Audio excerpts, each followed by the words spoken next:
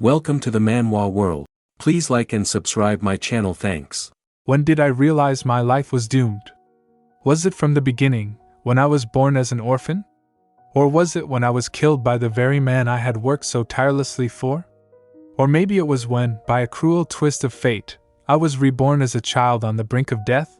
The room was suffocatingly hot, the air thick with panic. "My lady, please!" A desperate female voice pierced through the ringing in my ears. "Quick, call for the physician!" My small body felt like it was on fire, shivering violently under the heavy blankets.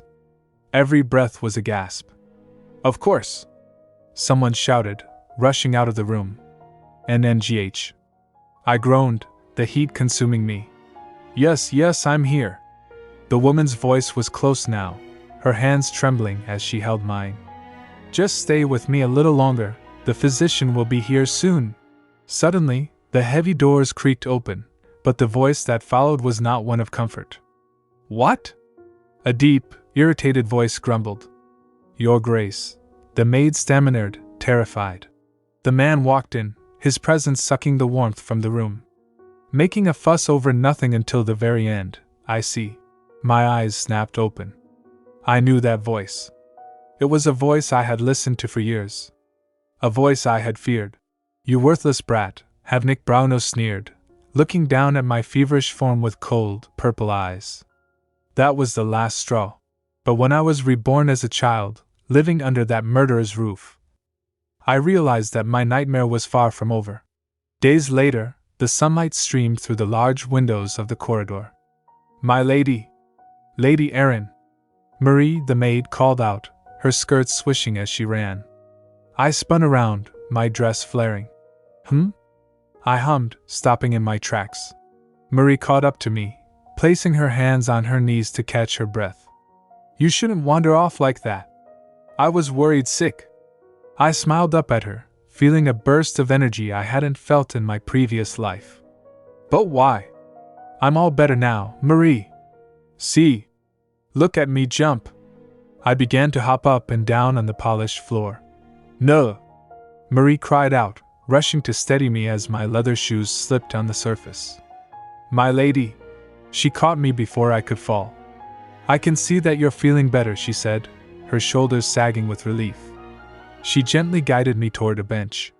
"But let's get you some rest for today. If you end up running a fever again, I may be banished from the Brauno house once and for all." I sat down, swinging my legs. All right. Me a Brauno? It still didn't feel real.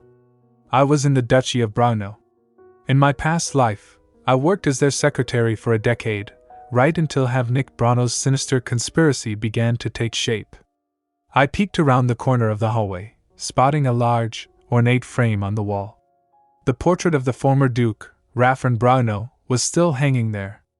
That meant Havenik had yet to succeed him. So, this was before I came to work for the Duke. Aerin Brauno. All three of his sons were infamous in their own right. One was foolish, power-hungry, and brash. He ran off to marry a commoner only to die 2 years later. Another was a hermit, shunning society entirely. As a result, the Duke had a difficult time deciding his heir. Eventually, Havenik was chosen as the only viable candidate. As soon as Havenik was sure of his appointment, he became increasingly devious behind his father's back. He entrusted me with handling all matters related to money laundering and corruption. "Thanks. Leave it to me, sir," I had said back then, bowing my head. I became known as the Brauno's loyal dog. I clenched my small fists. I worked so hard, only to be killed once he no longer found me useful. Although I had witnessed countless people die at his hands during my time as his secretary, for some reason, I never imagined that I could end up like them. After all, it was the Braunos who had sponsored my education. I believed that if I showed dedication to the family who recognized my potential, they would reward me for all my efforts one day. What a joke. In the end, I was nothing more than an expendable, lowly commoner to them. The place where I died in my past life was a resort with a seaside view. I thought it would be nice to spend my first vacation somewhere peaceful and quiet.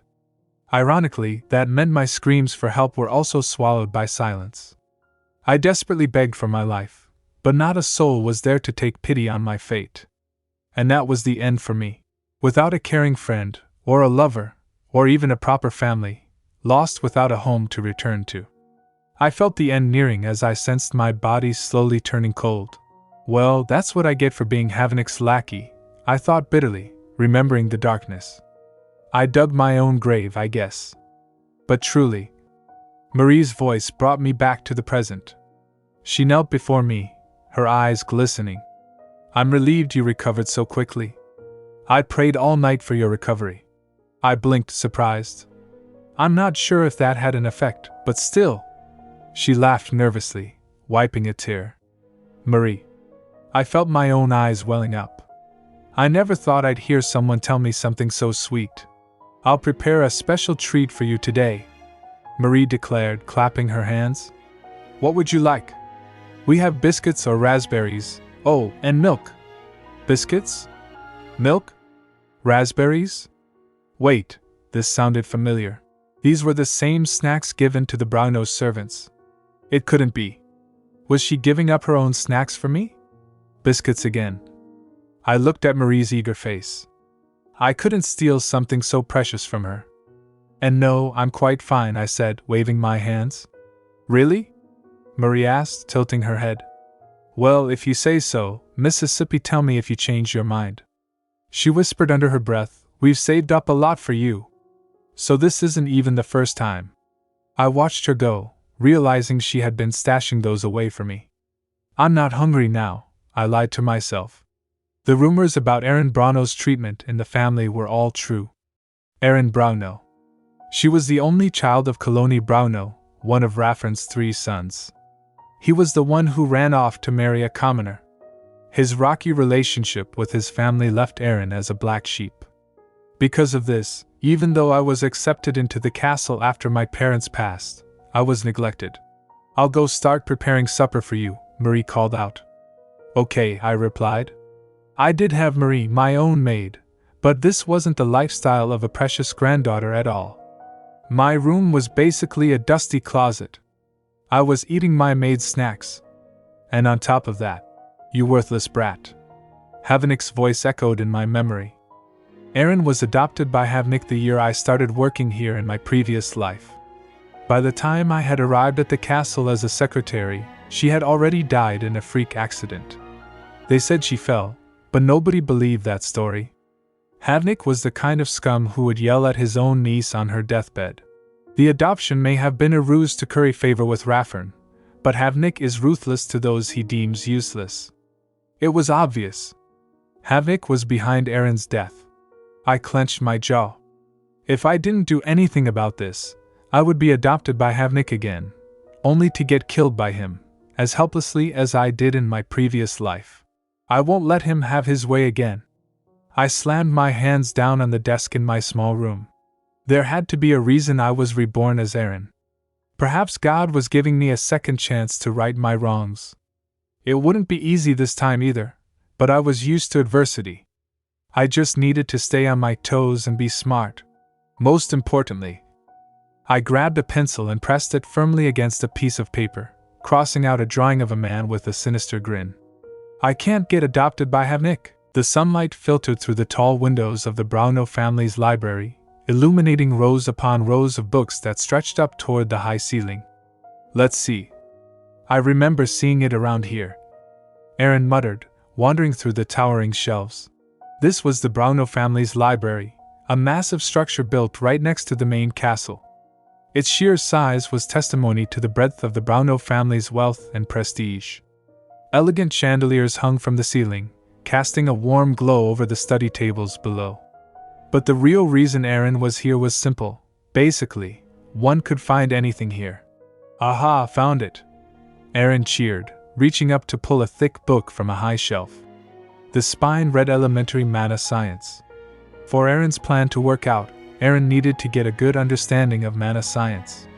Mana science was the scientific study of magic. It was crucial to converting mana into magical instruments. Through extensive research, MANHUA scientists had continued to develop magical instruments for society. Their innovations were the key to catalyzing the growth of the Eterner Empire. However, scientists faced a huge dilemma in the rarity of MANHUA stones and inefficiencies on energy conversion. It reached a point where MANHUA science became a field only the wealthy researched. Of course, that's not something a family like the Braunos would ever need to worry about, Aerin thought, struggling under the weight of the heavy book as Aerin walked between the desks. Oof, heavy. And it was also the only interest of Aerin's potential adoptive father. Aerin turned a corner and stopped dead, looking at a large desk in the center of the room. Look at that mess, Aerin whispered. Papers were scattered everywhere, covering the large wooden desk and spilling onto the floor in chaotic piles. They were covered in frantic scribbles regarding MANHUA science theory and spell configurations. These are all papers on MANHUA science, Aerin observed, crouching down to pick one up. Wait a minute. Aerin squinted at the complex diagrams. What are you doing? A loud voice roared from behind Aerin. Aerin jumped, the paper trembling in Aerin's hand. Oh no! Standing there, glaring through thick, round glasses, was Geoffrey Brauno. He was the youngest of Duke Havenik's sons. With messy violet hair and a cravat that looked hastily tied, Geoffrey was an eccentric researcher dubbed the Mad MANHUA Scientist. Completely isolated from anyone in the duchy, Geoffrey was infamous for locking himself up in his laboratory, poring over his research. In other words, Aerin could get Geoffrey's attention if Aerin knew anything about MANHUA science. While Geoffrey might have a few loose screws and a bit of a temper at times, at least Geoffrey wouldn't kill people like Havenik. Hello? Aerin stammered, holding the paper. Put that down right now, Geoffrey yelled, looming over Aerin. I'm sorry, I didn't mean to. Aerin dropped the paper and bowed quickly. Swish. Flip. Hurry, Aerin told Aerin's self. Scram. Now, Geoffrey ordered coldly, pointing away. Aerin dashed away. Yes, sir. From a safe distance, Aerin slumped against a bookshelf, clutching Aerin's chest. I totally messed up. Aerin groaned. Geoffrey hated people touching Geoffrey's things. You fool! Dummy! Aerin scolded Aerin. I forgot about that, and got caught with his lab notes in my hands. Aerin's plan was to get on Geoffrey's good side and get adopted by Geoffrey. I don't know much about MANHUA science, but I have experienced the future, so that should pique his interest, right? Aerin wondered. Forget that, I'll be glad if he doesn't chase me out. Aerin peeked back around the shelf toward the desk where Geoffrey sat. And to make things worse, those notes. They looked like the equations for Elfro. Elfro is the term for a set of equations that revolutionized MANHUA science. Using Elfro, it became possible to create magical instruments using a minimal amount of MANHUA stones. Due to its complicated structure, Elfro took a long time to get commercialized, but it became the foundation for every magical instrument in the future. But wait, Aerin thought, frowning. Wasn't Elfro originally developed by Havenik's lab? In Aerin's past life, after officially becoming the heir, Havenik began dismantling various parts of the family business: mining, retail, craftsmanship, trade guilds, real estate, international trade, shipbuilding, metalwork, finance, and much, much more. The duchy barely managed to avoid bankruptcy thanks to Elfro. Although, Havenik did eventually embezzle imperial funds. The Havenik of the past used his discovery of Elfro to boast about his foresight. Hey, go die, Havenik, Aerin thought with a smirk. But the fact that the basics of the equation were here. Did Havenik steal Geoffrey's research? Aerin realized with a shock. I want to tell him that these equations will become invaluable in the near future. Aerin thought desperately, watching Geoffrey work. That he can hand them over to Havenik. But all Geoffrey cared about was whether Geoffrey could continue Geoffrey's research. Of course, if he had cared, he would have stormed into my office back then, Aerin recalled bitterly. Geoffrey sat at the desk, scratching his head in frustration. Curse it, what's the problem? Geoffrey muttered, crumbling a piece of paper in his hand. Aerin stepped out from behind the bookshelf. Trouble with the equation? Aerin asked. Geoffrey turned, looking annoyed. I'm sorry to disturb you, but... Aerin approached the desk cautiously. I noticed something here. Oh. Aerin snatched the quill from the inkwell. Excuse me. Aerin mumbled, leaning over the paper and scribbling furiously. Jeffrey's eyes widened. Why you've got the wrong formula? Jeffrey shouted, slamming his hand on the table. What are you talking about? He's furious. Aerin thought, trembling under his gaze. It's not like I stole anything. I'm just trying to help you. You've got the wrong formula. Jeffrey yelled again, his face red with anger.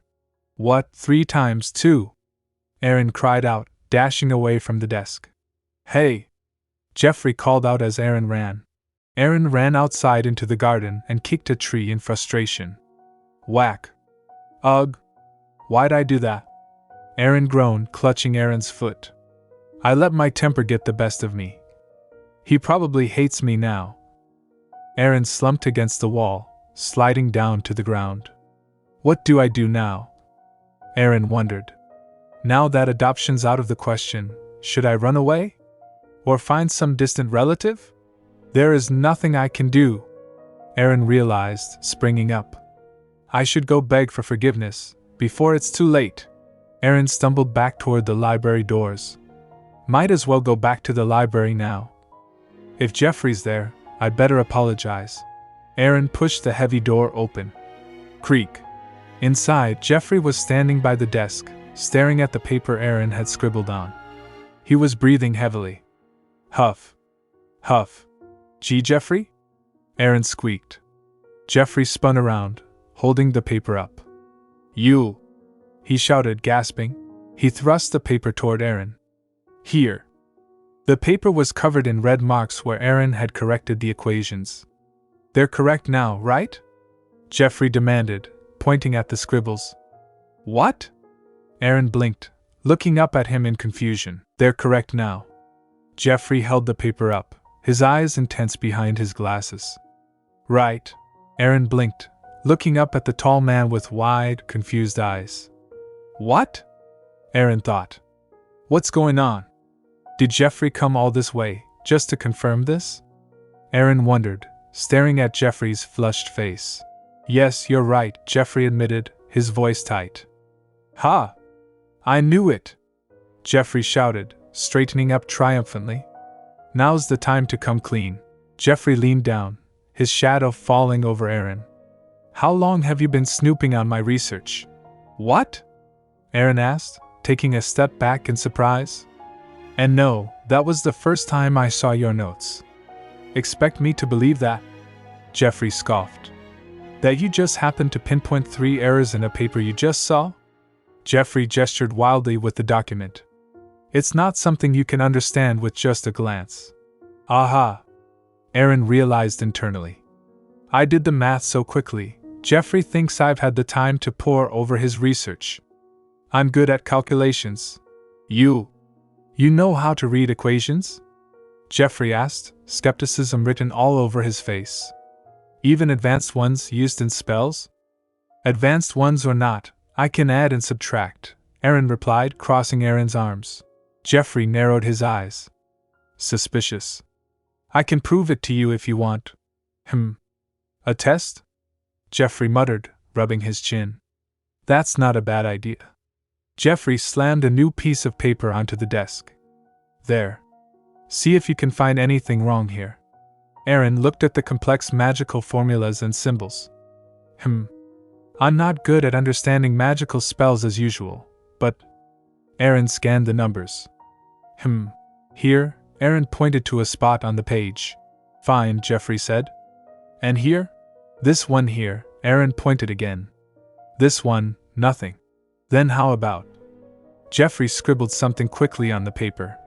It doesn't make any sense, Aerin stated flatly. Jeffrey stared at Aerin, sweat forming on his brow. You figured this all out in your head? And at this speed too? Surprised? Aerin thought smugly. In my past life, the Brauno family decided to sponsor me because I was one of the most gifted children at the orphanage I came from. I'm sure my skills are unmatched when it comes to numbers. And mana science math? I could do this with my eyes closed. I could leave the calculations to Aerin. While I cross-check her math, Jeffrey mumbled to himself, looking at Aerin with a new light in his eyes. In the meanwhile, then maybe I could figure out why my experiments have been failing. Jeffrey looked down at Aerin. With this kid. How old are you again? Jeffrey asked abruptly. As 7, Aerin stammered. 7? That's a little too young, Jeffrey mused. Well, doesn't matter. You. Come find me later this afternoon, Jeffrey ordered. Huh? Aerin asked. As should I go to the library then? No, to my lab, Jeffrey replied. Your lab? Why? Aerin asked. Because from now on, you'll be my assistant, Jeffrey declared. Bam. The impact of the words hit Aerin. What now? Aerin thought, stunned. I did want to get Jeffrey's attention. But I wanted to become family, not his business employee. Looking forward to working together, Jeffrey said, turning away. Likewise, boss, Aerin muttered. We've got a lot to go over, so don't be late, Jeffrey called out over his shoulder as Jeffrey walked away. But now I've got some work to do. Wait. But Aerin called out. I almost forgot. Jeffrey stopped and turned. What do you prefer? Prefer? Aerin asked. For snacks, Jeffrey clarified. You must have a favorite treat of some sort. My favorite treat? Aerin thought. Of course I do. They're just too expensive to eat often. Not to mention, I'm an unwanted child on charity. Biscuits, Aerin lied. Really? That's it? Jeffrey asked, surprised. Yes, they're good, Aerin insisted. Well, fine, Jeffrey said, walking off. I'll see you later. I guess I've got no choice, Aerin sighed. Okay. Later, Aerin stood in the hallway, clutching the hem of Aerin's dress. Gosh, I'm so nervous. Me, his assistant? It's not the worst-case scenario, but still, Aerin thought, walking slowly. What if nothing changes, and I end up getting adopted by Havenik and dying after overworking myself? No. Work. No. Don't get worried about things before they happen. Aerin slapped Aerin's cheeks. Jeffrey's my only way out of this right now. Survival. Yeah. Might as well get on his good side here. You can do it, Aerin. Aerin arrived at a large wooden door. Knock knock. Come in, Jeffrey's voice came from inside. Okay. I'm here. Aerin pushed the door open. The lab was spacious and filled with light. Wow. It's not as gloomy or messy as I thought it'd be. For a hermit, Aerin thought, looking around. Over here, Jeffrey pointed. That's your seat. Jeffrey pointed to a small wooden desk and chair in the corner. A tiny desk just my size, Aerin noted as Aerin sat down. Creak. It's all the head butler could find in such short notice. I'll get you a better one later, Jeffrey said, organizing papers. Thank you, Aerin said. Wait here while I finish this up, Jeffrey said. Go ahead and eat those. Waiting. Those? Aerin looked at the table. Does he mean this? A cloche sat on the table. Aerin lifted it. Clack. Wow, Aerin breathed. Oh, right. Biscuits. Aerin looked closer. Biscuits. Aerin thought excitedly. What is this? Aerin stared. It wasn't biscuits. Strawberry shortcake? Aerin gasped. What? Really? For me? Aerin looked at Jeffrey's back. See, can I really have this? Fwish. Jeffrey didn't turn around. Thank you? Aerin cheered. Aerin took a bite. It's so delicious. Aerin thought, eyes sparkling. The combination of cream and strawberries. A match made in heaven. This is the best cake I've ever had. I can't stop. Aerin ate happily. It's like I'm seeing him in a totally different light, Aerin thought, glancing at Jeffrey. Who said Jeffrey was scary and weird? He's a shining knight in armor. Did you finish all that already? Jeffrey asked, turning around. MMP? Aerin looked up, mouth full. The plate was empty. Oh. Aerin swallowed. I am sorry, I've never had anything so good, Aerin admitted. Jeffrey walked over. Wipe your mouth, Jeffrey said, holding out a handkerchief. First, Jeffrey said. My mouth? Aerin asked, confused. Jeffrey gently wiped the cream from Aerin's cheek. Aerin gasped, surprised. Thank you, Aerin stammered. Do you want more? Jeffrey asked. And no, it's fine. I'm full now. Aerin waved Aerin's hands. There's plenty where that came from, so don't gulp it all down, Jeffrey grumbled, looking away. I could always prepare snacks of your choice if you work here. Why is he getting shy? Aerin wondered. Wait a minute. Did you make this yourself? Aerin stared at Jeffrey. Ahem. Jeffrey coughed, blushing. I'm rather picky with the things I eat, so. I knew Jeffrey was a genius, but I had no idea he was great at baking too. Aerin thought, amazed. Is he some sort of god? Anyway, enough chit-chat, Jeffrey said, regaining his composure. Let me explain what I want you to do here. Follow me now.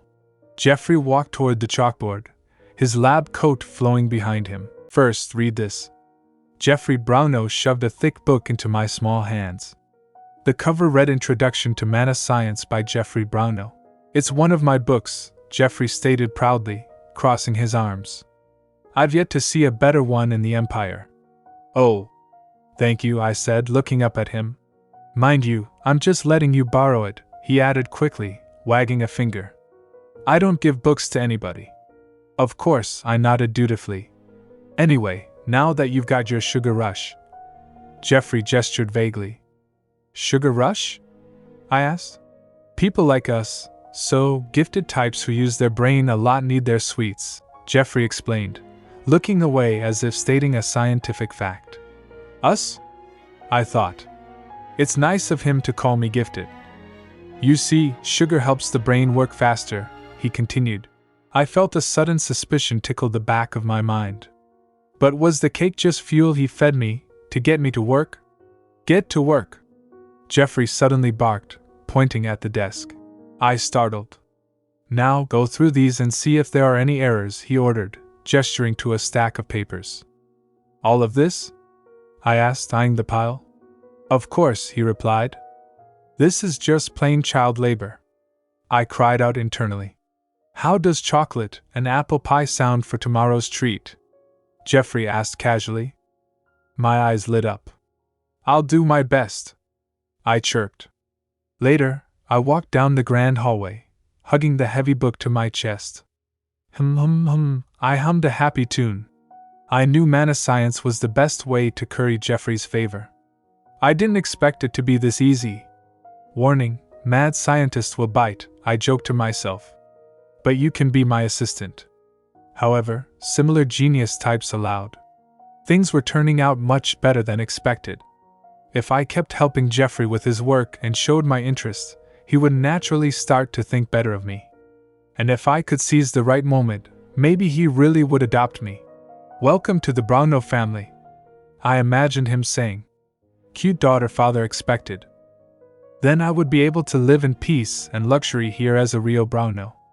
Perfect. This plan will be a success. I cheered. Huh. I stopped. Hey, that's... Hey, Leech. A boy's voice sneered. I froze. Standing in the middle of the corridor were two young boys. What are you doing in the main house, Avalon and Weimel? I knew I would meet Havenik's sons sometime, but arrogant and rude as always, huh? What kind of language is that? Avalon scoffed. But Aerin keeps a straight face. Why? Why what? Weimel asked. Avalon stepped closer. Looks like this isn't their first time bullying Aerin. I spent my fair share of time groveling to them as a direct servant in my past life. The hierarchy of the Brauno family was clear: Raffern, direct family, auxiliary relatives, vassals. But I was part of the direct family now, too. Is she smiling? Weimel whispered. She must be sick somehow, Avalon muttered. Sorry, but I'm a little busy now, I said, trying to step around them. Can we do this later?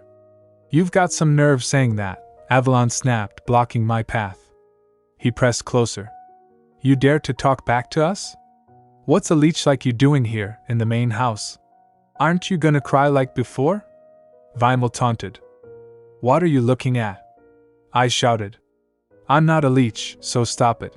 I glared at them. Would you two like it if I called you the bedwetting brothers? Bam. The silence was deafening.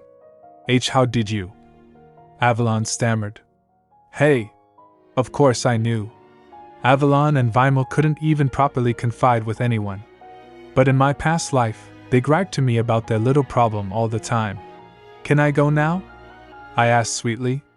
Anyway, I'll keep your secret if you stop bullying me. Aren't you ashamed ganging up on your little sister? I added. Sister? You're no sister of ours. Avalon yelled, his face red. Now I see why you're acting so weird. You think you can threaten us? We won't let you off that easily, you know. Weimel shouted. They really won't let up, will they? I sighed. Whatever. Better alone than in bad company. I turned to walk away. Get back here! Avalon dashed forward. If you really want to leave. Weimel smirked, stepping in front of me. Then you gotta pass through here. This special leech road. They began swinging their arms, blocking the path. Swish. Fwish. These little. I gritted my teeth. What if I don't want to? Then you'll have to stay here. Avalon laughed. Why do I have to do that? I asked. Go away before things get ugly. Avalon, she's different today, Weimel whispered nervously. That should be enough, right? If the Duke finds out about this. Weimel started. How dare you try to threaten us? Avalon snarled. Swoosh. He reached out and grabbed my hair. I'll show you who's boss. Avalon shouted. You're nothing, you hear? It hurts. I cried out. If grandfather finds out. I'd like to see you try and tell him. Avalon pulled harder. A useless orphan like you. It would be better if you disappeared. Know your place and shut up. Whack. I swung the heavy book with all my might. It connected solidly with Avalon's face. Arg. Avalon screamed, letting go of my hair. Avalon! Weimel shrieked. So what if I'm an orphan? I screamed, clutching the book. I'd rather be an orphan than become someone as vile as you. Avalon, you're bleeding. Weimel pointed. Get away from me. Whoa. Avalon stumbled back. That leech has lost her mind. Let's go, Avalon. Avalon. Weimel pulled at his brother. Why you? Avalon glared at me, clutching his nose. How dare a leech like you hit me? Let go. Avalon pushed Weimel away. Meet now. I'm gonna tell my father to teach you a lesson. Avalon screamed, running down the hall. Dad! Avalon cried out as a tall figure approached. Havenik Brauno stood there, cold and imposing. What brings you here, son?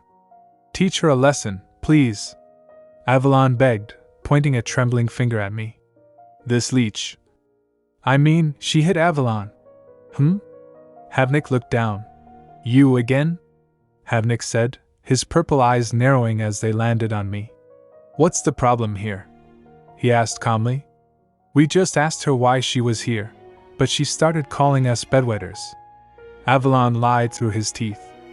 Then she hit me with her book. See? What? That's a total lie. I protested. As expected of a lowly orphan, I see, Havenik murmured. Haa. Tell her off, Dad. Avalon urged. Keep your voices down, Havenik ordered. You shouldn't be proud, letting a little girl get to you. However, Havenik turned his gaze to me. Apologize to your brothers. What? I gasped. You're the ones who started the quarrel. Me? Apologize to them? I thought, outraged. They're the ones who called me names and grabbed my hair. Aren't you going to answer me? Havenik asked, a chilling smile playing on his lips. For someone like you, you should live on thin ice without causing any trouble. But you dare to ignore my words? Havenik stepped closer, his shadow engulfing me. But you dare to ignore my words? Havenik Brauno stepped closer, his shadow looming over me in the hallway. I told you to apologize now. He reached out and grabbed my shoulder, his grip tightening painfully. But Avalon started it first. I stammered, gritting my teeth against the pressure. Get on your knees. Havik hissed, forcing me down. And apologize. Sincerely. I looked up at him. Oh, I thought, recognizing the cold cruelty in his eyes. I know that expression of Havenik's. He was telling me that as long as I kept my mouth shut, there wouldn't be any more trouble. He wouldn't let go of me until I got on my knees anyway. So I might as well. I thought, feeling my resistance crumble. I began to lower myself. Slip. There's no need for anyone to get on their knees here. A sharp voice cut through the tension. My eyes widened. Jeffrey Brauno stood at the end of the corridor, looking disheveled but furious. Why is he here? I wondered, my heart pounding. Was he just passing by? Or did he? Jeffrey strode forward, his gaze fixed on me. They've made a complete mess out of you, he muttered, patting my head gently. Can't you see I'm in the middle of teaching her some manners? Havik sneered, not letting go. Jeffrey ignored him, crouching down to check me. Are you hurt anywhere? Your injuries aren't as bad as they look, but... Stop pretending like she's the victim. Look what she did. Havenik shouted, pointing at his son. Avalon flinched theatrically. Look at my son! She's made a bloody wreck out of him. Havenik's voice dripped with indignation. For some lowly child to raise a hand against a Brauno. It's unacceptable. And against your elder too? Elder? Jeffrey stood up, towering over his brother. What kind of elder grabs a young girl by the hair, calling her a leech and an orphan? Jeffrey demanded, his voice low and dangerous. Nonsense. You don't know what you're talking about. Do you have any proof? Havenik blustered, waving his hand. Swish. It's up to you to confirm whether I'm right or not, you arrogant little. Havenik paused, realizing he wasn't winning this argument. We're wasting time here. Let's go. Okay. Avalon chirped, eager to escape. As they walked away, I stood trembling. Now stay still, Jeffrey said softly. Does it hurt a lot? He asked. Oh no, I'm fine. I lied quickly. Well, all right. Just be more careful from now on, he sighed. Yes, sir, I replied. If I want Jeffrey to become open to the idea of adopting me, I need to stay in his favor, I thought frantically. But now I've gotten myself in a disaster like this. Even if he sees me as a useful assistant, he won't go through all the trouble of adopting someone like me. Why did Jeffrey, of all people, have to catch me there after a scuffle like that? I sniffled. Those brothers will probably leave you alone for a while now, Jeffrey said, breaking my train of thought. Excuse me? I blinked. Avalon and Weimel, he clarified. Or should I call them the bedwetting brothers? That. I stuttered, my face heating up. I'll let things slide this time since I happened to find you this time, Jeffrey said, crossing his arms. But next time anything happens to you, come tell me. He looked down at me with a serious expression. You're my research assistant, and I'm your supervisor after all. Yes, sir. I'll stay out of trouble from now on. I promised. And also... Jeffrey hesitated. You did nothing wrong today. So don't apologize for things you don't have to be sorry for. Oh, I whispered. Thank you. Up until now, I thought every member of the Brauno family was out to protect one another, not someone like me. I found it on the floor, Jeffrey said, handing me the thick book I had dropped. I brushed the dust off. But if it bothers you, I'll buy you a new one. Oh no! I like this one, I said, hugging the book. It's the book you trusted me to take. Mind you, I'm just letting you borrow it. I don't give books to anybody, Jeffrey grumbled, turning away. I just said that in passing. Very well then, I smiled. Later, in my room, Marie gasped.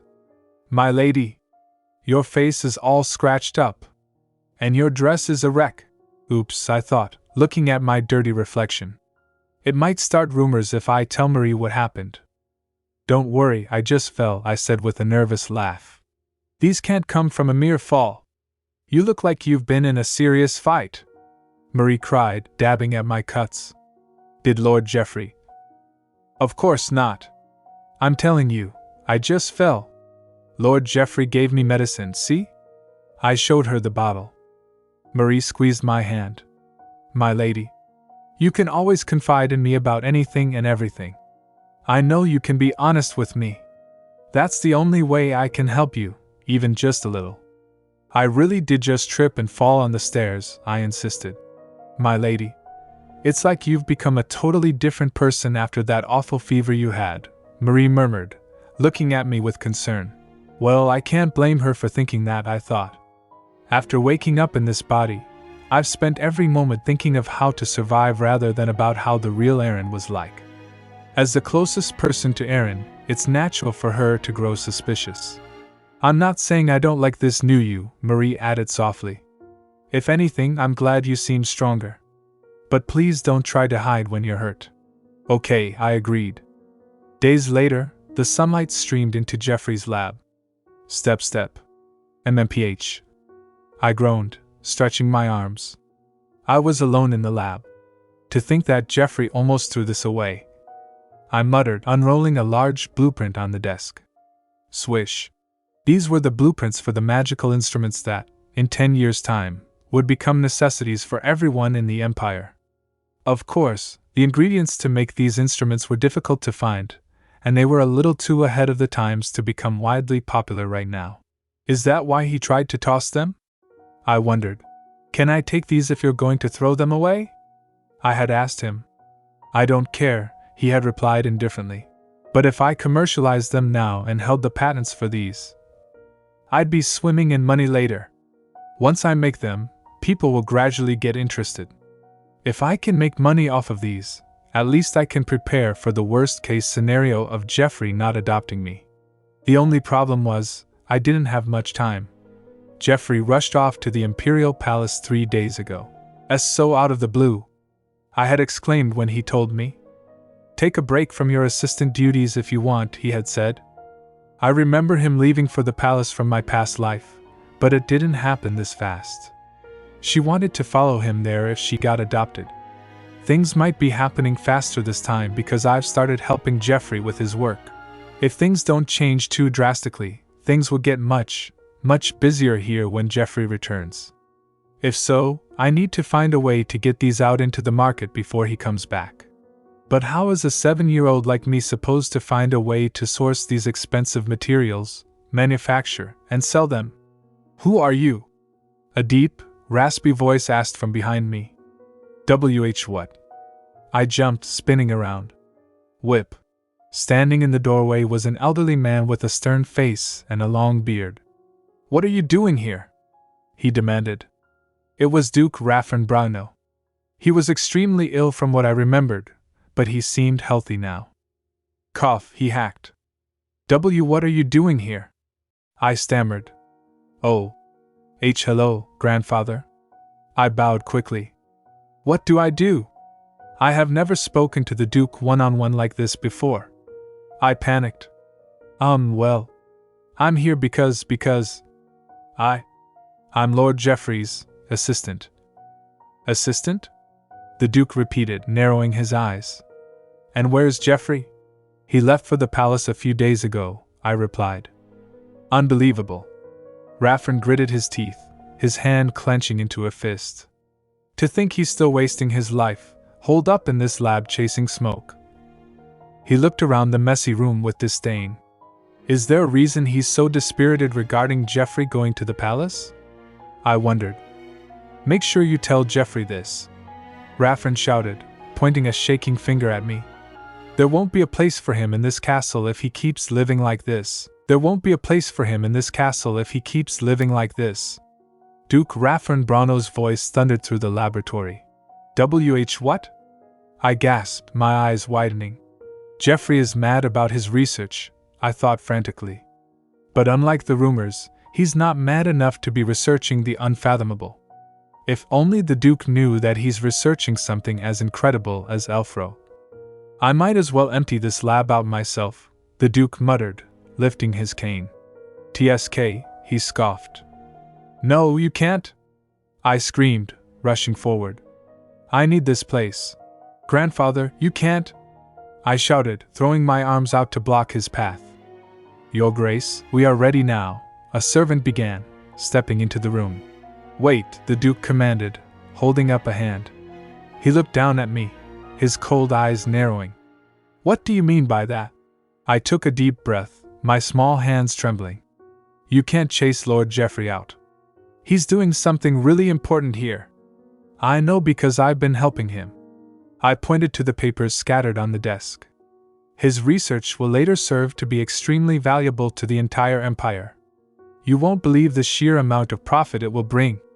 It'll be enough for 3 generations to live in luxury. Ha! The Duke scoffed, though he didn't look away. And he'll be making money soon, so he won't need to ask you for funding, I blurted out, desperate to convince him. And? The Duke raised an eyebrow. Is that what he said? Yes, I lied, sweating nervously. The Duke sighed, rubbing his temples. How long does he plan to live like a man, obsessed with the past? The past? I wondered. Excuse me? Suddenly, the Duke pointed his cane at me. I'll have you know, you'll get in big trouble if I find out that you have been lying to me. Oh, of course. I squeaked. So what exactly are your duties as his assistant? He asked, glancing around the messy room. I've been going through his notes to correct any calculation errors, I explained. By doing the math in your head? He asked, looking skeptical. Yes. Lord Geoffrey told me I am an arithmetic genius, I declared proudly. I'm afraid I can't work out equations that use mana science, the butler behind him whispered. It's quite surprising that she can read these equations, let alone work them out in her head. It's shocking to say the least. These are rather advanced equations, it seems. The Duke looked back at me. Are you telling the truth? You're calculating for him? Yes.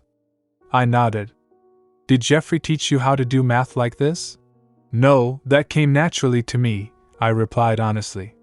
But Lord Geoffrey is teaching me about mana science spells and equations. And what about those papers? The Duke asked, gesturing to the blueprints I was holding. Oh, he told me I could do what I want with these, I said. Are these failed research projects? He asked. No, actually, I smiled, holding them up. I want to make the instruments in these blueprints and sell them. You want to sell these? The Duke leaned in, squinting at the complex diagrams. What on earth are they? Have I piqued the Duke's interest? I grinned. These might come off as unfamiliar now, but people will be clamoring for these in the future. I'm sure even you'll want to own one of these. People will be clamoring, you say? The Duke chuckled, a rare smile breaking his stern facade. Haha, look at your eyes sparkle. He leaned back, his expression hardening again. And you're sure these will live up to those expectations? Yes. Positive, I confirmed.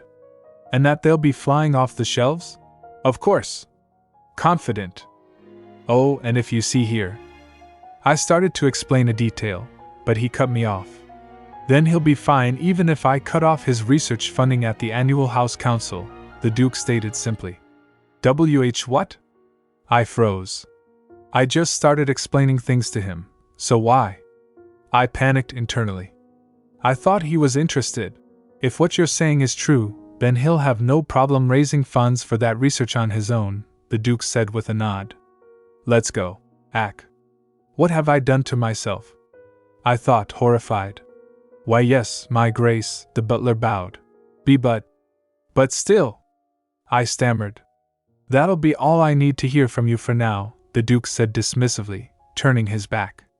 Go back to your room now instead of standing guard over an empty lab. He walked out, leaving me standing alone in the silent laboratory. Did I just? I clutched the blueprints to my chest. Was it a mistake to share my ideas about the blueprints? Or did the Duke come to tell Geoffrey that in the first place?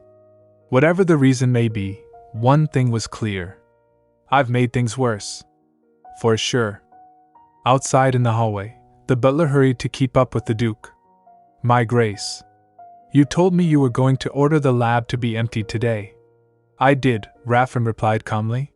So, why are you leaving it as is?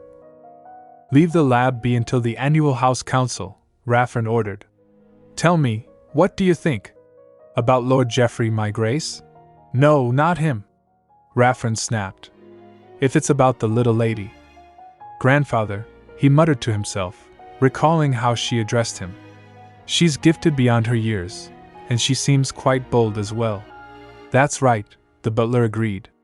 The same little girl who didn't say a word the day she came here. Raffin's mind drifted back to the past. If you're so opposed to the idea, then I'll just leave the castle, father, his son had said years ago. Although he broke ties with the family with such defiance, in the end, he passed away, leaving that little baby all alone.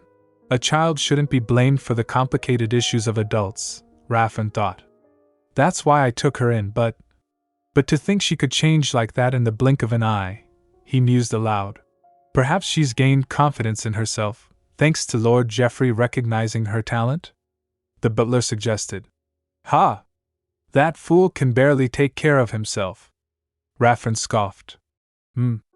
He always gets like this about Lord Geoffrey, the butler thought with a sigh. Perhaps she's now starting to show her true personality. After all, children adapt very quickly to new surroundings. My Grace, why don't you let the little lady join the other family children to receive a formal education? The butler proposed. After all, you've always said that the house of Aerin Brauno would be dedicated to the education of those who are gifted. It seems to me like the little lady fits that description perfectly, the butler added. Gifted, you say? Raffin stroked his beard. And she is still too young to be put to a test.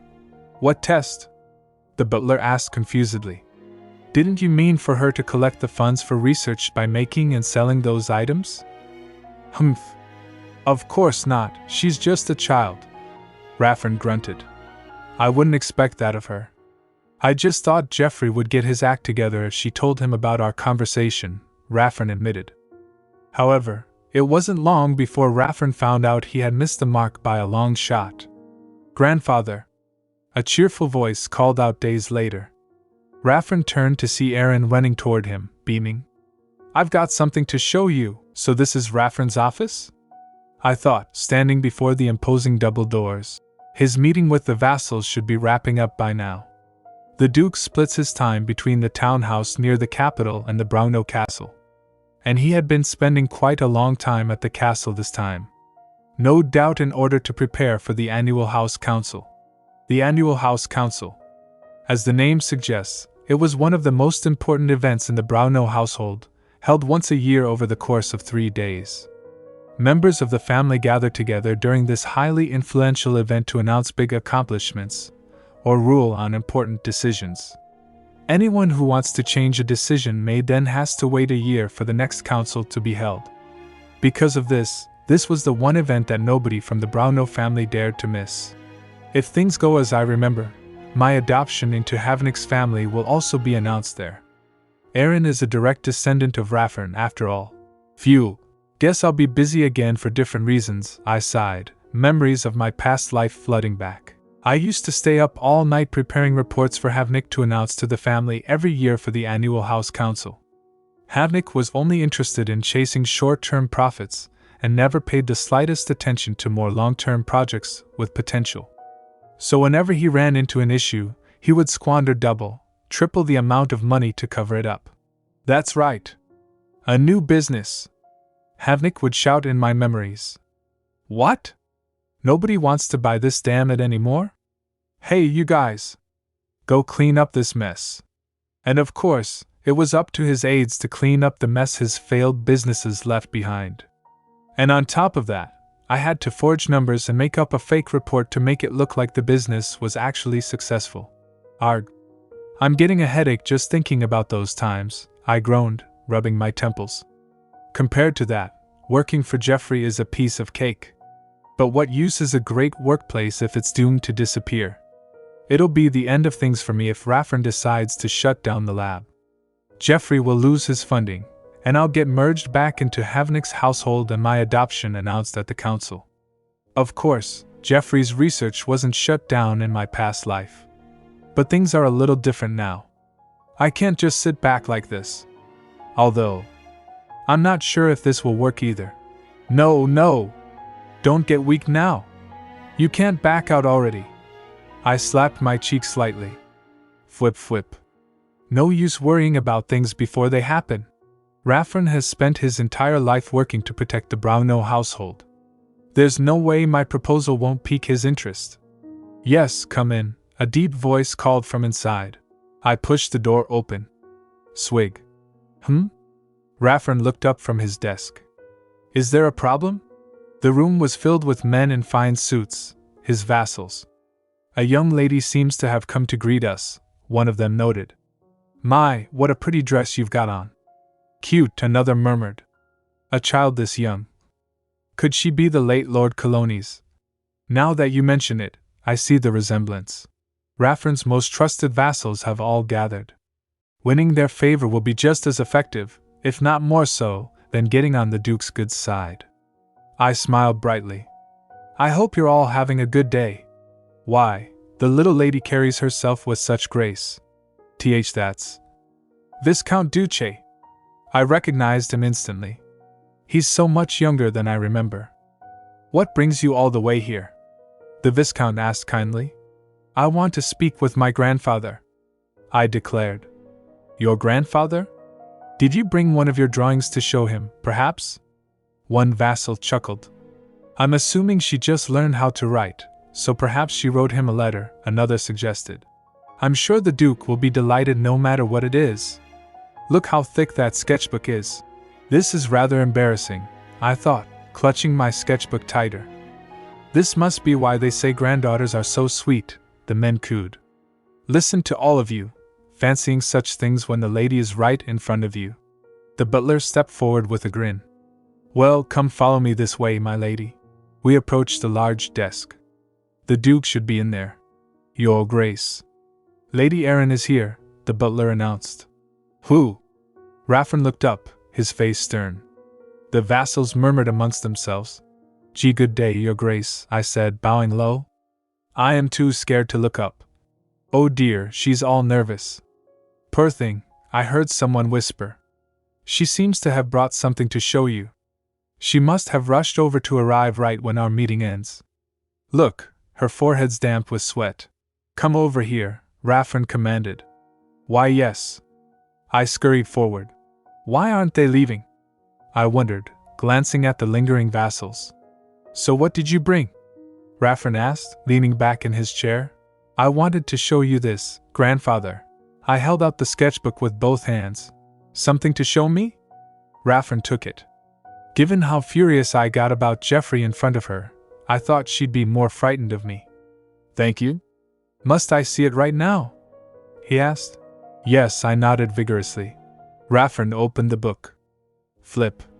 Then he paused. SWHRM. He glared at the vassals. And why are all of you still here? Well, we're quite curious to see just how good my lady is at drawing, one replied sheepishly. No. I'm sure she knows how to read and write by now, another argued. I never knew you were all such curious people, Raffron grumbled. Go now, I'm sure you have much more important matters to tend to. Huh? Are you sure, Your Grace? What a shame. Maybe next time. The vassals filed out, leaving only the butler. And you? Raffron asked him. I'll wait here, the butler said, his face stoic. I just remembered I have something to report to you about. Keep your wits about you, Raffron warned, turning his attention back to the book. Flip. He's never taken his time reading papers, even if they were highly important, classified reports. Perhaps Lady Aerin received a threat letter? The butler wondered, watching the Duke's face. But that's not the face of someone reading a threat letter. Wahahaha. Raffron suddenly burst into laughter. QA? The butler jumped. Haha. I see. So this is what you brought, Raffron chuckled, wiping a tear from his eye. Why, Your Grace. Could you allow me to also? The butler leaned in. Go ahead. Why don't you take a look, too? Raffern pushed the book toward him. Written in colorful pencil, the letter read, Dear Grandfather, please make the items drawn in the blueprints. And then, please sell them. I'll hand all the profits over to you. In return, could you keep Lord Jeffrey's lab and funding? You can't chase him out.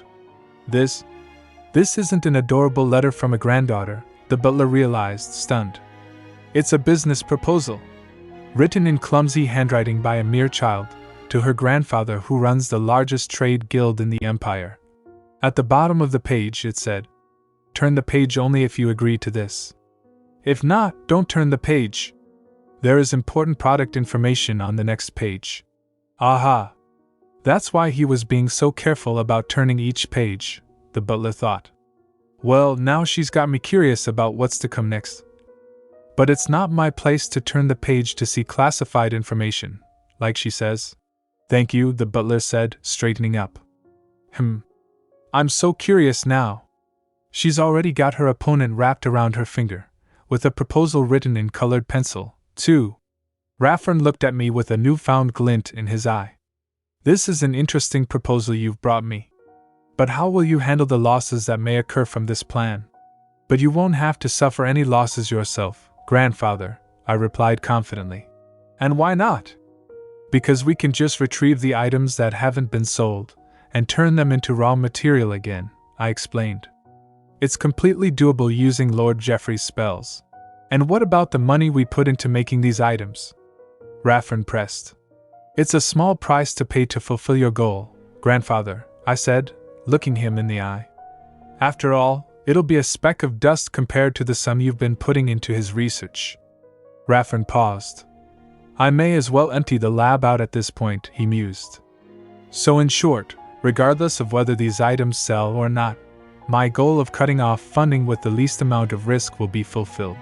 This means she's truly trying to strike a deal, rather than parroting words she overheard from adults. This child.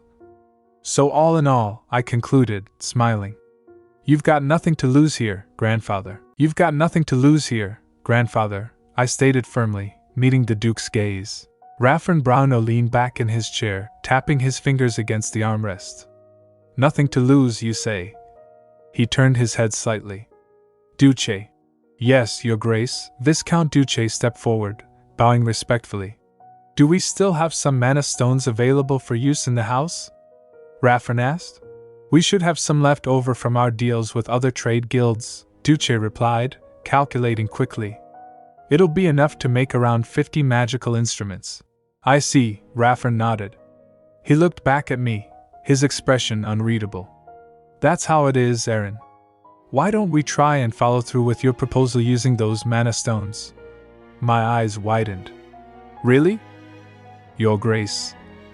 Duce looked between us, confused. If I may ask, what on earth? I haven't finished my words, let me continue. Raffern silenced him with a raised hand. He flipped open my sketchbook again. Flip. Is this the instrument you want to sell first? He asked, pointing to a specific drawing. Yes. I hopped in place, unable to contain my excitement. Hop. Then why don't you start by making a prototype of this? Raffern suggested. I'll send people over to help you. Once the items are ready, you'll be in charge of distributing them into the market. He stroked his beard thoughtfully. 50 instruments should be enough to put up for display in the capital stores. That won't be a problem, of course, Duce interjected politely. But could I at least know exactly what I'll be selling? Well, Raffern smirked, looking at me. Although unfamiliar to us now, it's something people will be clamoring for in the near future. You said it's something even I'd want for myself, correct? All right then, he concluded, closing the book. Go ahead and try your hand at this. I'll be looking forward to what you come up with. Thank you, Grandfather. I beamed. I skipped down the hallway, clutching my sketchbook. Yay! I knew it would be a good risk to take. What a huge success. Although none of the profits will come back to me, even if all the instruments are sold, all profits go to Raffern. If they do sell, then I'll be able to keep my place in the lab. Then I won't have to worry about capturing the market, I thought, spinning around. The most important thing now is to get the attention of the buyers. If I just whiz through these notes before Jeffrey returns. La la la la, where should I start? I hummed. I can spend the rest of my time concentrating on manufacturing the goods. I stopped, realizing something strange. Wait. I'm doing the same work I've always done in my past life. But why is it so enjoyable today? Tap, tap. I walk slower. Is it because I've got a load off of my chest? Nothing has really changed though, I reasoned. My adoption is still up in the air, and Raffern's only agreed to give me a test period. Swish. I twirled my dress. But why? I squeezed the sketchbook. Why do I feel like everything is going so well? Lady Aerin? A soft voice called out. I turned around. Why, yes, that's me. A young man with glasses and gentle eyes was walking toward me. Ah, there you are. I'm glad I found you. He bowed slightly. We met in the library before, but I didn't get the chance to properly introduce myself. My name is Alf1, one of the librarians here. It's an honor to meet you, Lady Aerin. Strange, I don't remember him from my days working for the Braunos, I thought, tilting my head. Well, I never got to visit the library in my first year. She must have been there before my time as secretary. It's a pleasure to meet you, I chirped. First need to greet her. The pleasure is all mine, my lady, Alf1 smiled. Oh, but Lord Geoffrey isn't here today. Oh, I didn't come to see him today, I explained. I came to deliver the books he ordered, Alf1 said, gesturing behind him. His books? I asked. Yes, see, Alf1 pointed to a cart. He ordered all of these. I gaped at the stack. Pile. What is this mountain of books? I've also got a message from Lord Geoffrey, Alf1 added. Message? He left a message? I asked. Yes, Alf1 cleared his throat. Cough. This time I'm giving you these, not lending. Toss them in the corner if you don't want to read them. Were his words. Toss them in a corner. I blinked. Despite what he said, he's given me quite a lot. I picked up a book from the top of the stack. Niffed.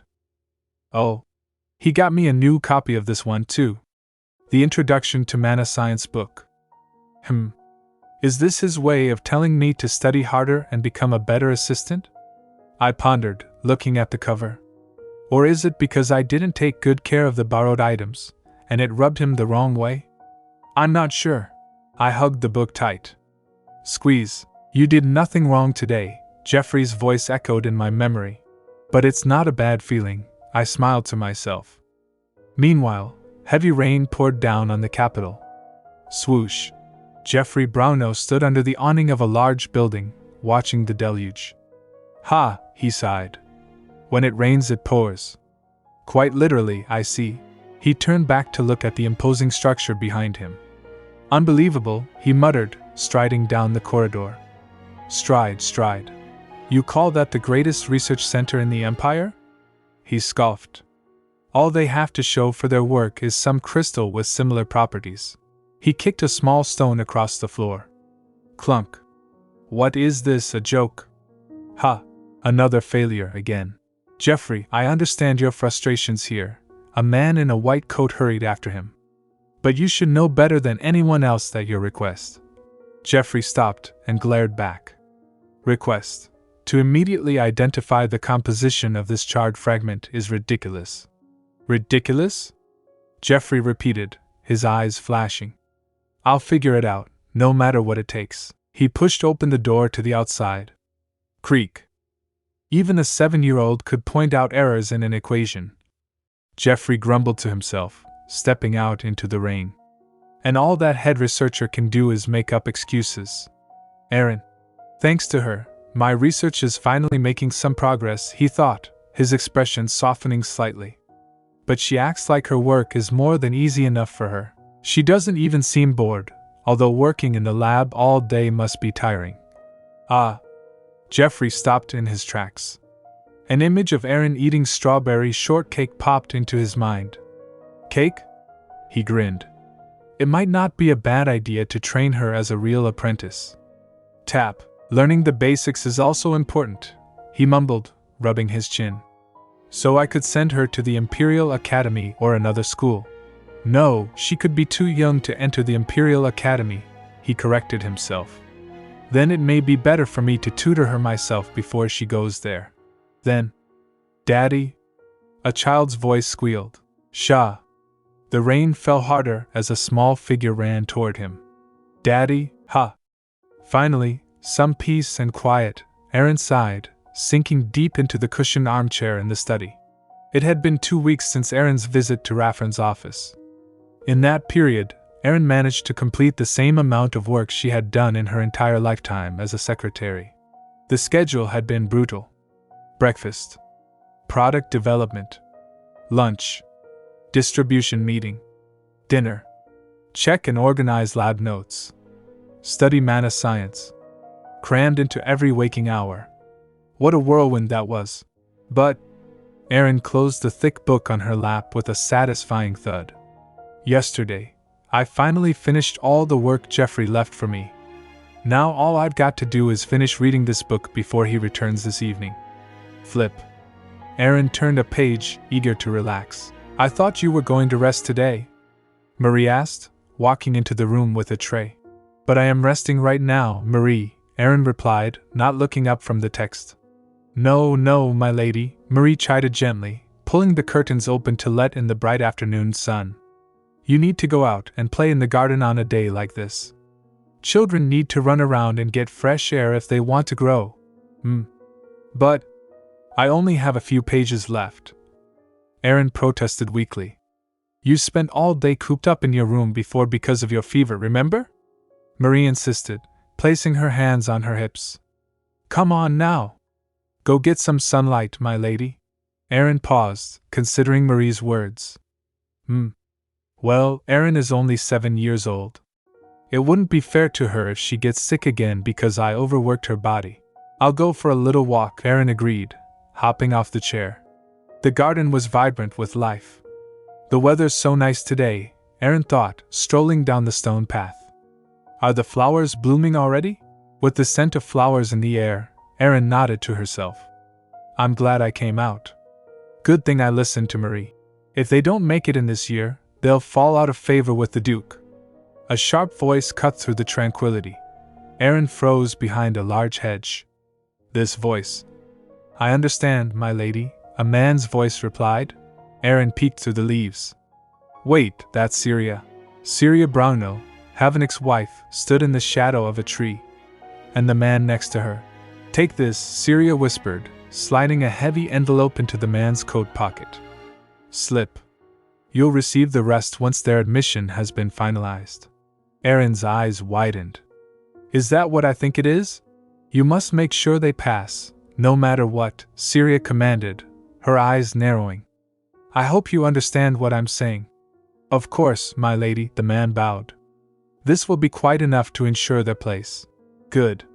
And about this matter? Syria glanced around nervously. Got it. The man nodded. I'm glad to hear the boys are doing well. I can't thank you enough for being such a devoted teacher to them, Syria said, her voice dripping with false sweetness. Ah. On the contrary, my lady. It's been an honor to teach such intelligent children, the man replied smoothly. You're too modest, Syria smiled. Farewell. Yes, if you'll excuse me, the man said as Syria walked away swiftly. The man turned and began to walk down the path, right toward where Aerin was hiding. Aerin tried to step back, but he spotted her. Did nobody teach you to greet your elders when you see them? The man snapped, glaring down at Aerin. Aerin quickly composed herself, putting on a bright, innocent smile. Oh, good morning. How long have you been here? He demanded suspiciously. I'm not sure, Aerin said, tilting her head and pointing at a fluttering insect. I was following a butterfly. The man scrutinized her face for a moment, then scoffed. Fine. Go along now. Okay. Aerin chirped, dashing away. Once out of sight, Aerin stopped and leaned against a tree, catching her breath. W.O. What did I just see? So the Havenik brothers bribed their way into the Imperial Academy? Since they talked about admissions, the man next to Syria must be Hilberg, one of the Brauno family tutors. I can't believe Hilberg was the one who helped Avalon and Weimel buy their way in, Aerin thought, piecing it together. Now it all makes sense. I was wondering how someone as foolish as Avalon managed to enter the Imperial Academy. Explains why he was always at the bottom of his class, repeated years, and barely graduated. Aerin clenched her fists. If only I had a mana voice recorder right now. Arg. Darn. But now that I know about this bribe case, it'll come in handy sometime in the future, Aerin decided, a determined glint in her eyes. So there you are, my lady, a calm voice spoke. Aerin jumped. Kaysen. The butler Kaysen stood tall in his uniform. Good morning, Lady Aerin. Would you follow me to the master's office? He's called for you. Aerin pushed open the heavy wooden doors to Raffrin's office. Good morning, grandfather. Come on in, Raffrin said from his desk. I called you here for a little interim payment. Interim payment? Aerin asked, stepping closer.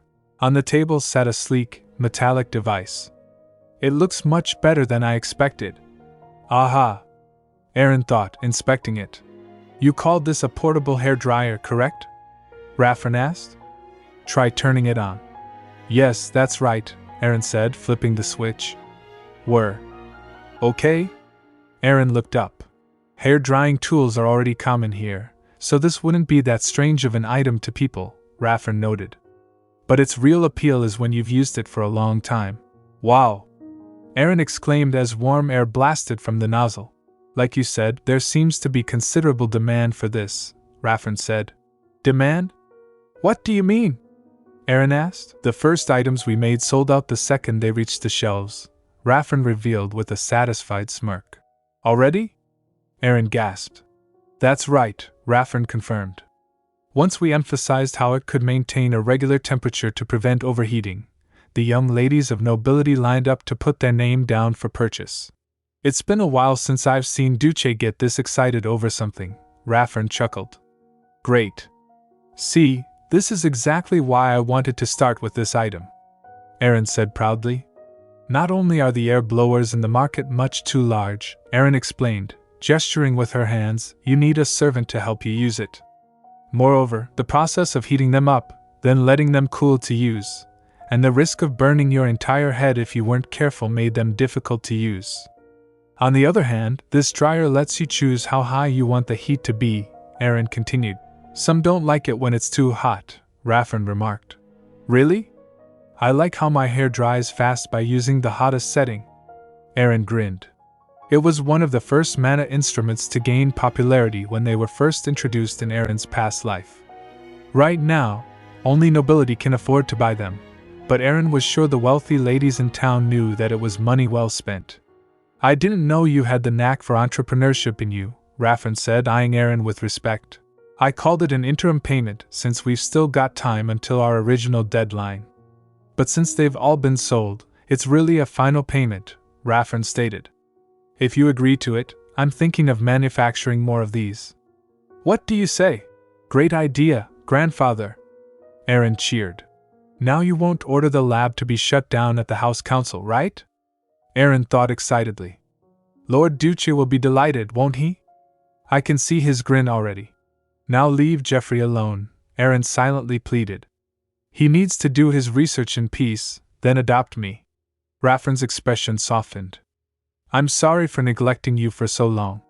Excuse me? Aerin blinked. I should have told you this the first time we met, Raffrin said, looking down at his hands. Will you forgive your grandfather? Aerin paused, surprised by his vulnerability. Oh, of course. It's fine. I'm glad I got to talk with you, after all. Aerin smiled warmly. On that note, Raffrin reached for a teacup. Clink. As an apology and a reward, I'd like to give you the opportunity to study. Huh? Aerin froze. Wait, what? No way. Aerin panicked internally. If you want to reward me for my business skills, then you should give me something tangible. Materialistic. This.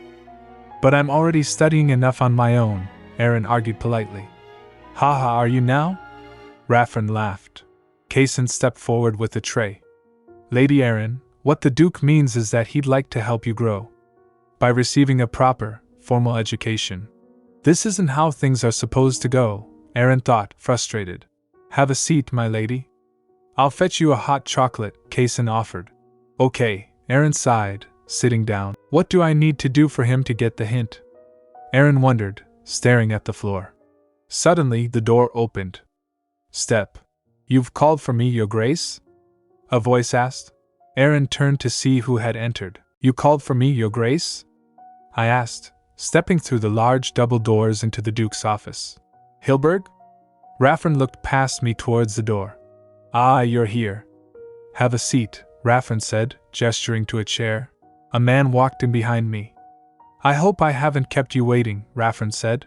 No, you've come at the right time, Hilberg replied smoothly. He turned and his eyes landed on me. Flash. Ah. Hilberg flinched visibly. His surprise is palpable. Why, did you think I'd go snitching on you? I thought, smiling innocently at him. Don't worry, I'd love to if I could, but I lack the evidence. This is the child I mentioned before, Raffern introduced me. Ah. Hilberg stammered, regaining his composure. I thought she was a lady from one of the auxiliary families. She looks quite bright, just as you told me, he added. I'd like you to take her under your wing and teach her, Raffern instructed. She may be young, but I'm sure she'll be the fastest learner of them all. As you say, Your Grace, Hilberg bowed. Aerin, come introduce yourself. This is Hilberg, one of the teachers here, Raffern explained to me. He'll be in charge of your overall studies until your future path is decided. I thought. I stepped forward and curtsied. Good day to you, sir. I'm Aerin Brauno. My, she's so well-mannered, Hilberg exclaimed, clasping his hands. I see she won't be needing any etiquette classes. Clap, clap, clap. He applauded lightly. I know. Lady Aerin may excel in her classes and be admitted into the Imperial Academy as the top of her class. Top of the class at the Imperial Academy? I screamed internally. That's quite possible, Raffern nodded approvingly. Getting ahead. I'm sure you'll have much to look forward to on Parent Visit Day, Your Grace, Hilberg beamed. Parent Visit Day? I thought, panic rising. We've got the admission ceremony to go to first. Huh. What are they talking about? My mind raced. If my adoption plan goes wonky, I'll be dead well before we can even talk about the Imperial Academy. Later that evening, inside the laboratory, Jeffrey returned. It's perfect, Jeffrey said, looking over the stacks of papers I had organized. I didn't think it would be possible for you to go through all these in my absence. Hee. I got pretty engrossed in the work, so I ended up finishing it all, I said, looking up at him. Oh, and I finished reading the book you lent me. I'll keep studying hard with the new books, too. Of course you will, Jeffrey replied, organizing his desk. Swish. I won't be able to come to the lab every day once I start classes, I realized with a sudden jolt. Oh, wait. I should probably tell him I can't come on the days when I have class, right? Oh, Lord Jeffrey, I started. I've got something to tell you. Suddenly, Jeffrey slammed a stack of papers down. Bang. Who told you could decide what kind of education my assistant can receive? Jeffrey shouted, storming into Raffern's office moments later. You insolent. Raffern slammed his fist on his desk. Bam. Ha. Have you forgotten your manners? If we're going to talk about etiquette, you crossed the line first, Father, Jeffrey shot back, glaring. How could you send my assistant? A child needs a proper education, not work. Raffern yelled. You'd think I had locked her up somewhere to gruel by herself. Ha! Jeffrey laughed bitterly. You're the one who abandoned a mere 7-year-old in your lab to sift through papers, all alone, when she should be running around freely learning about the world instead. I've no intention of fostering any more sullen hermits like you in this house. Now leave! Raffern pointed to the door. Glare. Scowl. The air was thick with tension. What should I do? I stood trembling between them. Jeffrey left in such a hurry that I just followed him here without thinking, but did Raffern have a lot bottled up regarding Jeffrey? Whether it's about her education as an assistant, or her future, I'll take care of it, Jeffrey declared firmly. She's officially registered as my aide, so… Enough. I won't humor your stubbornness anymore, Raffin roared. And I told you, I won't let you do as you wish either, Jeffrey shouted back. Bait him. Bait him. My heart pounded in my chest. This is bad. If the Duke ends up banishing Jeffrey, then all my hard work up until now… Excuse me, I squeaked, raising my hand. And… I stammered. Be brave. If I don't say anything right now, things will only get worse. I squeezed the hem of my dress. See, can I do both at the same time? Even if we're just a business relationship, I can't give up the chance to spend time with Jeffrey as his assistant, I explained desperately. And on the other hand, I can't throw away the opportunity that the Duke has given me. Moreover, I'm positive that no matter what I choose, I'll burn bridges with the other person. No, Jeffrey rejected immediately. I'll take care of your studies. Whether it's the Imperial Academy or some other school, she's much too young for that. She can be taught within the family for now, Raffin argued. I'm the one who knows how intelligent she is. Jeffrey insisted. You're not the only one, I do too, Raffin countered. So, I tried to speak again. You be quiet. They both snapped at me without looking. Sigh. I shrank back. My lady, a servant whispered, tugging gently on my sleeve. Why don't you follow me? My lady? I whimpered, feeling overwhelmed. I'm in charge of this child. Raffin bellowed. Nonsense, Jeffrey roared. You can barely take care of yourself, let alone this diva. Bait him. Bait him. The shouting was too much. Tears welled up in my eyes. Sniff. Wah! I burst into tears. I'm sorry. It's all my fault. I sobbed, hiding my face in my hands. Sob. The room went silent. Oh dear, Raffin whispered, his anger vanishing instantly. No, I'm sorry. Jeffrey looked panicked. Come on, let's go, Jeffrey said, scooping me up into his arms. Swish. We left the office and sat on a bench in the hallway. Step. Here, Jeffrey handed me a glass of water. Drink this. It'll calm you down. I took small sips. It's become harder to control my feelings ever since I'd become a child, I thought, sniffing. I didn't think I would sob like this, just at the sight of two adults shouting at each other. My hands shook as I held the glass. Shake. H.A.A. Jeffrey sighed, sitting beside me. I'm sorry for scaring you like that. Grand sniff. Grandfather, I hiccuped. We can talk about that later, Jeffrey said softly. Don't worry, we weren't angry because of you. Okay, I sniffled, my shoulders drooping. Here, look at this, Jeffrey said, pulling a large stack of colorful boxes toward us. What is that? I asked, wiping my eyes. Dusty. Is he trying to brag about how much work he's brought back from the palace? I wondered. He doesn't think that I'm as research-obsessed as he is, right? I looked closer at the logo. These are from Alice Bakery, I gasped. Even the Imperial family has to put in a reservation to get their hands on these. Just how many did he buy? As you can see, I only managed to buy a little, Jeffrey said nonchalantly. I didn't have enough time. Don't eat too many, all right? He smiled. Yup. I grabbed a box. Why don't I start with this one? You've cheered up a little, I see, Jeffrey observed. He leaned in closer, his expression turning serious. Now tell me what happened. Oh, so I met Grandfather when… I began to explain. No, not that, Jeffrey interrupted. Did Havenik stop by the lab while I was away? Jeffrey asked, looking at me intensely. Havenik, all of a sudden. I thought, confused. No, why do you ask? I hear the family has decided to produce one of the blueprint designs I gave you, Jeffrey said, a strange glint in his eye. Genius idea, Lord Jeffrey, they said. So I thought. Jeffrey trailed off. He told me to do whatever I wanted with them, But maybe he's not pleased about them being sold, I worried, sweat forming on my brow. I wanted to see how they would work in real life once I took a look at the designs, I explained carefully. So when I told grandfather, he was kind enough to help me. I waved my hand dismissively.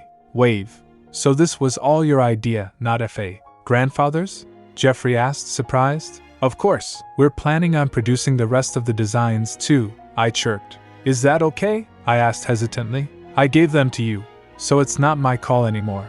But, Jeffrey leaned in close. Are you sure someone else didn't put you up to this? Of course not. I nodded vigorously. Nod. I can't tell him the truth about how I've made quite a bit of money and protected the lab thanks to this. Don't worry, I've filed all the patents under your name, I added quickly. Patents? Jeffrey blinked. Of course, you're the mastermind behind these mana instrument designs, after all, I said, pointing a finger at him. XXX. Even if you don't profit from their sales right now, you'll receive a portion of the profits from now on, I explained, recalling the complex diagram in my head. Mana instrument manufacture process - profit from product distribution and sales - profit from patent licensing is what grandfather told me, I finished. Who told you to do all this? Jeffrey asked, stunned. It was my own decision, I lied smoothly, after learning that patenting would help make it clear that you were the original inventor of the designs. Fiddle. Well, it was actually because I needed a backup plan in case the lab shut down and we were left with no money. But if I tell him that, he's sure to go storming off to the Duke again, so I won't tell him. So don't worry, now you can concentrate on your research in peace. I smiled, taking a bite of the cake. Immense munch. You never failed to surprise me, Jeffrey sighed, watching me eat. Sigh. So light and fluffy? A few days later, after a heated argument, Jeffrey and Raffern came to a final decision. They agreed to follow my suggestion, at least for now. Thus, I was given permission to carry on working as Jeffrey's assistant, while also attending classes within the family. Kaysen stood as the arbitrator. Let's get this over with, Kaysen had sighed. We'll have plenty of time to think about your future later. It's too early for you to think about the Imperial Academy or other schools. While Jeffrey didn't look too pleased when he said that, he didn't say much more after I exaggerated my excitement. Make sure to tell me about everything you learn there, alright? Jeffrey had said. Of course, I'll try super hard to get the highest grades in class, I promised. And so, today's finally the day. I hope you have a good time at the academy, my lady, Marie called out as I left. Make sure to tell the teacher if you fall or hurt yourself. Okay, I waved. Today is my first day going to the Brauno Academy, to learn from the family tutors. Education in the Brauno family usually takes place at the academy, and most of the students there are from the direct family line. However, children from the auxiliary families are also admitted, once they prove themselves through a series of tests. They're all Braunos, so better get along with everyone. Can I sit here, right? I thought, entering the bright classroom. Hi, a boy with blonde hair waved at me. Tap. You must be the new student from the direct family, he said cheerfully. The light's so bright I can't see, I thought, squinting. Hello, I replied, walking over. Step. Nice to meet you. I'm Fredelman, he introduced himself. I'm 10 years old, and it's been about a month since I've come to the castle. Aha, Fredelman, I realized. That's who he is. A brilliant swordsman of the Imperial Knighthood. So handsome he left all the ladies swooning. There wasn't a soul amongst the socialites of the time who didn't know his name. I'm Aerin, nice to meet you. I'm 7, I smiled.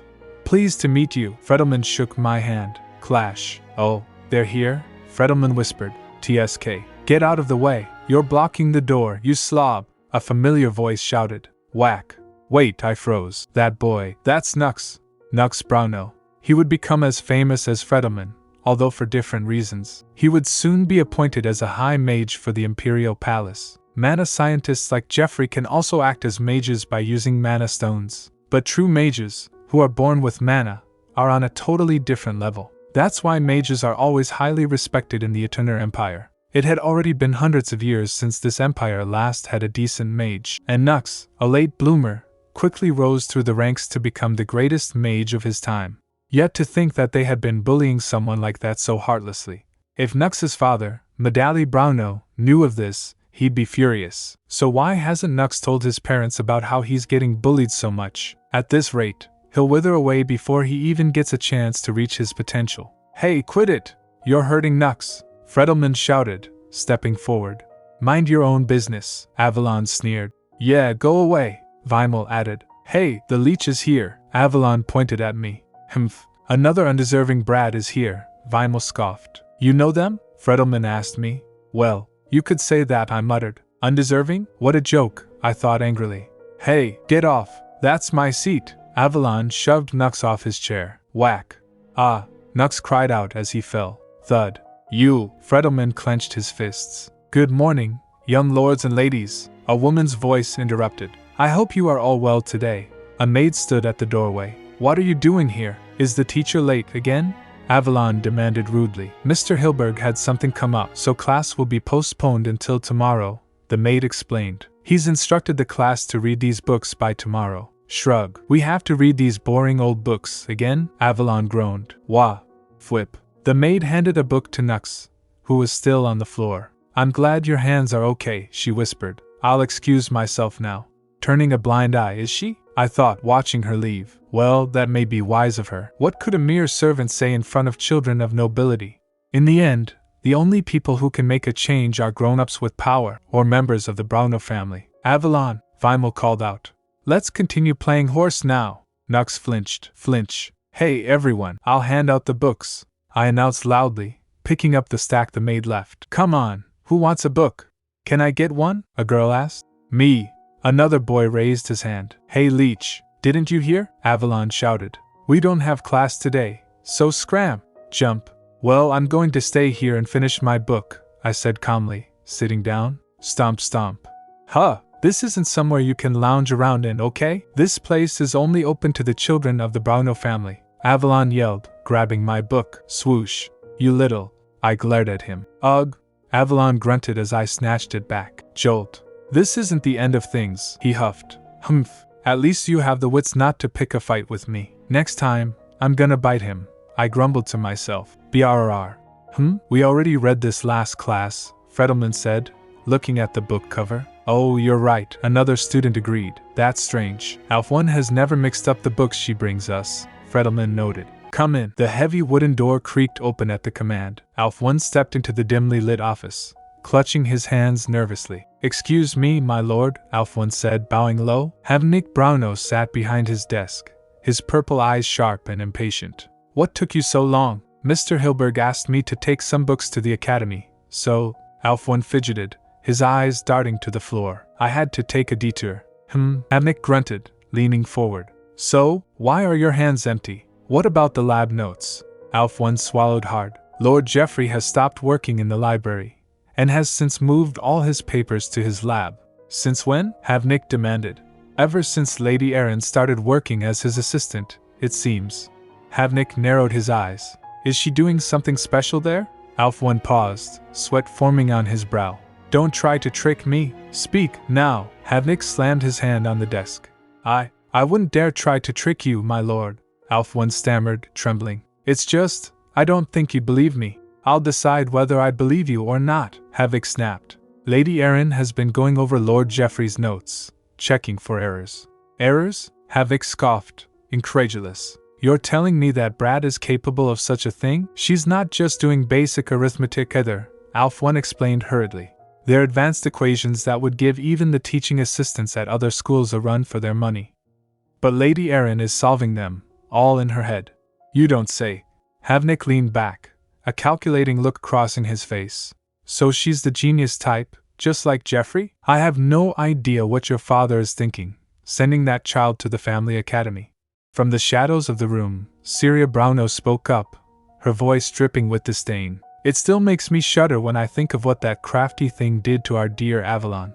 She set her teacup down with a sharp clack. Dear, are you listening? Have you found out why your father is suddenly so interested in her? Havenik glared at his wife. God, you're so what? Syria winced but continued, her expression serious. It seems they've been able to make quite a profit from one of Geoffrey's blueprints, and that impudent brat was the one who proposed the idea in the first place. What?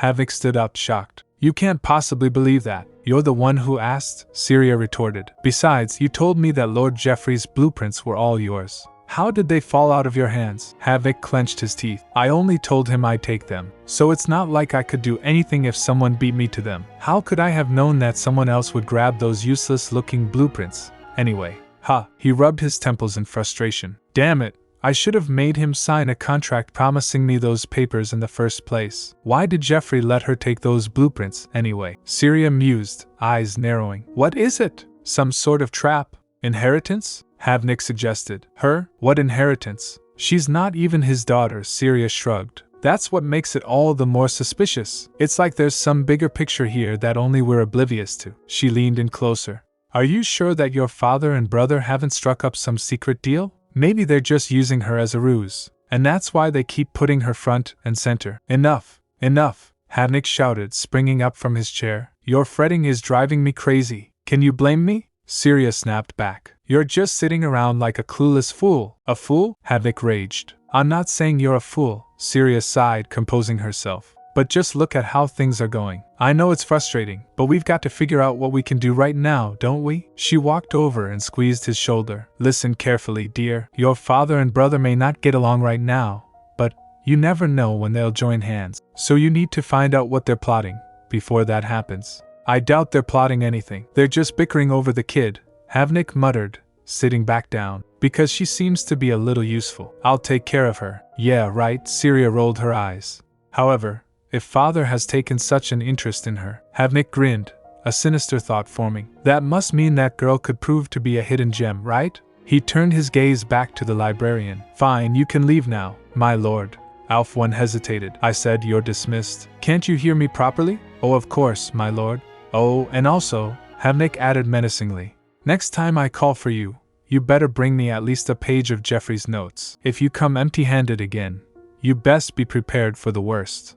Of course, my lord. Alf-1 bowed deeply and hurriedly exited the room. Once in the hallway, Alf-1 leaned against the wall, exhaling deeply. Sigh. I've gotten myself mixed up in something much more difficult than I expected. He walked toward the library, his mind racing. The heavy door creaked as he pushed it open. Oh, she's here, Alf-1 noticed. Standing among the shelves were Aerin, Fredelman, and Nux. Oh my, Aerin exclaimed, looking up. My lord, my lady? Are you looking for a book? Fredelman asked. Oh, actually, Alf-1 started. Where have you gone during work hours? A deep voice rumbled from behind him. Alf-1 jumped, spinning around. Lord Jeffrey. Jeffrey stood there, arms crossed, looming over the librarian. Why do you look as if you've seen a ghost? Jeffrey asked dryly. Oh, I didn't expect you to be here, that's all, Alf-1 stammered, sweating profusely. We asked him to help us take out some books, Aerin interjected quickly, stepping forward. I think you brought us the wrong ones earlier. The wrong books? Jeffrey looked at her. We already read a history of the Empire last class, Fredelman explained, holding up a thick volume. So we came to switch this out for the second volume. Alf-1 seized the lifeline. Aha, I see. Mr. Hilberg seemed to want to start over from the first volume so that Lady Aerin can catch up with the rest of the class. Reviewing is better than studying ahead. I'm sure he wants the rest of the class to go over the material again. Oh, so that's why. Fredelman nodded. Oh, but I've already read this book, Aerin chirped. Already, my lady? Alf-1 asked, surprised. Yes, it was included in the books Jeffrey got from me before, Aerin said. Then she froze. Oops. Aerin, the pile. Read she's books. Forgetting. Just child. Her internal thoughts scrambled as she realized she might have revealed too much. Wow. It took me forever to finish it because I kept nodding off, Fredelman admitted. There were a lot of hard words that I didn't know, too. Aerin lied quickly, putting a finger to her chin. I thought it was pretty interesting. Jeffrey watched her for a moment, then spoke. It seems like there's no problem here. Now, Aerin, why don't you go outside with your friends? Go outside? Aerin asked.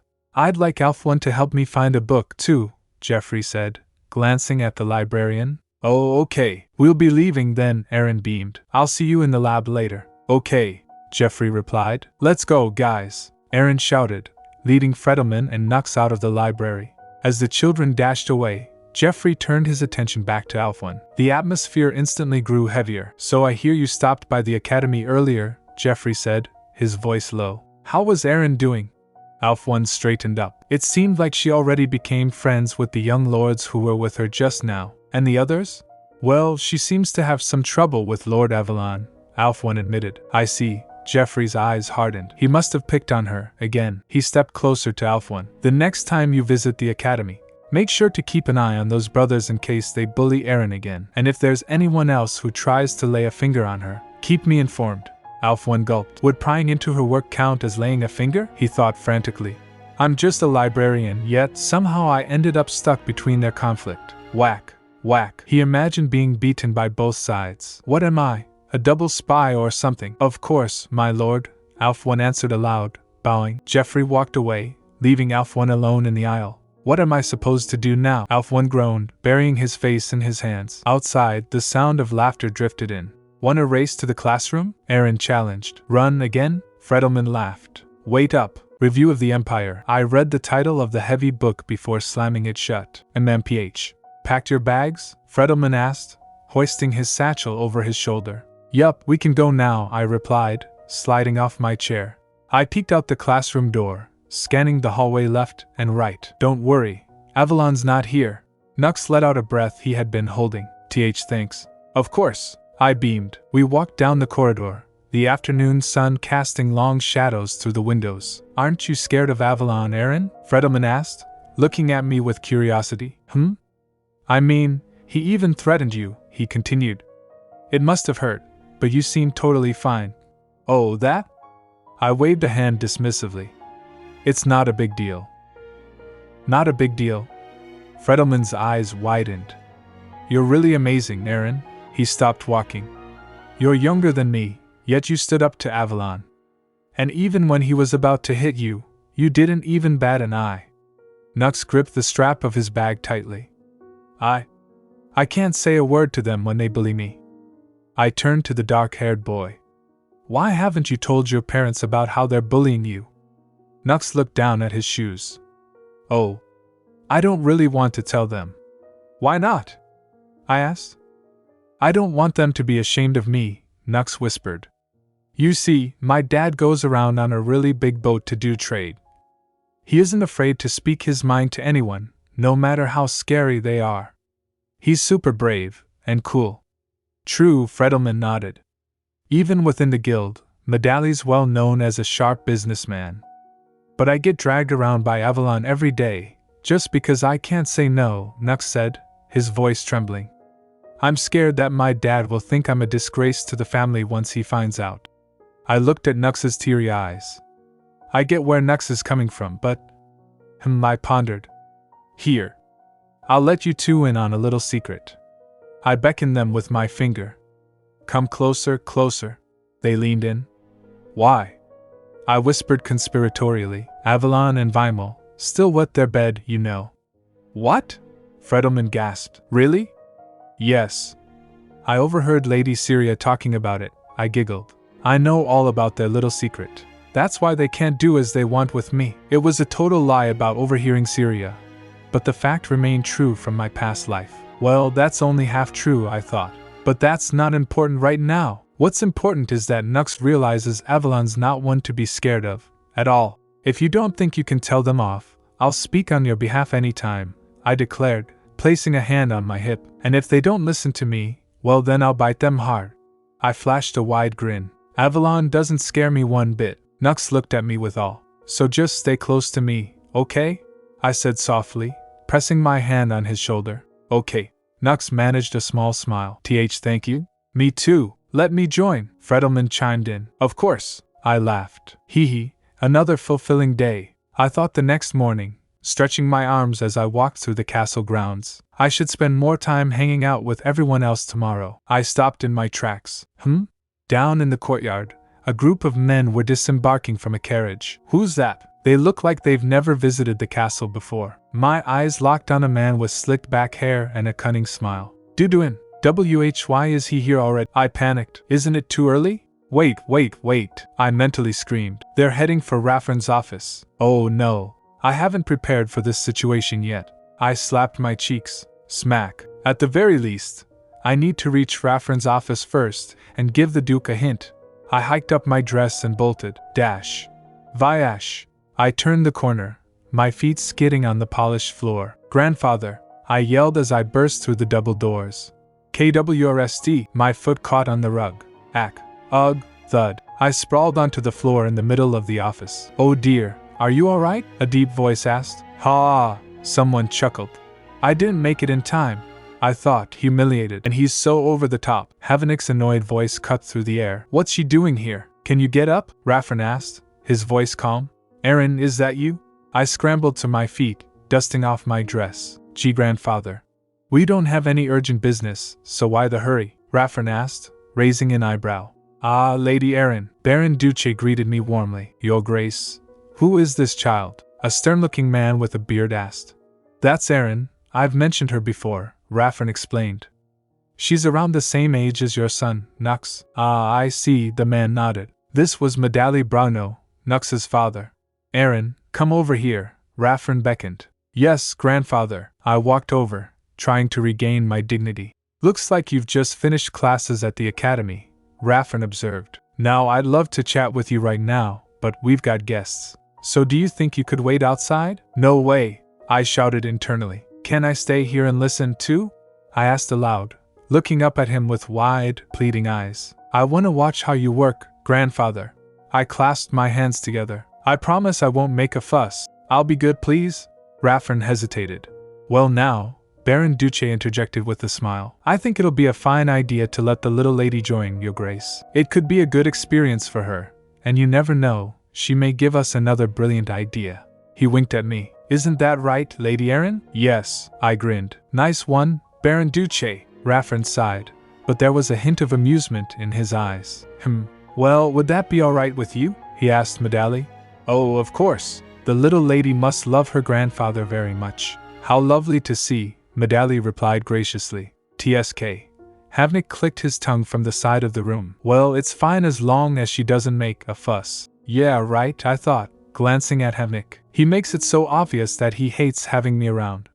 I'd like to leave Havenik be, no matter what kind of mess he gets himself into. But knowing how disastrous this deal will be for the family, I can't just sit back and do nothing. I looked at the man standing next to Havenik. The fox Havenik brought is Truniat. The only reason I remember his name is because he was the very man who swindled Havenik out of a huge sum of money in my past life. Considering how significant the financial losses were, I couldn't forget his name even if I wanted to. Do you know what it felt like to give up that source of money that was meant for me? My rage was fueled by poverty back then. Source of money, no. And you're telling me this fraud is going to steal all that money? I clenched my fists. Well, as expected of a mega guild, Truniat was saying, looking around the opulent office greedily. "They're swimming in money? I won't let that happen, not on my watch," I vowed silently.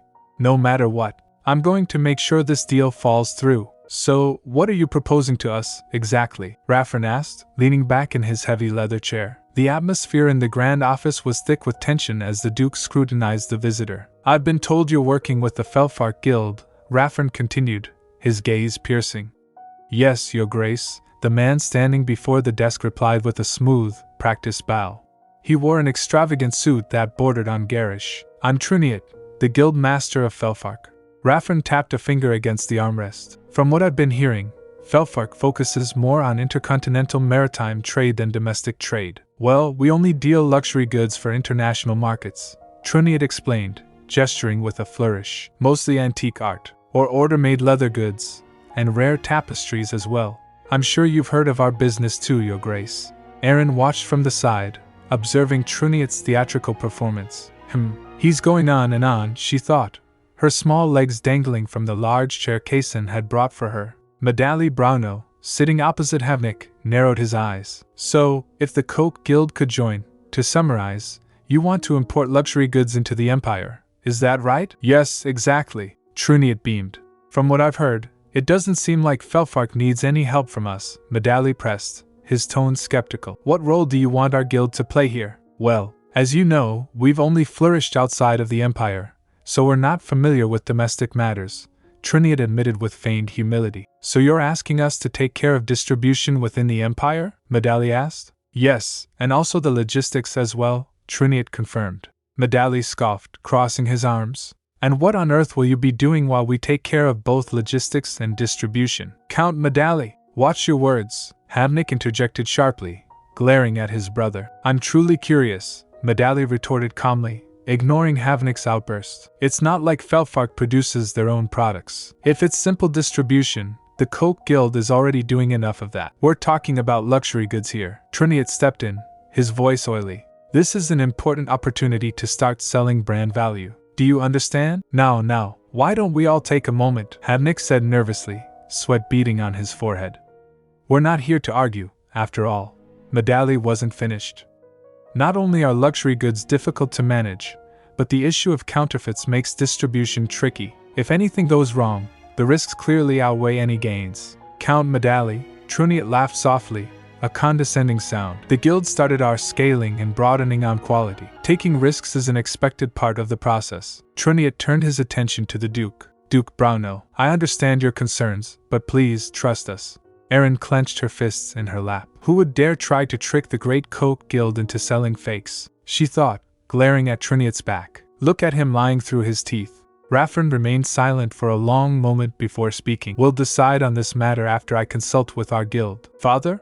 Havik cried out, stunned. Don't be so alarmed. We'll review it positively, Raffern said, his voice final. Lord Triniot will get a clear answer from us before his departure. I understand. Triniot bowed, though a flicker of annoyance crossed his face. Later, in the quiet of the hallway, Havenik walked alongside Truniot. Lord Truniot, there's no need to worry, Havenik assured him, his voice trembling slightly. I'll make sure to convince my father about our deal. Why, of course. I'm not worried that our deal will fall through, Truniot replied breezily. I'm sure the Duke wouldn't turn down a business proposal from his eldest son. He paused, turning to face Havenik with a serious expression.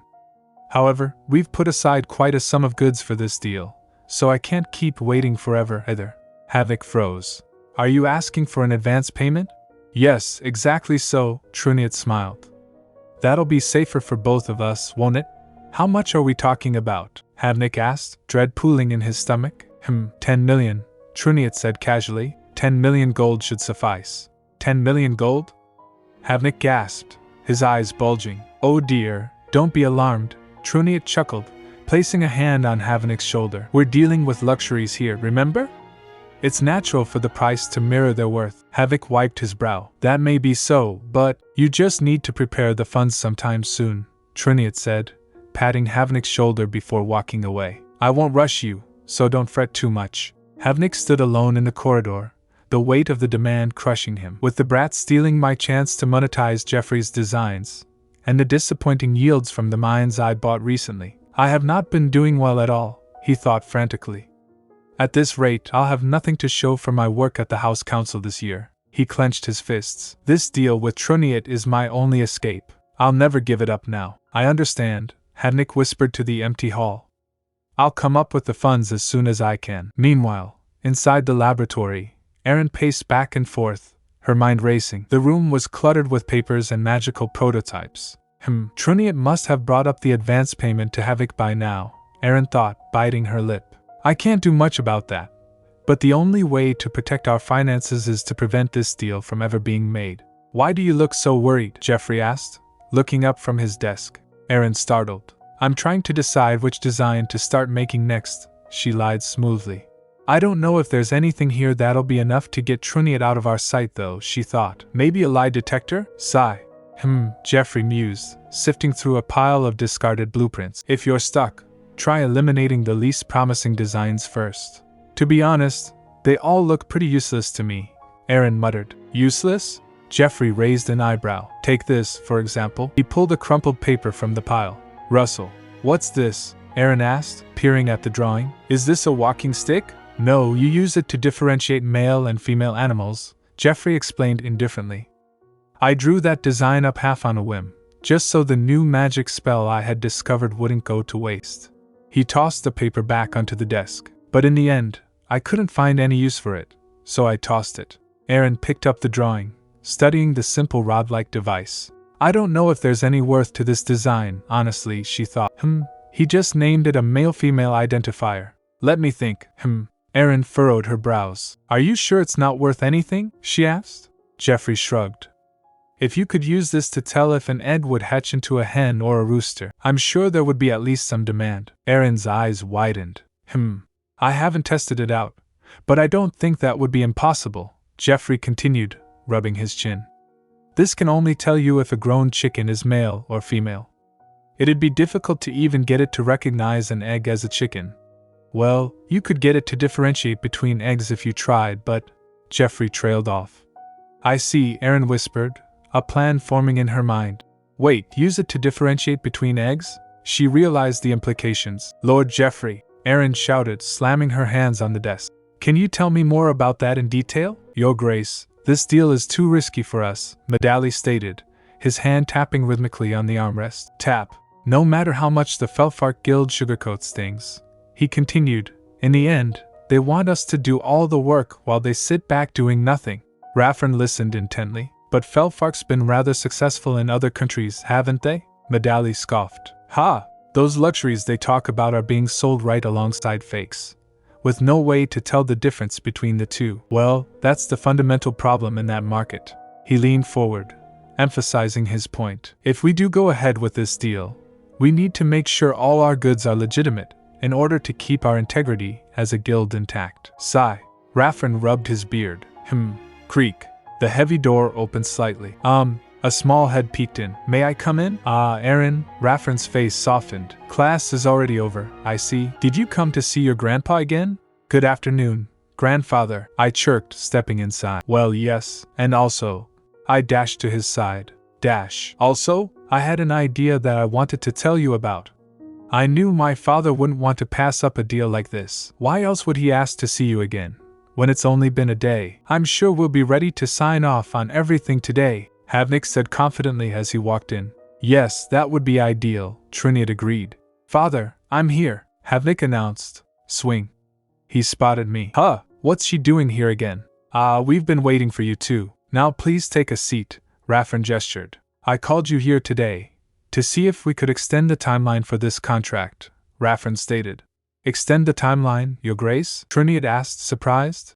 It's just as I said. I don't want to rush into things, you see, Raffern explained smoothly. We can't jump into a big project like this without first establishing a trust between us, can we? And how exactly should we go about doing that? Triniot asked, his smile faltering. Raffern set his teacup down. Clack. She can explain that part to you. Tap. He pointed at me. Good day, Mr. Triniot, I waved. Ooh, the little darling from yesterday, Triniot said, forcing a cheerful tone. What kind of adorable idea will you be sharing with us? Adorable idea? Huh, I grinned internally. I'm not sure you'll be able to say that after you hear what I've got to say. Mr. Triniot, do you have any samples you can show us? I asked innocently. Samples? Well, of course. I do, but Triniot hesitated. Then could you leave some with us? I continued. We've decided to develop a mana instrument that can tell if that item is real or fake. You see, Triniot flinched. Flinch. He stared at me blankly. I'm not sure I follow, Triniot stammered, swallowing hard. Gulp. Are you saying you plan to create a counterfeit detector? Yes, exactly. I nodded enthusiastically. We've got a mana instrument called male-female identifier, and if we tweak the design a little, we can create a counterfeit detector. Of course, by we I mean Lord Jeffrey himself, I added. Duduin. The impact of the name was visible. Lord Jeffrey? Medali murmured, impressed. So he knows Jeffrey's designs are foolproof. Huh? Havenik looked confused. Wait, why is Jeffrey getting involved in this all of a sudden? I thought he wasn't interested in the family business. Lord Jeffrey has been working closely with the young lady lately, Raffern explained. After hearing about this deal from her, he agreed to lend us a hand. Well, if that's how it is, Medali chuckled. Isn't she quite a wonder? To think she'd come up with such a timely solution like this. After hearing the adults talk, he patted my head. Pat. Hee, I giggled. That means this mana instrument isn't finished yet, true? Triniot asked, sweat forming on his brow. Of course not, Raffern replied, but we've already got a basic blueprint ready, so production should begin in a few days. Don't worry. With so much talk about counterfeits lately, we're just trying to check. Triniot gulped again. Gulp. Oh, of course, I understand. Later, outside the castle. Lord Triniot. Wait, slow down, Havenik shouted, running after him.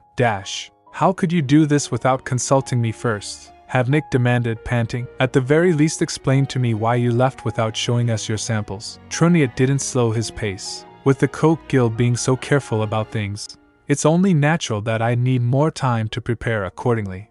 But your carriage was full of items. You could have chosen a few from there, Havenik protested. No, those weren't good enough to show the Coke Guild. Triniot dismissed him coldly. Havenik stopped. What's with the attitude shift? Arrogant and all high and mighty. He watched Triniot's back. Does he plan to find another guild to deal with if this falls through? Damn it, of course. Felfark probably has plenty other guilds to do business with other than us. Havenik realized with a start. Cat him, bait him. Look at him, he's full of confidence because he's got nothing to lose. Havenik panicked. Wrong. Lord Triniot. Havenik called out desperately. I hope you're not too disappointed. Triniot stopped and turned slowly. Lord Havenik, how soon do you think you can prepare the advance? Excuse me? Havenik blinked. You told me there was no rush yesterday. I mean, Triniot stammered, his eyes darting around. Gasp. Of course, it'll be ready in a jiffy. Ha! I don't mind if it's not the entire 10 million, Triniot said quickly. I'd like you to hand me whatever amount you can get ready as soon as possible. That will help me prepare the samples to show your father. Yes, of course, don't worry, I'll pay you immediately, Havenik promised, sweating profusely. Back in his own chambers, Havenik paced frantically. What? Of course I don't have that kind of money on me. Are you mad? Syria shrieked. Shouldn't your father be the one to handle advance payments? About your emergency funds? Havenik pleaded. They have asked for a pretty large amount, so. Do you have any idea how much I've spent just trying to get Avalon into the academy? Syria snapped. Well, what about asking your father? Havenik suggested meekly. That's out of the question, Syria huffed. The Brauno family? Asking their in-laws to lend them 10 million gold? People would laugh, you know that. But if I could just secure this deal, Havenik mumbled, wiping sweat from his face. That's all you've been saying lately, you know that? Syria nagged. Trust me on this. You're all talk. It'll go well this time. Trust me on this, Havenik insisted. What will you do if your father finds out and turns from you? Syria yelled, trembling with anger. Tremble. It's not my fault, okay? Havenik shouted back, jumping. Jolt. Father doesn't even try to understand how hard I'm working, he complained.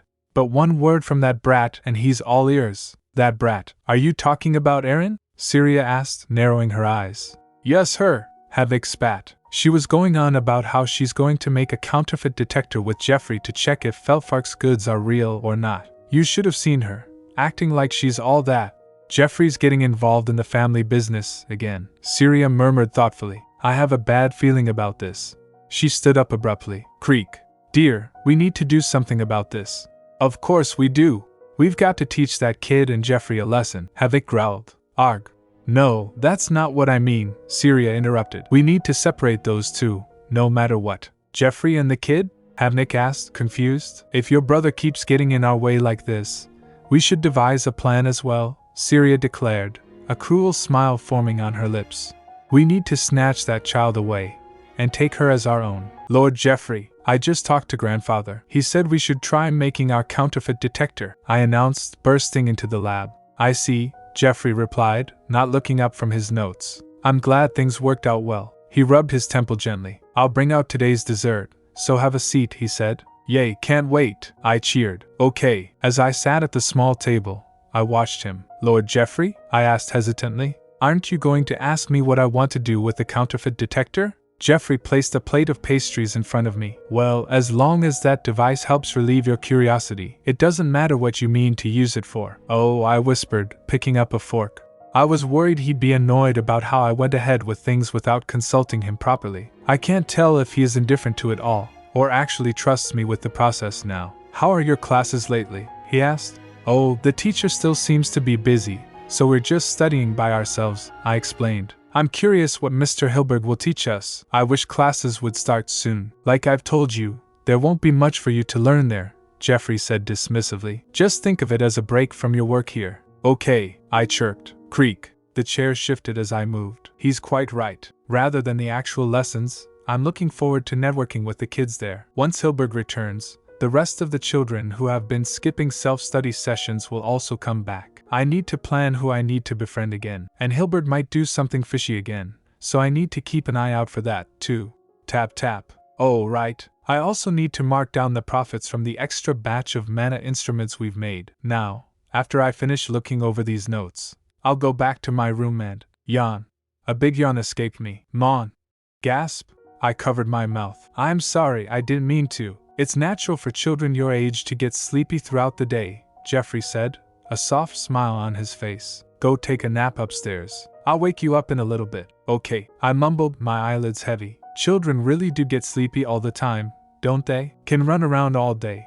But it's like my energy runs flat way too fast. Sigh.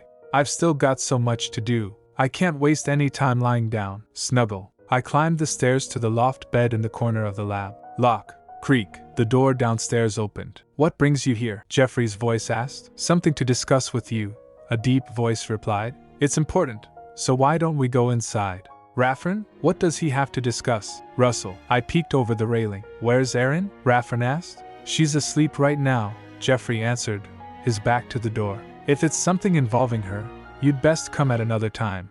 No, it's fine. My business is with you, Raffern stated. Bait him. My heart started racing. Sigh. Then let's get it over with now. I don't have time for chit-chat either, Jeffrey said cold-ply. Oh gee, now they're going to get into another huge fight. That's it. I'd better pretend I just woke up and get downstairs. Couch. I started to scramble out of bed. Rush. I'm planning for Aerin to get adopted. Raffern's words froze me in place. We'll announce the news at the House Council this year, Raffern continued. I'm letting you know ahead of time. Bait him. My heart pounded. Because Jeffrey's going to be the one to adopt me? Because I thought you'd be concerned that once she finds a family, her work as your assistant might be affected, Raffern explained. That won't happen, so you don't need to worry about that. What? He didn't come here to ask Jeffrey to adopt me.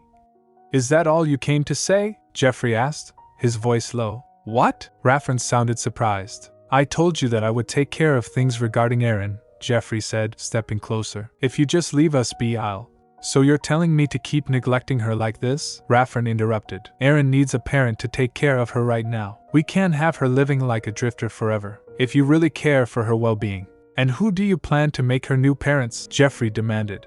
I'm looking at a few of our extended families, Raffern replied calmly. But within the direct family, it'd be your older brother. Ha! Jeffrey laughed bitterly. How can you lecture me about Aerin's well-being when you're planning to have Havenik adopt her? He may not be perfect, but he's trying to lead the family in his own way, Raffern defended. While you've spent the past 2 years wasting time away in this place. Jeffrey flinched. Has it not crossed your mind that it may be much better for the child to stay as she is, over being sent off to live with Havenik? Stay as she is, you say? Raffern muttered. And if it was Viola we were talking about, would you say the same thing? Viola? I thought. That's Jeffrey's daughter, isn't it? I heard she passed away in an explosion accident a few years ago, along with her mother. You may think that you've been taking good care of Aerin, Raffern said softly. But if you truly cared for her, then you wouldn't just talk about responsibility. You'd act accordingly. Right now Aerin is just Viola's stand-in for you, Raffern stated bluntly. That's just a hunch of yours, father, Jeffrey growled. Believe me, I wish it was just a hunch of mine, Raffern shouted. Everyone in the family knows that Aerin Brauno's third son has been wasting away, stuck in his lab, still clinging on to the ghost of his dead daughter. I'm sick and tired of watching you throw your life away, trying to find a non-existent culprit behind the whole thing. Raffern's voice cracked with emotion. And I won't let you keep playing house with a child who just happens to be Viola's age. Jeffrey stood silent, his hands clenched. Squeeze. You cannot use Aerin for your own satisfaction, Raffern declared. No. Now everything I've worked so hard for, it'll all fall to pieces. Grandpa. I rubbed my eyes, pretending to have just woken up. Raffern turned, his expression softening instantly. Sorry to wake you. Are you here about the counterfeit detector? I asked sleepily. Yes, I was wondering how far you've gotten with it, Raffern improvised. Why don't you come down and greet your grandpa, now that you're awake? Okay, I said, climbing down the ladder. Glance. Jeffrey was staring at the floor, his face unreadable. Sigh. Raffern let out a long breath. Why the long sigh, grandfather? I asked, tugging on his sleeve. Are you very tired? Pat. No, I'm all right. Raffern smiled, patting my head. You're the only one who really cares for this old man, Aerin. Thank you. Haha. Okay, I beamed. The Duke is such a sweet grandfather to Aerin, but, Grandpa, I whispered, squeezing his hand. Will I have to leave the lab?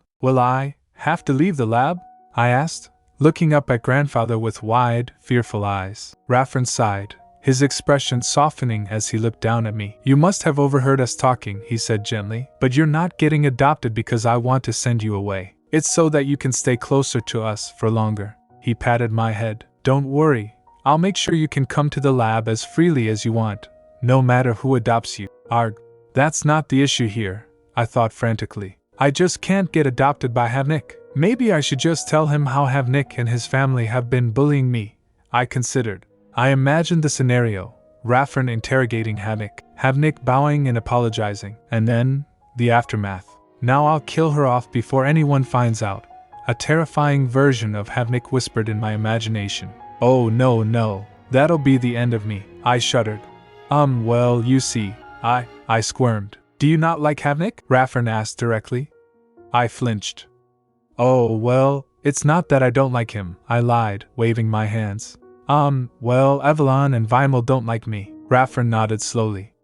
If it's those two, I can imagine. He paused. And what about being with Geoffrey? I like being with Lord Geoffrey. I do, I said earnestly. He makes sure to give me dessert every day. And he gave me lots of books too. I can't really say that I got to make money off of the blueprints he gave me. That doesn't sound like something a child would say, I thought. And I smiled, remembering the library. He took my side when I went through something unfair. And that made me feel all warm inside, like a ray of sunshine. Raffern seemed moved, recalling his own words to his son. You cannot use Aerin for your own satisfaction. I love staying here and doing research with Lord Geoffrey, I declared. Raffern chuckled softly. They say a soft answer turns away wrath, and you're quite the example, little Aerin. He squeezed my shoulder reassuringly. All right, you just trust your grandpa. I'll make sure to find the best family for you.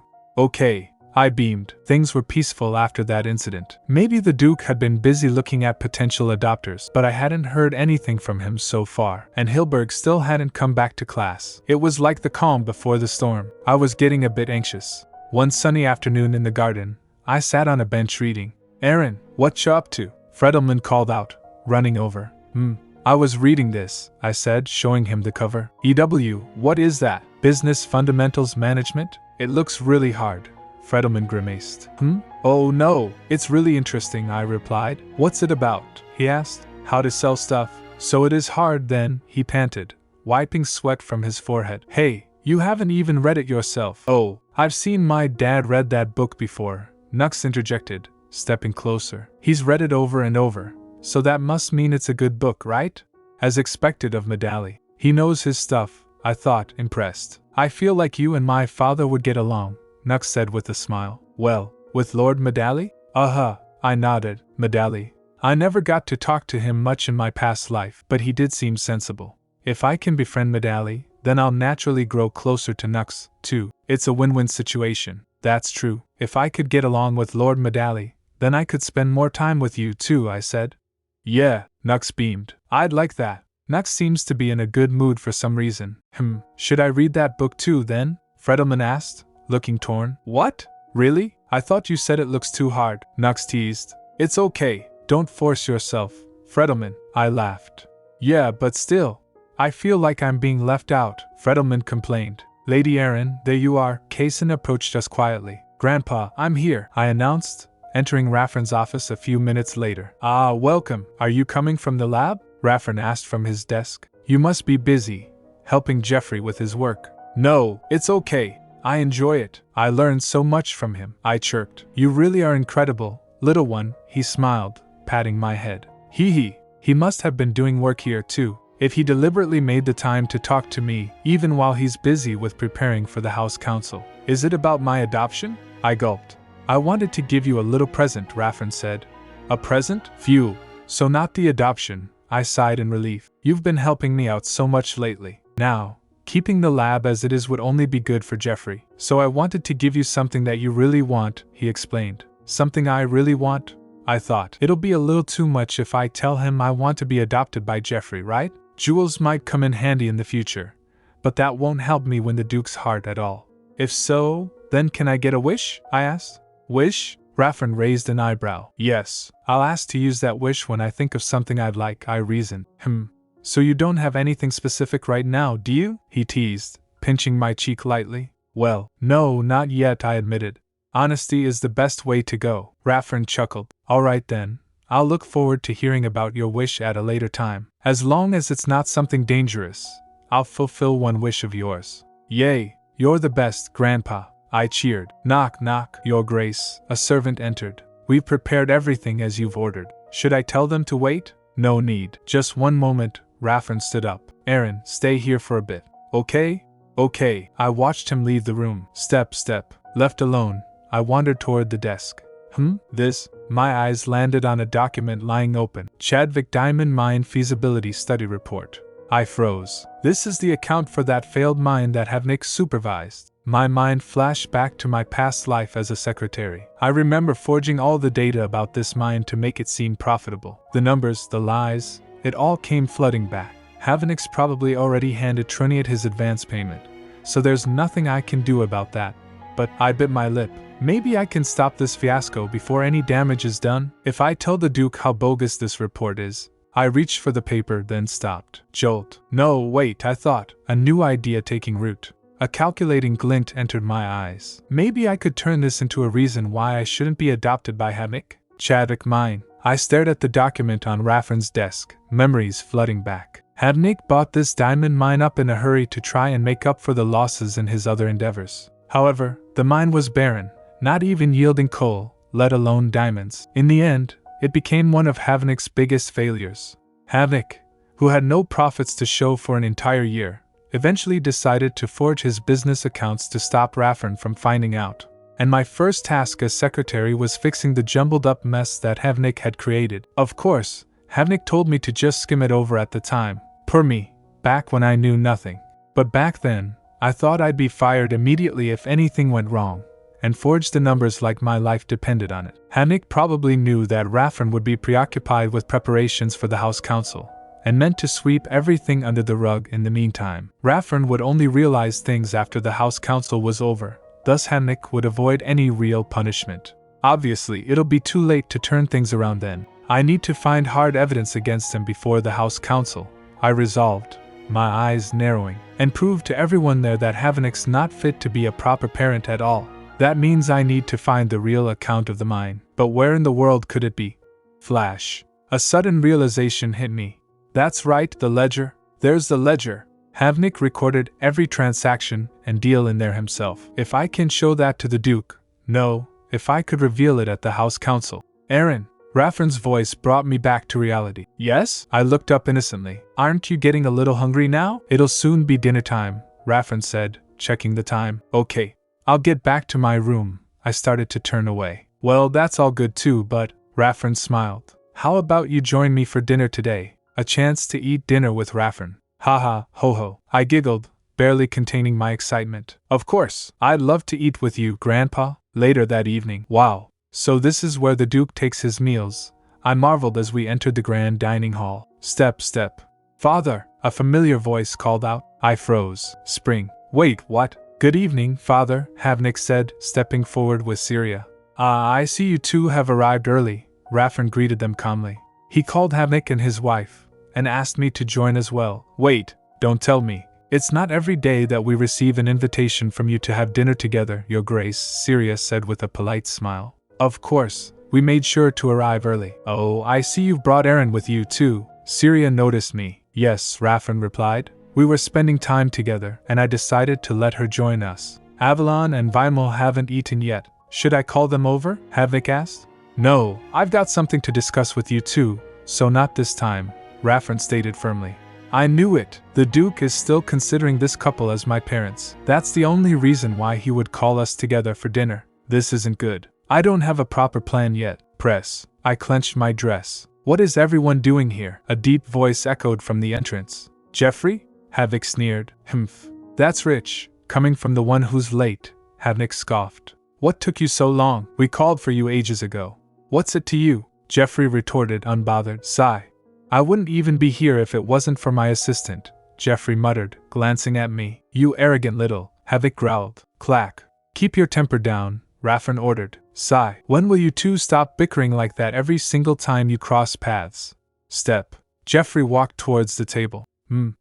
Jeffrey came, because of me? Pock. I felt a warmth in my chest. Now let us enjoy our meal together, Raffen announced as everyone took their seats. The table was filled with delicious food, but I couldn't move. Cover. I'm too nervous to eat anything, I thought, staring at my plate. Oh, but the Duke won't like it if I pick at my food. Here, Jeffrey's voice broke my trance. Clack. He placed a piece of meat on my plate. Out of everything here, that'll be the best thing to eat, he said quietly. Oh, thank you, I whispered. Might as well take a bite, since he gave it to me. Munch. It's delicious, I thought, savoring the flavor. So, how are things going with the Felfart Guild? Raffern asked, cutting straight to business. I've been told they're preparing the finest samples for us, Havenik replied eagerly. And I gave them a much smaller sum for the advance payment than they asked for. You've already given them an advance payment? Raffern asked sharply. With so many guilds trying to compete with us for this deal.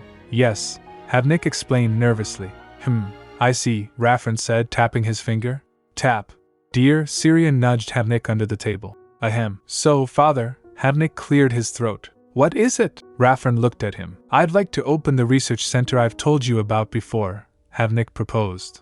We've found people to work there, and bought the site for the building, so I think now's the time to get the ball rolling. And I remember telling you that now's not the time for a research center, Raffern reminded him. Father, on the contrary, I think now's the perfect time, Havenik insisted. After all, I think Aerin could join the center as a research apprentice. Aerin? Raffern looked surprised.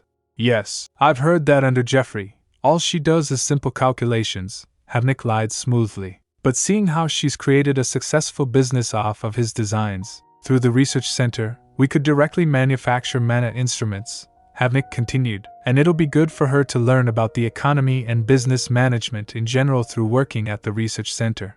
Excuse me? I screamed internally, clenching my fork. Clench. He's basically saying that he means to take Jeffrey's designs for his own profit, and steal me away in the process. So considering everything, the faster we open the research center, the better, Havenik concluded, looking smug.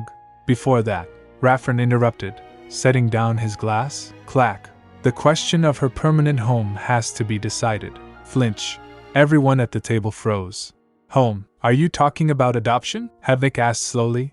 That's right, Raffern confirmed. I plan to find new parents for Aerin at this year's House Council. He looked directly at Havenik. And I'd like you to consider being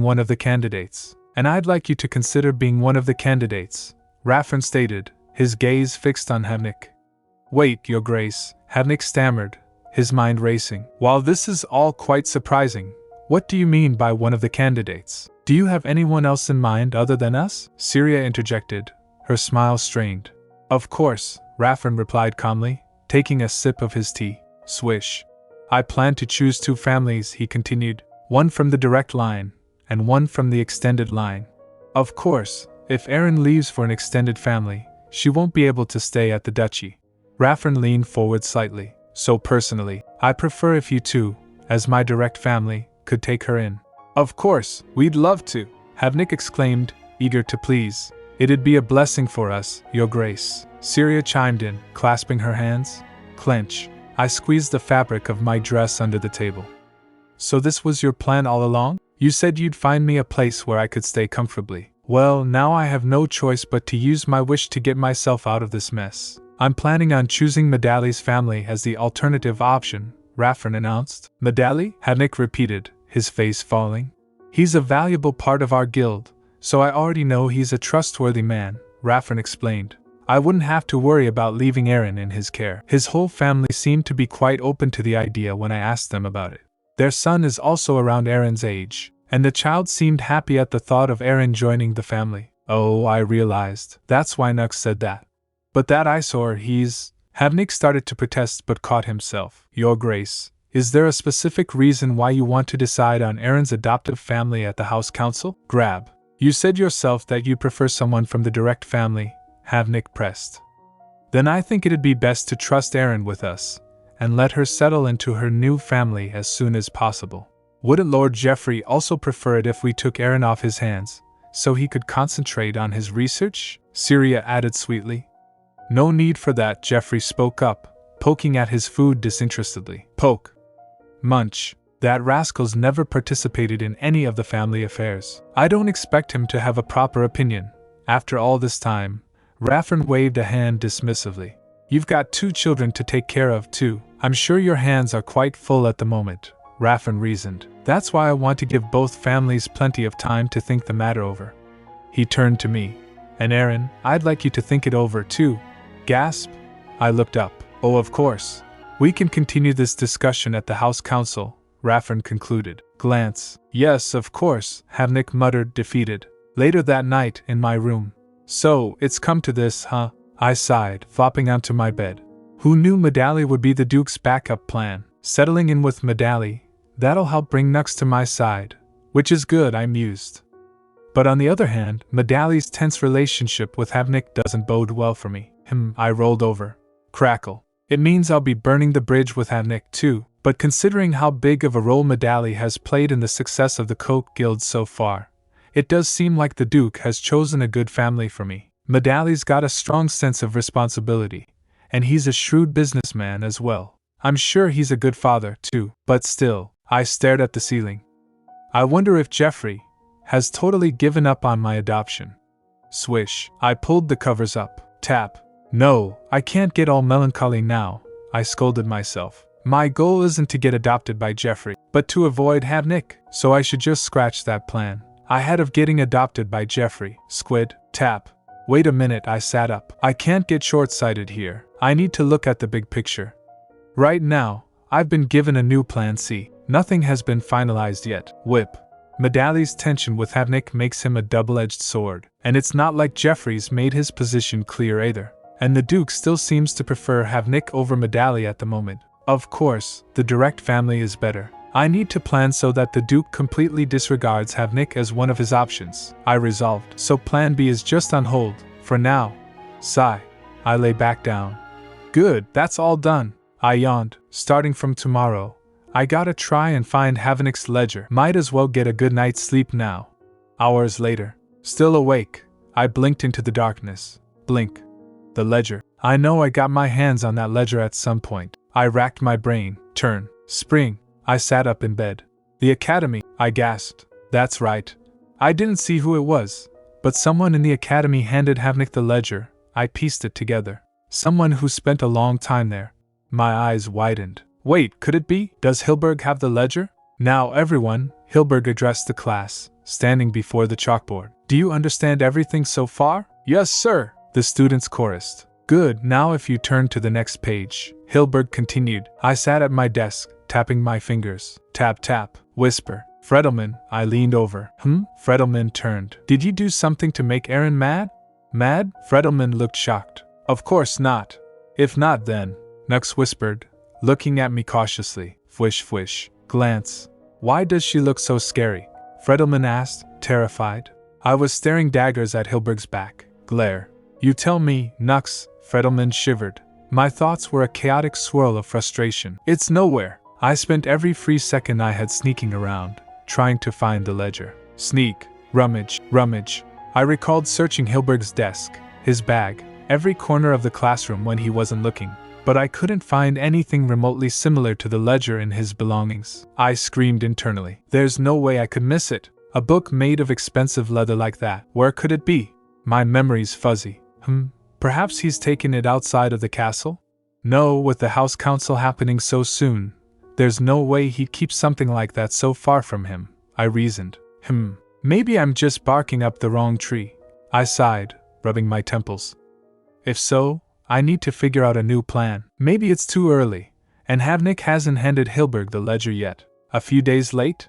Today? In any case, I can't fixate on one hypothesis too much, I decided. Phew. If anything, it'd be best if it was still somewhere in Havenik's office. Meanwhile, inside Havenik's office. Damn it, where the hell is it? Havik roared, tearing his office apart. Lang. A drawer was pulled out and dumped onto the floor. HWFF. Curse this. Last time I saw it, it was definitely in that drawer. Havenik panted, his eyes wild. So, how could that ledger just disappear? He gripped his hair. Grit. Who would dare to betray me like this? He seethed. Whoever it is, they're dead once I find out. Back in the library?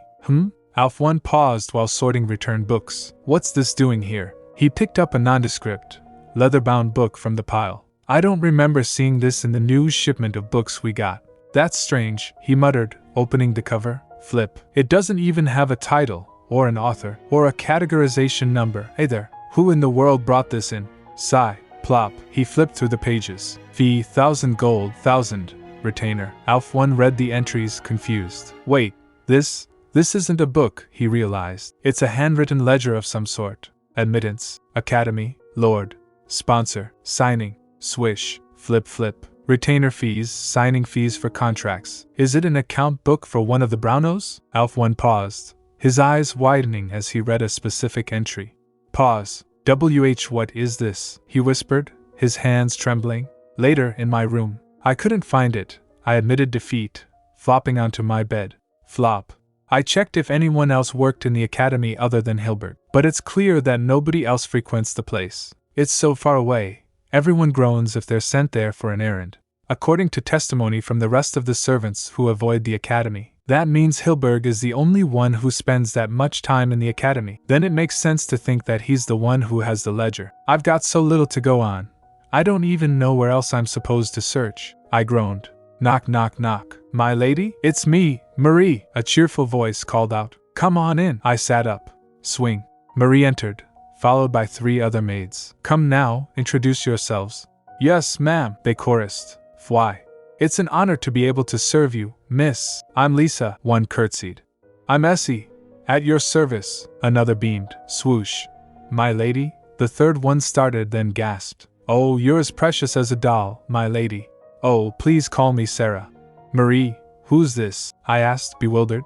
They're your new maids, my lady. The Duke hired them to help me tend to you, Marie explained happily. Grandfather did. I wondered, why would he suddenly hire so many people just for a little kid? We'll be flooded with work once the House Council starts. I can't tell you how relieved I am, Marie laughed. Aha, I see, I nodded. It's a pleasure to meet you. I hope we get along, of course. My lady, Sarah gushed. You can all return to your work now, I said politely. My lady? Sarah blinked. You can leave me alone here. I'm in the middle of reading a book anyway, I said, picking up my book. Glance. My lady, we're your personal maids. Lisa stepped forward. Looking after you is our work. Yes, she's right, Essie agreed. Nod, nod. But I don't have anything I need you to do right now, I insisted. Lady Aerin, you've been cooped up in this room ever since you got back from the academy this morning, Marie chided gently. Slip. It's a beautiful day today. Why don't we go outside for a walk? Yes, my lady. How about we play hide and seek together? Sarah suggested eagerly. Fwish. Essie is quite good at making flower rings. Wouldn't you like to see? Lisa added. I'd rather spend my time coming up with a strategy over hide and seek or making flower rings, I thought drily. But I don't think they're going to take no for an answer. I sighed, seeing their expectant faces. Sparkle, sparkle. All right then. I'll go outside as soon as I return this book to the library, I compromised, standing up. Up. The library? We'll join you there, Sarah offered. No, it's really okay. I'll be quick, so wait for me here, I said firmly. And my lady, they called out as I bolted out the door. Dash. Should we follow her? Essie asked worriedly. No, leave her be, Marie advised. I'm sure she feels a little awkward with us right now. We can't be too pushy right now, so let's give her some space. Lady Aerin barely talks to anyone else in the castle, Marie continued softly, and she's only just started to make friends at the academy. Even now all she seems to do is lock herself up in a room, poring over books. Sigh. I knew she seemed too mature for her age, but now I understand what the Duke meant, Marie recalled. She's a bright child, so don't treat her like a baby, Raffern had said. Tried to coax her to go play outside, naturally. We're here to be your playmates. If we had said that, I'm sure she would have sent us away. Good thing we used the House Council as an excuse instead. That's exactly why we've got a big responsibility here, Marie smiled. Haha. Let's make sure we try our best to help her get plenty of rest, and support her in any way that we can. You got it, the new maids cheered. Nobody's following me, right? I checked behind me as I walked down the corridor. I'm grateful they're so caring, but I really don't have the time to be playing outside right now, I thought, frustrated. I might as well continue strategizing here while I'm at the library, I decided, pushing open the library door. Creak. Crash. A stack of books toppled over near the front desk. Oh, Lady Aerin, welcome, Alf 1 exclaimed, looking flustered as he picked up the books. Are you looking for a book? No, I came here to read my book, I replied, holding up the volume in my hand. Lace. Oh well, I'll be over here at the front desk, so please call for me if you need anything, Alf 1 stammered, acting strangely nervous. Oh okay, thanks, I said slowly, narrowing my eyes. I walked past his desk and glanced down. My heart stopped. On the desk, half hidden under a pile of papers, was a familiar leather-bound book. Wait, I gasped. Why does Alf 1 have the ledger? Why does Alf 1 have the ledger? I gasped, staring at the red book hidden under a pile of papers on the librarian's desk, a few minutes before my arrival. What is this? Alf 1 whispered, flipping through the pages of the mysterious book she had found. New World Botany Book 3.24 million gold. Down payment for Information Guild 4 million gold. Forking over millions of gold on a botany book, and payment to an Information Guild. Alf 1 thought, her eyes scanning the exorbitant figures. No matter how rare New World specimens are. 3.24 million gold? That's far too expensive. And this payment to the Information Guild is suspiciously high too. She turned another page. This cannot be overlooked as mere generosity. Each item here is over 3 million gold. 5 million gold done. 5.5 million gold done. And these entries are marked as done, unlike the others, she noted. It doesn't even say what the contract entailed. It's almost like bait him. Bait him. Her heart pounded in her chest. Creak. The library door opened. Who is it? Alf 1 called out, quickly closing the book. Oh, Lady Aerin. Welcome, she exclaimed, seeing me enter. Dash. Are you looking for something, my lady? Alf 1 asked, her voice slightly shaky. Gosh, that scared me. No, I came here to read my book, I replied with a smile. Oh, well, I'll be over here at the front desk, so please call for me if you need anything, Alf 1 said, retreating behind the counter. Okay, thanks, I said, walking past. Phew. Alf 1 let out a breath she didn't know she was holding. I hope I didn't seem suspicious. I was so surprised, I ended up bringing this book along with me. She glanced down at the drawer where she had shoved the book. I should put it back where I found it once Lady Aerin leaves. Alf 1, I called out suddenly. Pop. Why yes, my lady? She jumped. Jolt. That red leather book. What is it? I asked innocently, pointing at the drawer. The cover's really pretty. Can I take a look? And no. Alf 1 stammered. Oh, this. It doesn't have a checkout card yet, so I'm afraid not. And it's not a book for children neither. Okay. I'll go read something else then, I shrugged. Thank you for understanding, Lady Aerin, Alf 1 sighed in relief. Phew, thank God. Swish. I walked away, my mind racing. She's hidden it in her desk, I thought. Judging from her nervous attitude, it's obvious she knows that's a ledger. But I never expected Alf 1 to be the one with Havenik's ledger. Now that I think about it, she does run a lot of errands to the academy at Hilberg's request. She is the perfect agent for Havenik. I feel a bit betrayed, I muttered to myself. I thought she was a pretty good person so far, too. Squeeze. Is the librarian here? A male voice echoed from the entrance. Yes, I'm right here, Alf 1 answered. I peeked from behind a bookshelf. This voice. It was Hilberg. I need you to go help someone outside, he ordered. Outside? What exactly do you mean? Alf 1 asked, confused. You'll find out once you get there. There'll be a carriage outside the library waiting for you, Hilberg said impatiently. Oh. Of course, sir, Alf 1 bowed and hurried out. Dash. Glance. Hilberg watched her leave, then turned back to the library. Step. Oh no, he's coming my way. I panicked, ducking lower. Dash. Turn. He walked past my hiding spot. Peek. What is he looking for? I wondered. Hilberg went straight to the shelf where a history of the Empire was usually kept. Swish. He frowned. Thuh. He began pulling books off the shelf frantically. Rummage. What in the... How can this be? He muttered, sweat beading on his forehead. Wait a minute now. Hello, Mr. Hilberg. I chirped, stepping out. Flinch. Hilberg jumped violently. Oh, Lady Aerin, he gasped, trying to compose himself. Are you looking for a book, perhaps? I asked, tilting my head. Fidget. Squirm. Well, yes I am, he admitted reluctantly. Then why didn't you ask Alf-1 to help you? Should I go fetch her right now? I offered. Oh no, you don't need to do that, Hilberg said quickly. There's no way she would know, so I wouldn't want to bother you so. A book that Alf-1 doesn't know about, here in the library? I asked, feigning confusion. Hilberg froze. Flinch. Why you're right. I must have gotten things confused, he laughed nervously. You're as clever as always, my lady. Ha. Aha. So you got a little mixed up. Ha ha ha, I laughed along. Well, I'll return to the academy while I wait for the librarian to return. I hope you enjoy your time reading here, my lady.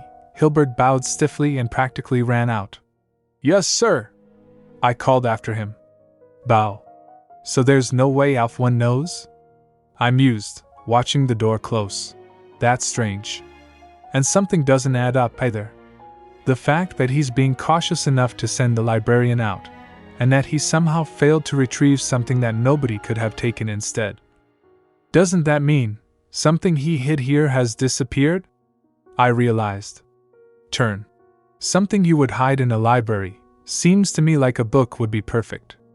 And on top of that, this is a private library, kept under strict lock and key by the Brauno family. Only members of the direct family, or those given special permission, are allowed to enter. In my past life, I was only allowed a library pass after a year of working as a secretary. Even after that, I had to earn the librarian's permission to enter the library every single time. In short, entry is strictly restricted. That's why none of the other servants would go to the trouble of entering the library. And the only member of the direct family who frequented the library was Jeffrey. I'm just a kid, so excluding me, as long as you hid it somewhere Jeffrey didn't approach. It's the perfect place to stash something furtive, I deduced. I looked at the shelf Hilberg had been ransacking. A history of the Empire. Notable members of nobility. Children's guide. Geez, now it makes sense why I couldn't find anything in the academy no matter how hard I tried. He sure did hide it in something Jeffrey wouldn't be interested in at all, I sighed. So Hilberg hid the ledger here, in the library? If it wasn't for Alf-1, nobody would have known where it was. But why did she risk taking the ledger with her, instead of sticking it back in the shelf? I wondered. From her reaction, it seems like she knows what's written inside, but... There are too many potential answers to that. I can't pinpoint one, I thought, sitting down on a nearby chair. Plop. That's right, this is my first time meeting Alf-1 at all. In my past life, when I was allowed entry into the librarian I saw then was a totally different person. Alf-1 is smart, and talented enough to be handpicked as a librarian by the Brauno family. There's no way she would willingly give up a cushy job like that and leave. And the Brauno family wouldn't go out of their way to hire a new librarian if there wasn't an important enough reason. And yet, they replaced librarians without a word. Regardless of the specifics, it's probable that something happened regarding the ledger, and that led to Alf-1 leaving her post, I concluded. On the other hand, Hilberg. He remained at the castle long enough to see Avalon and Weimel enter the Imperial Academy. That means Hilberg wasn't affected by the ledger. If so, in the past, Alf-1 either failed in her attempt to use the ledger to her advantage and was banished, or she was eliminated by Havenik after finding out about the ledger's details. A chill ran down my spine. Tada! All done! Lisa announced cheerfully, switching off the device in her hand. Now you're all ready for bed, my lady, she said with a warm smile. Thank you, Lisa, I replied, running my fingers through my hair. It was perfectly dry and soft. Wow, this magical instrument really does come in handy, I exclaimed, genuinely impressed. I can't believe how fast it dries your hair. Hee right? It's Lord Jeffrey's invention. You know, the man who's been taking care of me, I added, looking up at her. Lisa's eyes widened, and she took a step back. J-jump? That mad science, I mean. Lord Jeffrey? She stammered, looking at the device with sudden trepidation. I'd better be careful with this, then, she muttered, trembling slightly. If I were to break it somehow, he might end my life right then and there. I watched her quiver with amusement. Skip, Skip. Don't worry, he doesn't try to kill people that easily. I reassured her, swinging my legs. He might look super scary, but he's got a kind side to him. Kind?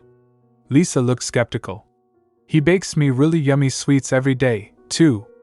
I chirped. He makes them himself? Lisa's jaw dropped. Can't imagine it. I hopped off the chair. Lisa, I'm going to go to sleep, so you can return to your room too. I can't leave you alone, can I? Lisa fussed, smoothing out the bed covers. I'll go back to my room once you fall asleep. Okay, I sighed. It was just as I thought. They won't leave me alone. They're probably going to take turns tending to me, every night. But that means I won't be able to move freely at night. It's a bit of a hassle, but I should take action as planned. Actually, Lisa, I said, pausing as if a thought just struck me. I wanted your help with something. A few moments later, we were in the castle library. It was quiet and dimly lit by the moonlight filtering through the tall windows. Is this the book you wanted, my lady? Lisa asked, holding up a volume. Uh-huh. Do you need anything else? Let's see, I hummed, scanning the towering shelves. I pointed to a high shelf on the upper level.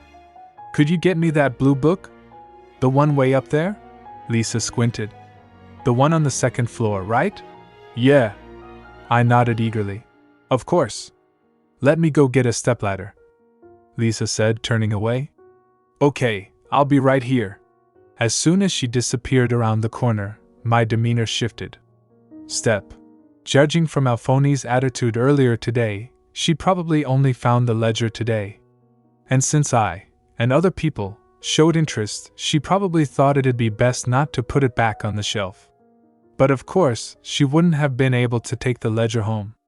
So if I were Alphone, I crouched down behind the main desk.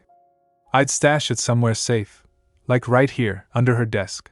I groped around in the shadows of the desk's knee-hole. My fingers brushed against smooth leather. Found it, I whispered triumphantly. I pulled out the red book. Flip. Good. It's Havenik's ledger, just as I remember it. I quickly stood up and shoved the ledger into the stack of books I had already selected. Now if I just hide it in between these other books. I arranged them neatly so the red spine was concealed. Mission complete. Tada! I clenched my fist, a fierce grin spreading across my face. Haha. Havenik. I've got you now. Your fate is in my hands. Lady Aerin, where are you? Lisa's voice echoed from the stacks. Lisa, here. I called back, composing myself instantly. Oh, there you are. You scared me. Lisa laughed, walking over with the blue book. This is the book you wanted, correct? Yeah. I nodded. Are you going to take those too? She asked, eyeing my stack. Uh-huh. These are the most important ones, if anything, I declared. They look quite heavy. Let me carry them for you, Lisa offered, swooping in to pick them up. Thank you, Lisa. Let's head back now, I said. That's a good idea. We walked down the corridor, the heavy stack of books resting easily in Lisa's arms. Lady Aerin? Lisa asked softly. Do you really enjoy reading? Reading? Of course, I replied. You're not forcing yourself when you'd rather go play outside, right? No. I want to read. It's fun, I insisted. That's really impressive, my lady, Lisa said, her voice tinged with admiration. Do you find reading difficult? Me? I can't read or write at all, she admitted with a sheepish wave of her hand. That's why I had to leave my post as librarian maid so fast. Librarian maid? I asked, curious. Yes. I used to be in charge of cleaning the library, Lisa explained, looking down. I thought I could learn as I worked, but the books in the library were all too difficult for a beginner like myself. Eventually, since I couldn't even read my own name, I was sent elsewhere. I looked at her kind face. Why don't I teach you? Lisa stopped walking. Pardon me? Once you memorize a couple of letters, writing your name will be easy, I said encouragingly. After that, I'll find something easy for you to start practicing your reading with. It really isn't that difficult. Lisa stared at me, her eyes shimmering. Lady Aerin. Wow. You seemed like an older sister, no, a teacher just now. I'm touched. Teacher? I flinched. Yes. Instead of laughing at me, you offered to share your knowledge with me, Lisa smiled warmly. We resumed walking. Is that what you want to become in the future? Lisa asked. No, maybe you want to be a genius researcher like Lord Jeffrey? I want to own a big guild, just like my grandfather. I interrupted, declaring my ambition. Wow! A guild master. How grand! Lisa gasped. I want to become so rich that I don't have to work a day in my life, I added, snapping my fingers. Ha! Then I guess you will have to study hard. Lisa laughed heartily. Right. I heard that she was shy, but she's actually quite friendly. Well, now that I know that, I'll do my best to help you fulfill your dream, Lisa announced, a spring in her step. In exchange, you need to spend time with us when you are free. Promise? Okay. I promise, I smiled. Lady Aerin, it's time to get. Essie pulled the curtains open with a swing, letting the morning light flood the room. Good morning, Essie. I sat up in bed, beaming. You're already up? Essie asked, surprised. I feel great today, I chirped. Why, someone's in a good mood today, Essie smiled. Of course I am, I thought triumphantly. I've got my hands on something that could easily end Havenik. I haven't slept so well in ages. Hee, it's nothing, I giggled aloud. How was your library adventure last night? Essie asked while preparing my clothes. It was a ton of fun. Pretty special, too, I replied. But make sure you're in bed by night from now on, Essie chided gently. Of course. It won't happen again, I promised. Essie finished tying the ribbon on my dress. Now let's see. Phew. Perfect. You're adorable as always, my lady. Thanks, Essie. I'll be off to the academy now, I said, heading for the door. Wait, my lady, Essie called out. I turned around. I'll walk you there, she declared. You're coming with me? I asked. Yes. For the next few days, one of the maids will accompany you to and from the academy, Essie explained. I'm fine by myself though, I insisted. Once you see for yourself, you'll understand exactly what I mean, Essie said, opening the door. Outside the annex, the grounds were bustling with people. Chatter, chatter. Whoa, I gasped. The annex grounds will be packed like this for the time being, just like the main house, Essie explained as we walked. Members from extended families who live far from the castle will be residing here, in the annex. Wow! I looked around at the unfamiliar faces. Oh, because of the house council? Yes, my lady, Essie nodded. Imagine if you were stuck all by yourself, in the midst of all that hubbub. She patted my shoulder. Pat. I pretended to shiver. Yeah. Essie, please take me to the academy. Tremble, tremble. Thank you for being so understanding, Essie smiled. Now, let's head to class. I guess there really isn't much time left until the house council. As a secretary, Brauno family events were just an avalanche of work, and more work. Keeping attendance, greeting guests, whirlwind work, jumbled deadlines, and it didn't mean anything to me personally. Now that I'm part of the family, it feels different. Of course, the fact that it's packed with chaos for me is still the same. Sigh. Oh, I almost forgot, Essie said as we reached the academy entrance. Should I come pick you up after class around lunchtime? No, that won't be necessary, I replied quickly, dashing inside. Dash. I'm heading straight to Lord Jeffrey's lab after class today. Once I hand Jeffrey this ledger with an innocent face, I should be good to proceed with my next plan. What? I stared up at him, confused. Lord Jeffrey, what do you mean? The previous night, Jeffrey sat at his desk in the dimly lit laboratory. Tap. Finally, all done, he muttered, setting down a small device. It's a temporary fix, but it'll work fine as a counterfeit detector now. He leaned back in his chair. Creak. Strange, he thought, tapping his finger on the desk. Tap tap. As trivial as it may be, I don't feel any sense of accomplishment for my work. Ugh. A wave of frustration washed over him. Could that be the reason? He recalled the dinner with his father. That bright little child froze up as soon as Havenik was mentioned. And yet father still chose them as candidates for her future parents. He really has no idea what Aerin wants, Jeffrey scoffed, swishing his coat as he stood up. Swish. Putting that scoundrel on the list. Most likely to raise her under his influence. But despite being so adamant, he also came up with a backup plan. Out of consideration for Aerin, who's on bad terms with Havenik's sons, father never reconsiders his decisions once they are made. So perhaps this is his way of taking Aerin's feelings into consideration.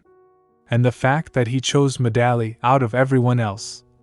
Does he plan to train her to become a merchant? Jeffrey wondered. She's quite smart, so I'm sure she'll excel at whatever she does, he mused. But if it was up to me, I wouldn't be so quick to decide her future like that. Creak. He opened the door to the balcony.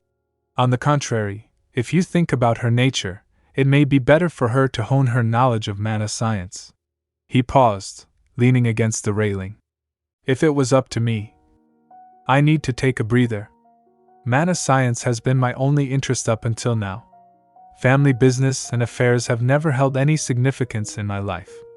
I've got no interest in family politics. And after losing Viola and my wife, family matters felt even more irrelevant. But now, Lord Jeffrey, Aerin's voice echoed in his mind. You cannot use Aerin for your own satisfaction. Raffern's accusation rang in his ears. What do I? Jeffrey gripped the railing. Creak. A sound came from the library door nearby. Who else could be in the library at this hour? Jeffrey wondered, stepping back inside. He approached the library quietly. Through the slightly open door, he saw Aerin walking with a maid. I want to own a big guild, just like my grandfather. Aerin's voice drifted out clearly. Flinch. Jeffrey froze. He watched as Aerin laughed and chatted, her face bright with ambition. Step. Step. He walked back to his lab, his mind racing. We're planning on producing the rest of the designs too, Aerin had said excitedly before. I'm trying to decide which design to start making next, she had told him. He really has no idea what Aerin wants, Jeffrey repeated his earlier thought about his father. But if it was up to me, I wouldn't be so quick, he whispered to himself. Pause. The realization hit him like a physical blow. Perhaps I'm just as clueless to what that child wants. The present. I stood in the center of the laboratory, clutching my bag strap. Lord Jeffrey, what do you mean? I asked again, my voice trembling slightly. Jeffrey turned his back to me, refusing to meet my eyes. It's just as I told you, he said coldly. You don't need to come to the lab anymore. I don't understand. What do you mean? I asked, my voice barely a whisper. Jeffrey stood with his back to me, his shoulders stiff. You can spend your time doing something else now, he said flatly. Whether it's playing outside, going to the library, or spending time with your classmates, you're free to do what you want. I clenched my bag strap. Press. What? What in the world? What's happening? But why? I asked, confusion turning to panic. Am I not your assistant anymore? You're free to quit, if you want, he replied indifferently. Just switch attitudes like that. I thought angrily. What about me? And all my plans? I can't. No, I don't want to. I burst out. Don't panic, I'm just saying you don't have to keep working, Jeffrey said, turning slightly. I don't mean to chase you out. I don't want to stay here without doing anything. I argued. Can I keep doing my work here? Aerin, Jeffrey sighed, stepping closer. The longer you stay here, the harder it'll be to learn what you really want. I realize that I've never once asked you about what you really wanted to do, he admitted, his gaze softening. Wish. I want to study mana science. I started. You can be honest with me, Jeffrey interrupted gently. I know you said that you wanted to become a merchant like your grandfather. I froze. I didn't mean to eavesdrop, but I overheard your conversation with your maid last night. My father was right, Jeffrey thought. I've stood in the way of your dreams all due to my own selfishness. Russell. He turned away again. Swish. There's nothing I can teach or help you with when it comes to business, he said, his voice laced with resignation. Mana science is the only thing I know. So instead of wasting your time here, you should go learn as much as you can under your grandfather's guidance. You've been a great help to me so far, he added, not looking at me. I'm sure you'll do well in whatever you put your mind to. I gritted my teeth. Grit. Am I of no use to you anymore, Jeffrey? I asked sharply. No use. Jeffrey looked taken aback. Where did you learn to say something like, I want to be a merchant, but I also want to learn mana science from you too? I shouted. I can be both an assistant and merchant, can I? You don't need to be my assistant to study mana science, Jeffrey countered. Regardless of who adopts you, they'll be able to find a teacher for you. I trembled with frustration. Tremble. Tremble. Clench. But I want you, not anyone else. I screamed. Jeffrey's eyes widened in shock. Weren't we talking about your studies? What? I gasped, realizing what I had said. Dash. I turned and ran out of the lab. Aerin! Jeffrey called after me. I ran down the hallway, tears stinging my eyes. What's up with him? I thought furiously. He decided that I'd be his assistant out of the blue. And now, he's making me leave just as suddenly. I'd understand if he just didn't like me. But he's acting so forlorn, like he's the one being abandoned. I realized that I've never once asked you about what you really wanted to do. His words echoed in my mind. There's nothing I can teach or help you with. Instead of wasting your time here. I cried out, slamming the door to my room. Bang. Huff. Huff. I leaned against the door, wiping my eyes. Sniff. Arg. Fine. I yelled, throwing my bag onto the bed. Wham. I stomped over to my desk. Stack. Stack. Humph. Fine, let him stew as much as he wants. I grumbled, slamming a book down. Whack. I've tried enough. I declared, flipping through the ledger furiously. Flip. Flip. At this point, I crumpled a piece of paper in my hand. Crumple. Rip. I'll bring Havenik down, all by myself. I vowed. Meanwhile, in the library, I thought it'd be worse if anyone found me with the book at home. Alf-1 muttered to herself, pacing nervously behind the desk. So I left it under my desk, but she checked under the desk again. Empty. Where did that red book go? She panicked. Oh no. What do I do now? Will I lose my job? Alf-1 fretted, clutching her hair. Groan. No, maybe this is all for the best. She tried to reason. I mean, that wasn't even a book from the library. Who cares if I don't know where it is? Flip. Alf-1? A voice called out. Pop. Why yes, Lady Aerin? Alf-1 jumped, spinning around. Flinch. Spring. I stood there, holding the red ledger in my hands. Do you need anything? Alf-1, I said calmly. Russell. Does this look familiar to you? Alphony's face went pale. Oh, Alf-1, you know what this is, right? I asked, my voice calm but piercing. Russell. Flip. Alphony's eyes were glued to the red ledger in my hands. What? You. How did you? Where? She stammered, her face pale as a sheet. I flipped to a specific page. Signing fee 640,000. Retainer fee. Academy admittance sponsor fee, Lord A. Did you take this from my desk, Lady Aerin? Alf-1 finally managed to whisper. I stared at her unwavering. Silent. Now that she knows that I took the ledger, I can't keep up the innocent act anymore, I thought. I can't beat around the bush right now. Yes, I did, I admitted. But for what reason? Alf-1 asked, bewildered. I needed it, that's why, I said simply. I spun the book in my hands. Spin. Do you know whose ledger that is, Alf 1? I pressed. No, not at all. Alf 1 shook her head frantically. Swish, swish. I was wondering what kind of book it was, so I skimmed through, but I couldn't figure out just who the original owner was. But if so... I glanced up at her. Glance. You want to know how I know, right? I asked. Alf 1 flinched. Flinch. Exactly how I came to know its owner. I trailed off, letting the suspense build. Well, that shouldn't hold any importance to you, right? Bait him. Alphony's heart pounded. You're probably much more worried about what I'll do with it, I said, stepping closer. Plop. That's true, Alf 1 whispered. First off, that book is Lord Havenik's, I revealed. Alf 1 gasped. And I plan to show it to my grandfather, I continued. Tea to the Duke? Alf 1 looked like she might faint. Spring. Yes. It won't be of much use if I keep it to myself, I explained logically. It'd be wiser to hand it over to Grandpa, rather than risk some other adult taking it from me. I'm done for, Alf 1 thought, panic rising.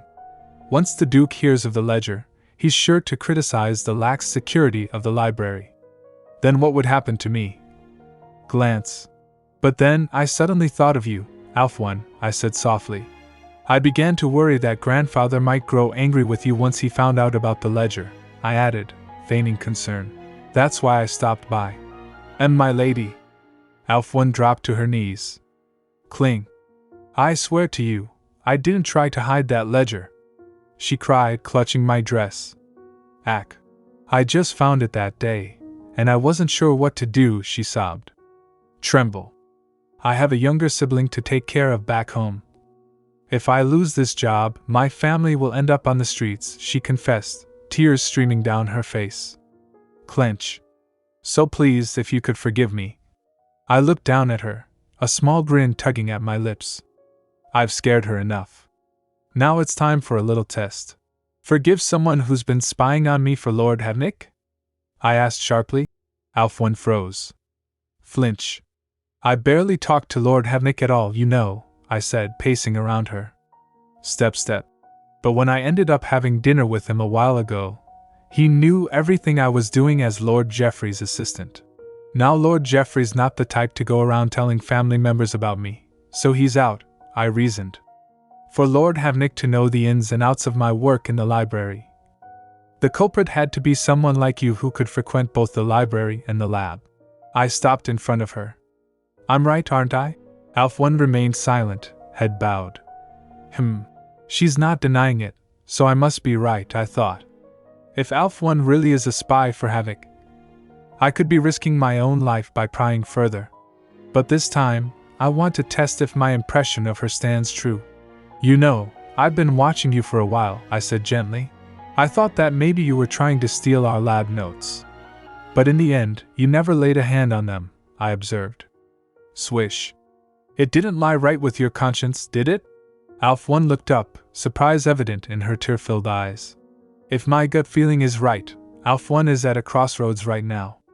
And that's where I need to swoop in. I decided. Grin. What do you want me to do? Alf 1 asked tentatively. When you do your annual report on the library at the House Council. I started. I want you to reveal Havenik's ledger. And me? Alf 1 gasped. Yes. You found it first, after all, I nodded. But you could also just tell the Duke about it privately. Why reveal it in front of the entire family, and make a fuss? Alf 1 questioned. I don't want to be adopted by Lord Havenik, I stated bluntly. Swish. I was planning on asking Lord Geoffrey to help me, but things got a little complicated, I sighed, remembering Geoffrey's cold dismissal. Squeeze. That's why I've come to you, Alf 1. Flip. I handed the ledger back to her. You could pretend like you stumbled upon it after someone dropped it. So if you could just... Alf 1 took the book, her hands shaking slightly. She looked at it, then back at me. I understand, she said finally. Sigh. I beamed. I think I can present the ledger, Alf 1 agreed. Everything else, well, I can't say I'll be much help. Thank you, Alf 1. I cheered. Smile. Phew, Alf 1 exhaled. Oh, and while we're at it, I added, a mischievous glint in my eye. Spring.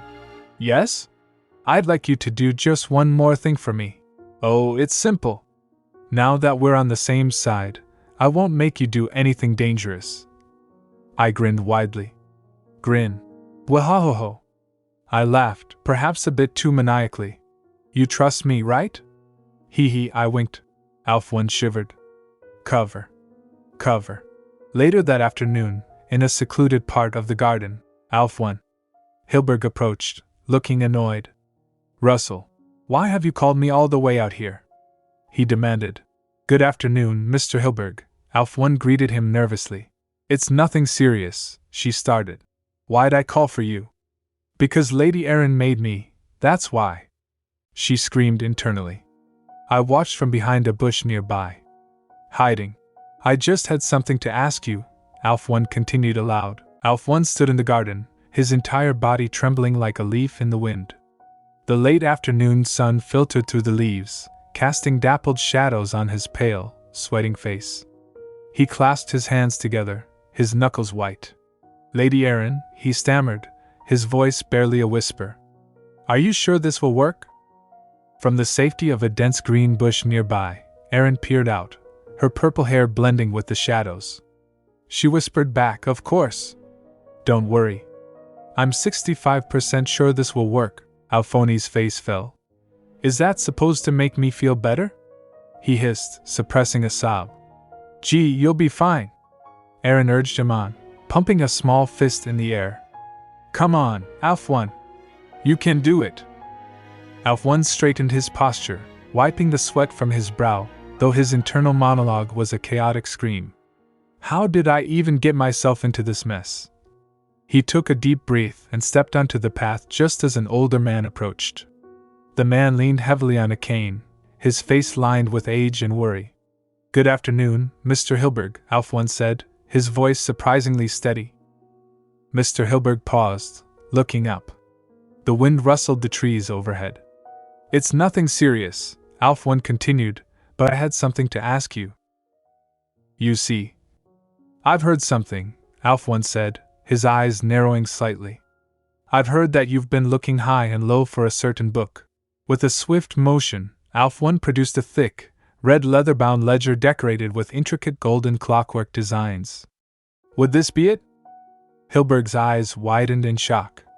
Alphony. That. It seems I was right, Alf 1 said, observing the old man's terrified reaction. But in my opinion, this isn't just any old book. Why have you been looking for this? Hilberg stammered, trying to regain his composure. I plan to reveal what it entails at the House Council. Alf 1 stared at him coldly. What do you plan to do with that? As the librarian in charge, I can't just overlook this issue, Hilberg insisted, though his voice wavered. Then hand it over to me instead. Alf 1 countered, stepping closer. I know the real owner of that ledger. That person has been livid that it's missing, so if I just return it. And if I hand it over? Hilberg interrupted, a sudden bitterness in his tone. You'll just lie to Lord Havenik, and frame me for its disappearance, won't you? Alf 1 flinched, caught off guard by the accusation. Hilberg slumped, his defiance draining away. Why you? You knew all along and tested me. I apologize for my impertinence. His hands trembled on his cane. Alf 1 blinked, confused. But someone else has also informed me of its owner. Someone? Oh, me? Aerin thought from the bushes, watching intently. Hilberg looked down at the ground, defeated. It's all over. In any case, I called you here too. He trailed off, shaking his head. No matter. Do what you wish, Alf 1. Excuse me? Alf 1 asked. Like I said. Do whatever you want with that thing, Hilberg said, his voice hollow. I'll testify to the Duke that you had nothing to do with it. Alf 1 frowned, the script in his head going awry. And how can you be so sure of my innocence? He pressed on, asking the question Aerin had instructed him to ask. Were you ordered to abandon it, if anyone else found out? Ordered? Hilberg scoffed sadly. By whom? I'm the one who stole it in the first place. From her hiding spot, Aerin's eyes widened. So, Hilbert wasn't put in charge of the ledger, he stole it? Is that why he came to be its safekeeper in my past life? Because of this charade? She clenched her fists. Here I thought Havenik had blackmailed Hilbert, but it was actually the other way around. She watched the old man, wondering what drove him to such lengths. Just what kind of determination did he have? She recalled the gossip she had gathered. According to the maids, Hilberg's father was an infamous gambler within the duchy. After running his family into destitution through his debt, he swore off gambling, but after becoming senile, he relapsed and began squandering the family's fortune again. The image of an old man surrounded by gambling chips flashed through her mind. He only stopped after he grew too feeble to step foot inside the gambling parlors. And Hilberg's family has been barely paying off his debt, thanks to Hilberg's teaching salary. That's why Hilberg has been allowed to keep working at the academy, despite being past the average retiring age. But his salary can't be enough to cover the debt. Back on the path, Hilbert was confessing his sins to Alfwin. I let my greed mislead me into doing something vile. And I almost got someone as innocent as yourself involved in this mess. He clenched his jaw, tears forming in his aged eyes. I'm glad you were the one to find the ledger. So I leave it in your hands. Do what you deem fit. He turned to leave. Wait, Mr. Hilberg, Alfwin called out. If you really did steal it, a simple apology won't be enough to solve things. At worst, you could lose your life. Hilberg didn't look back. It doesn't matter. Actually, I'd prefer that.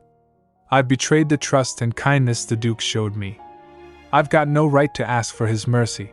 Silence stretched between them, heavy and suffocating. Then, Alfwin spoke up, his voice softer this time. Then why don't we try this? Minutes later, the sound of wind rustling through the trees was the only noise in the garden. Mr. Hilberg walked away, his figure retreating into the distance, his life spared but his path uncertain.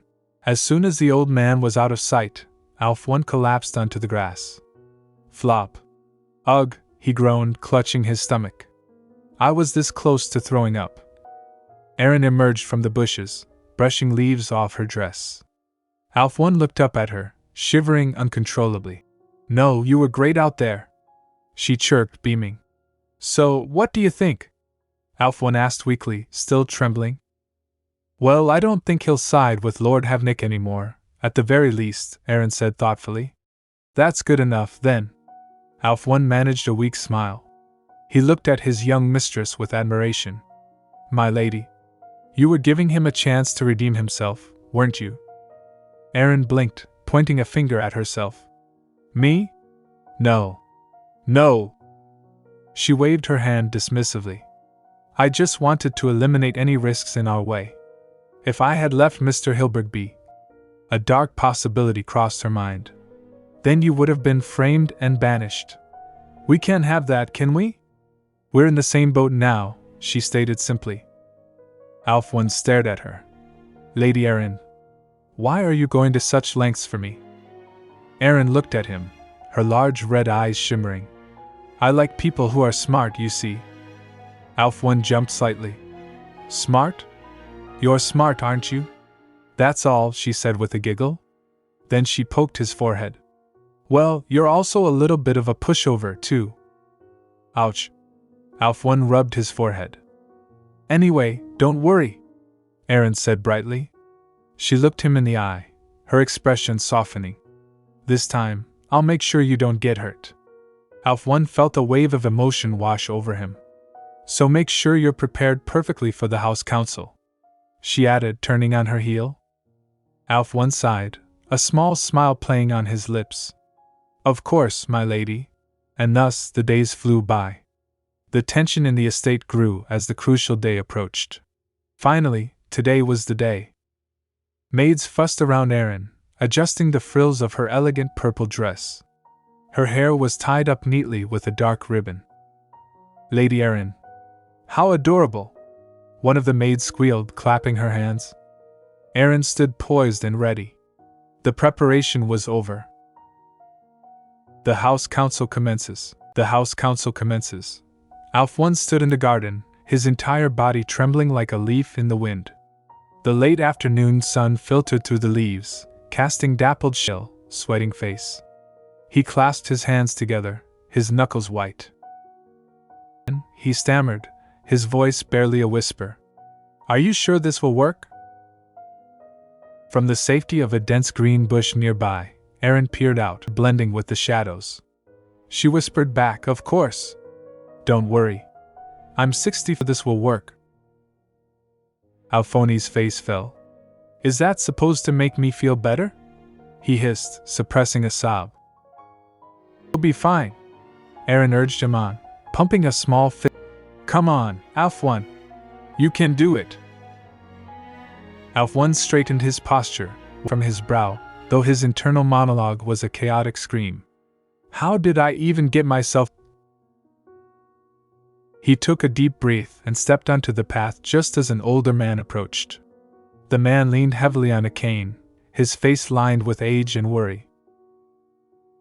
"Mr. Hilberg," Alf-1 said, his voice surprisingly steady. Mr. Hilberg paused, looking up. The wind rustled the trees overhead. "It's nothing serious," Alf-1 continued, "but I had something to ask you. You see, I've heard something," Alf-1 said, his eyes narrowing slightly. "I've heard that you've been looking high and low for a certain book." With a swift motion, Alf-1 produced a thick, red leather-bound ledger decorated with intricate gold designs. "Would this be it?" Hilberg's eyes widened in shock. Alphoni. That. "It seems I was right," Alf-1 said, observing the old man's terrified reaction. "But in my opinion, this isn't just any old book. Why have you been looking for this?" Hilberg stammered, trying to regain his composure. "I plan to reveal what it entails at the House Council." Alf-1 stared at him coldly. "What do you plan to do with that?" "As the librarian in charge, I can't just overlook this issue," Hilberg insisted, though his voice wavered. "Then instead," Alf-1 countered, stepping closer, "I know the real owner of that ledger. That person has been livid that it's missing, so if I just return it." "And if I hand it over?" A sudden bitterness in his tone. "You'll just lie to Lord Havenik and frame me for its disappearance, won't you?" Alf-1 flinched, caught off guard by the accusation. Hilberg slumped, his defiance draining away. "Why you? You knew all along and tested me. I apologize for my—" His hands trembled on his cane. Alf-1 blinked, confused. "But's also informed me of its owner." "Someone? Oh, me?" Aerin thought from the bushes, watching intently. Hilberg looked defeated. "It's all over. In any case, I called you here too." He trailed off, shaking his head. "No matter. Do what you wish, Alf-1." "Excuse me?" "Like I said. Do whatever you want with that thing," Hilberg said. "I'll testify to the Duke that you had nothing to do with it." Alf-1 frowned, the script in his head going awry. "And how can you be so sure of my innocence?" He pressed on, asking the question Aerin had instructed him to ask. "Abandon it, if anyone else found out." "Ordered?" Hilberg scoffed sadly. "By whom? I'm the one who stole it in the first place."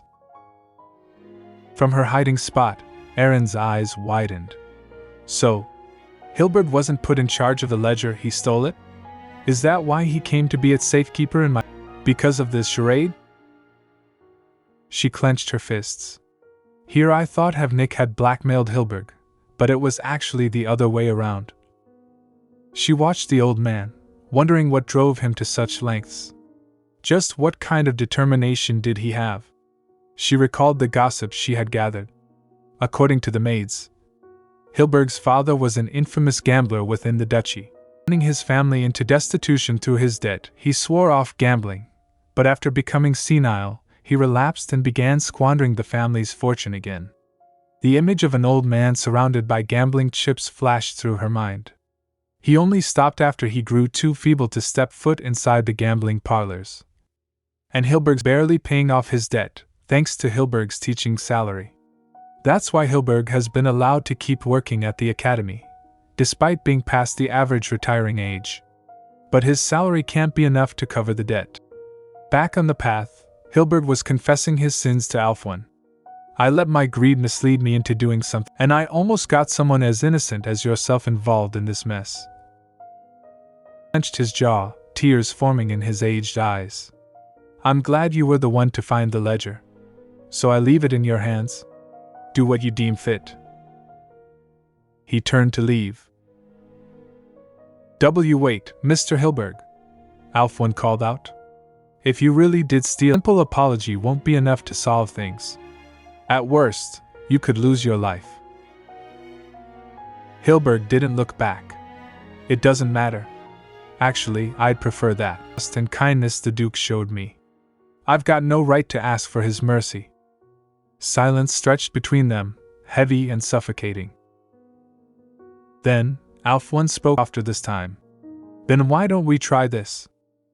Minutes later, the sound of wind rustling through the trees was the only noise in the garden. Hilberg walked away, his figure retreats, his life spared but his path uncertain. As soon as the old man was out of sight, Alfwan collapsed onto the grass. Flop. Ugh, he groaned, clutching his stomach. I was this close to throwing up. Aerin emerged from the bushes, brushing leaves off her dress. Alfwan looked up at her, shivering uncontrollably. No, you were great out there, she chirped, beaming. So, what do you think? Alfwan asked weakly. Well, I don't think he'll side with Lord Havenik anymore, at least, Aerin said thoughtfully. That's good enough, then. Alfwan hears with admiration. My lady, you were to redeem himself, weren't you? Pointing a finger at herself. Me? No. She dismissively. I just wanted to eliminate any risks in our way. Sir Hilberg B. A dark possibility crossed her mind.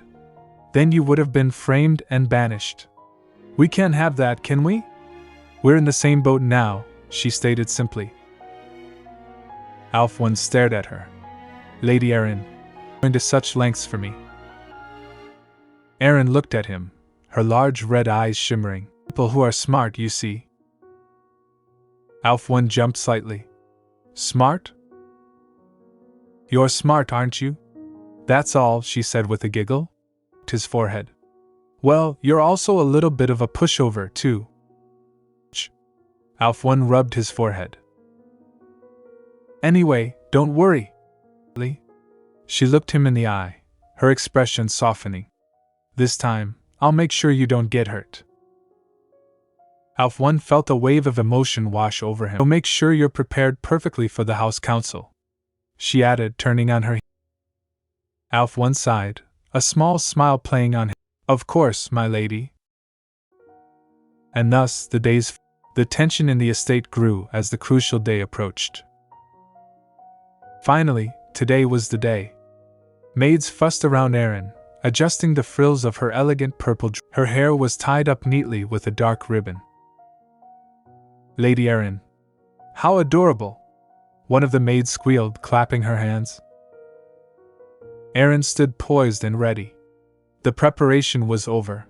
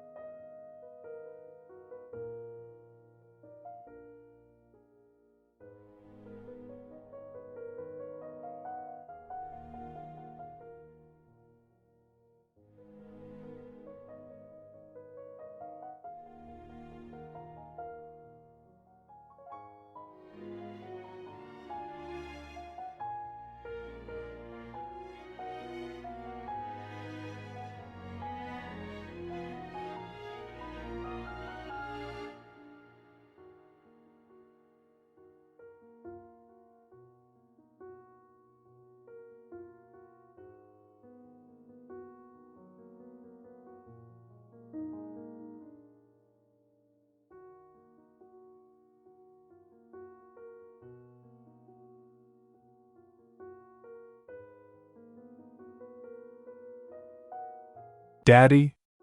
The voice was sweet, ringing like a silver bell in the warm, sunlit air. Jeffrey turned, a gentle smile gracing his lips. A young girl with bright eyes and pigtails bounded toward him, her dress fluttering as she ran. Darling, Jeffrey said, his heart swelling with warmth. And Viola? Come on, honey! A woman's voice called out from the picnic blanket nearby. She sat amidst the greenery, her face radiant with a loving smile. Viola's been waiting all day for you. Daddy, I want to eat the cake you made. Viola cheered, tugging at his hand. Jeffrey blinked, happiness bubbling in his chest. Cake? Suddenly, the vibrant colors of the garden flickered. The sound of porcelain clinking against the saucer echoed sharply, cutting through the laughter. Clink. Aerin? Jeffrey murmured, the name slipping out unconsciously. The woman's smile faltered. Honey, what's wrong? Daddy, is something there? Viola asked, her voice growing distant, distorted. The world shattered like glass. The sunlight vanished, replaced by the dim, cool interior of a room filled with books and scientific equipment. Jeffrey jolted awake in his chair, his breath catching in his throat. Wah!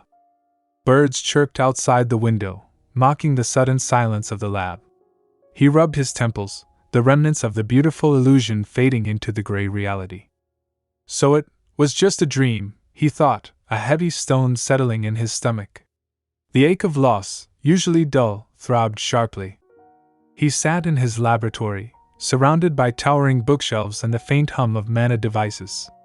Standing nearby was his assistant, the young man with purple hair and glasses who had been organizing documents. The assistant paused, looking at his master with a mix of concern and frustration. Lord Jeffrey, the assistant said, his voice cutting through the silence.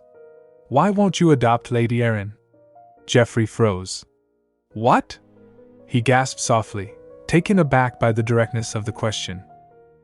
The assistant flinched, realizing he might have overstepped. Oh, I'm sorry if that was out of line for me to ask. But, he bowed his head slightly, clutching a stack of books. From what I've seen, you seem to be the person she's fondest of. Jeffrey sighed, leaning back in his chair. He looked tired. She needs to be brought up in a proper family. But I'm not qualified enough to give her the help she needs, Jeffrey interrupted, his voice laced with self-deprecation. He squeezed his own arm, seeking comfort. The assistant frowned. Did the young lady say that herself? How could I help her? Jeffrey reasoned, staring at the floor. She doesn't even want to become a mana scientist. Excuse me. The assistant looked bewildered. But what does that have to do with becoming her family? It's not like every child has to follow in the footsteps of their parents. Jeffrey shook his head. But she can learn more from joining Medali's family. The Duke, a great merchant himself, is already here. That's why my father is trying to get Havenik to adopt her. He clenched his fist. Of course, that won't do at all. Compared to my brother, I've got no power. The assistant stared at him, incredulous. You powerless? The legitimate third son of the Duke and a genius mana scientist? Jeffrey fell silent. He didn't try to deny it, which only made the assistant sigh. The young man adjusted the books in his arms. Everything she said is true. You have a point, the assistant muttered, slightly incredulous that Jeffrey yielded so easily. So, have you made up your mind now? I'll take those books if I may. It's time I headed off to the council myself, so… Lord Jeffrey? The assistant called out softly, seeing the nobleman lost in thought again. Jeffrey wasn't listening. His mind was spiraling inward, dissecting his own hesitation. Right now, Aerin is just Viola's stand-in for you, a voice inside him whispered. He gripped his knees. Was I really mirroring Aerin with Viola? Perhaps that was why I subconsciously made up an excuse to distance myself from her. No, he whispered. What I'm really scared of is… The fear gripped him, cold and paralyzing. Even if I did decide to take her in, would I be a good father to her? He lowered his head, his bangs shadowing his eyes. If I'm just thinking of myself. He mumbled, his words barely audible. I'm still grieving for my wife and Viola. Could that child truly be happy with someone like me in this state? The assistant watched him, realizing the depth of his master's turmoil. So that's what he was so worried about, he thought. He took a step closer. Excuse me, the assistant said, his tone softer now. Jeffrey didn't respond, assuming the assistant was just talking to himself or preparing to leave. Your wife and Viola were both so sweet, the assistant said. Jeffrey flinched, his head snapping up. I was new to the castle at the time, so I didn't get to know them very well, but... The assistant looked at Jeffrey with gentle eyes. I knew, even from our fleeting conversations, just how kind and warm they were. He smiled sadly. Lady Viola would have been a lovely older sister to Lady Aerin.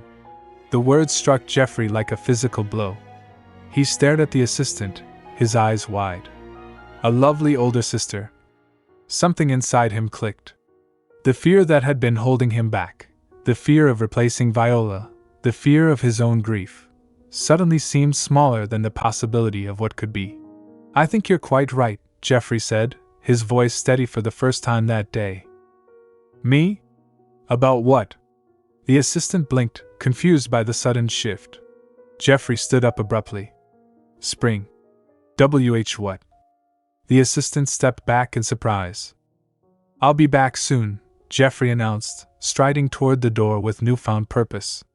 Expect me to return around evening. Evening? Where are you planning on going? The assistant called after him. Aren't you going to the House Council? Correct, Jeffrey replied, pulling the door open. Lord. The assistant reached out, but the door clicked shut. Silence returned to the room. The assistant stood there, holding the heavy books, blinking at the closed door. Awkward, he thought. Should I follow him? He shook his head. No, of course not. I've got urgent affairs of my own. I need to wrap up my work here and hurry to the council. He turned back to the desk, organizing the remaining papers. Step, he muttered to himself, trying to regain his composure. Just then, the heavy wooden doors creaked open again. The assistant looked up, expecting Jeffrey to have forgotten something. Instead, he saw uniformed men standing in the doorway. Those are the guards? He thought, a cold chill running down his spine. I'm sorry, but do you have any business here? The assistant asked, trying to keep his voice polite.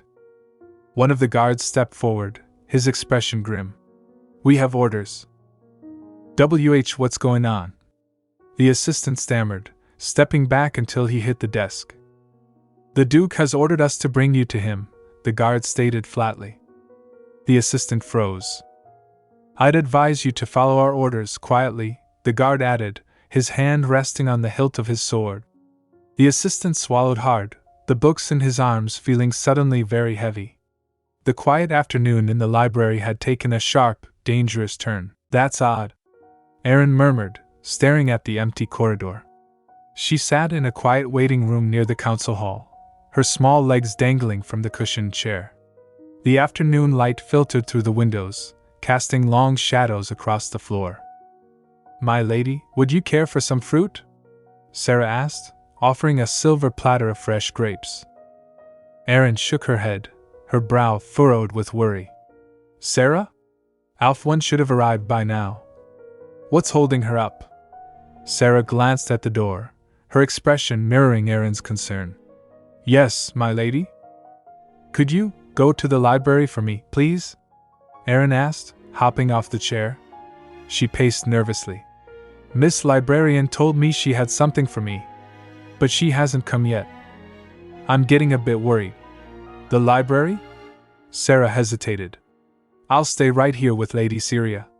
Please, Sarah? Aerin clasped her hands together, looking up with wide, pleading eyes. The council hall is far on foot, but just a short carriage ride from the library. Sarah sighed, relenting. If another adult is with you. All right, Lady Aerin. I'll be right back after I check the library. I'll take your carriage if I may, Sarah called out as she hurried toward the door. Thank you, Sarah. Aerin waved.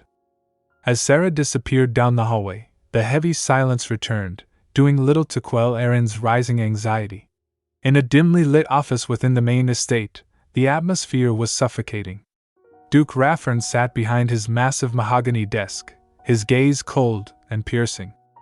Hilberg stood before him, head bowed low. "My apologies, Your Grace.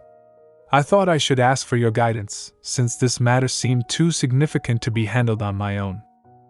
Hilberg took a shaky breath. "But I worry if it's all right for you, the head of the family, to leave the council." "There's no need to worry," Havenik said, his voice deep and steady. "I'm sure it was just that urgent. I'll hear you out. Come tell me." Hilberg stepped forward, his hands trembling at his sides. He spoke in a hush, confessing his sins. Moments later, Havenik's eyes narrowed. "Did I hear that correctly, Hilberg? Do you understand just what you've confessed to me?" "Yes, Your Grace," Hilberg whispered, dropping to his knees. "I've committed an unforgivable crime." Havenik slammed his hand on the desk. "Bring the librarian to me. Immediately." The door to the office creaked open. Alf-1 stepped inside, her face pale but her jaw set in determination. "Just as the good teacher told me to think," Alf-1 told herself, steeling her nerves. "Havenik's ledger was in your hands." She stood beside the kneeling Hilberg, facing the Duke's wrath. "Alf-1," Havenik said, his voice dangerously low. "Tell me. Why did you steal this?" Alf-1 gripped her skirt. I. She looked at the Duke, forcing the words out. "You've got it wrong, Your Grace. I planned to steal the ledger all by myself." She glanced down at Hilberg. "The librarian just happened to find the spot where hid, and I dragged her into this myself." Hilberg's head snapped up. "What? Is Mr. Hilberg trying to take all the blame for himself? But why?" He turned to Alf-1, his eyes filled with sorrow. "I'm sorry for bringing you into this, Mississippi. But I've got to face the consequences of my actions. If this escalates any further," Hilberg whispered urgently to her, "it wouldn't end well for you either." Alf-1 stared at him, confused. "Could it be because—" "I plan to reveal its contents at the House Council," Hilberg declared to the Duke. "I'd appreciate it if you didn't interfere." He looked back at Alf-1. "As long as you promise to stay quiet, I'll keep your involvement a secret." Alf-1's mind raced. "But why are you doing this? Are you after the money like me?" "I'm afraid I can't disclose that to you," Hilberg said softly. "But I'd advise you not to do anything you'll regret later." Alf-1 recalled his words from the garden. His words back then. "I thought they were just the bitter words of a man wallowing in self-pity." She squeezed her hands into fists. "But did he think I was doing this for my own selfish gain?" "I don't understand," she said, her voice trembling. "Was your pay from the academy not enough?" Hilberg ignored her, facing the Duke again. "Anything I say would be but a shallow excuse, Your Grace. I beg you. Please show no mercy and make an example of me." Havenik picked up the red ledger from his desk, examining it. "What were you planning to do? Pardon?" "Oh, I meant to reveal its contents at the House Council," Hilberg stammered. "No," Havenik cut him off sharp. "Explain exactly how you plan to reveal this ledger." "Well," Hilberg faltered. Havenik sighed, tossing the ledger back onto the wood. "This plan wasn't your idea, now was it?" The Duke leaned forward, his presence overwhelming. "Hilberg, tell me. Who ordered you to steal this ledger?" "Order?" Hilberg shook his head frantically. "I wasn't under anyone's orders, Your Grace. I did this on my own. Do you not understand the gravity of the situation?" Havenik roared. Alf-1 flinched violently. "What you've done is an insult to me. To the many years I've trusted you." Havenik stood up, his shadow looming over them. "And yet you still insist on lying to me?" "And no, you misunderstand. Hilberg tried to speak. "If you don't speak up now," Havenik threatened, his voice dropping to a lethal whisper, "both of you are as good as dead." Alf-1 squeezed her eyes shut. She couldn't let it end like this. It was all for Lady Aerin, Your Grace. She screamed. Raffern froze. Hilbert gasped. While I can't reveal who ordered us to follow this plan, Alf-1 cried out, tears streaming down her face, someone in this family deeply wishes for Lady Aerin not to be adopted by Lord Havenik. Raffern stared at her, stunned. What did you say? Back in the waiting room, Aerin paced back and forth. The sun had dipped lower in the sky. Sarah rushed back into the room, breathless. The librarian's gone? Yes, Sarah panted, clutching her chest. I couldn't find her anywhere. Not in the library or anywhere else. Aerin's eyes widened. I heard that she was last seen with Lord Geoffrey, Sarah added. But Geoffrey? Aerin thought, panic rising. Why him? Why now? Then, is she with him right now? No, I don't think so, Sarah shook her head. It seems he left for somewhere on his own, as he always does. Nobody knows exactly where he went. Huh? What does that mean? Aerin exclaimed. But it's not like Sarah would know either. I see. Well, Aerin chewed her lip. Don't worry too much, Lady Aerin, Sarah said, trying to be cheerful. I made sure to tell Essie and Lisa, just in case. They promised to come tell me once they find the librarian. Okay then, Aerin muttered. An hour passed. The shadows in the room grew longer and darker. Alf-1. Aerin cried out internally, clutching her dress. Where are you? Sarah returned again, looking defeated. Sarah went to check on the other maids. I'll make sure she hears from me. Aerin stomped her foot. Geez, once that librarian gets here. Did she get cold feet at the last minute? No, she reasoned. Then she'd be skipping the entire report on the library. She'd be fired on the spot if she didn't come. She kicked the floor lightly. Something felt wrong. Very wrong. Raffern's sudden disappearance is suspicious, too, Aerin thought, her mind working furiously. Seeing how his carriage is gone. It must be something urgent. Could all this be just a coincidence? She looked toward the door. It would be best if I could go check on it myself. But I wouldn't even know what to do once I get there. She let out a heavy sigh. Avalon, look! The leech is there. A mocking voice sneered. Aerin looked up. Standing at the entrance of the room were Avalon and Weimel, smirking at her. What's up with them? She thought, narrowing her eyes. Fredelman paced the corridor, his brow furrowed with worry. He stopped a passing maid, his voice urgent. Fredelman, have you seen Aerin anywhere? He corrected himself in his thoughts, realizing he was the one asking. Have you seen Aerin anywhere? The maid looked surprised. Why do you ask? We were just eating together, but then she vanished. Fredelman sighed, rubbing his chin. Aerin, try this. He recalled how distracted she had seemed earlier. Completely distracted. She's probably with the Duke. He stepped out a while ago, too. I'm sure she had something to tell him. He paused, a new thought troubling him. But Avalon and Weimel are gone, too.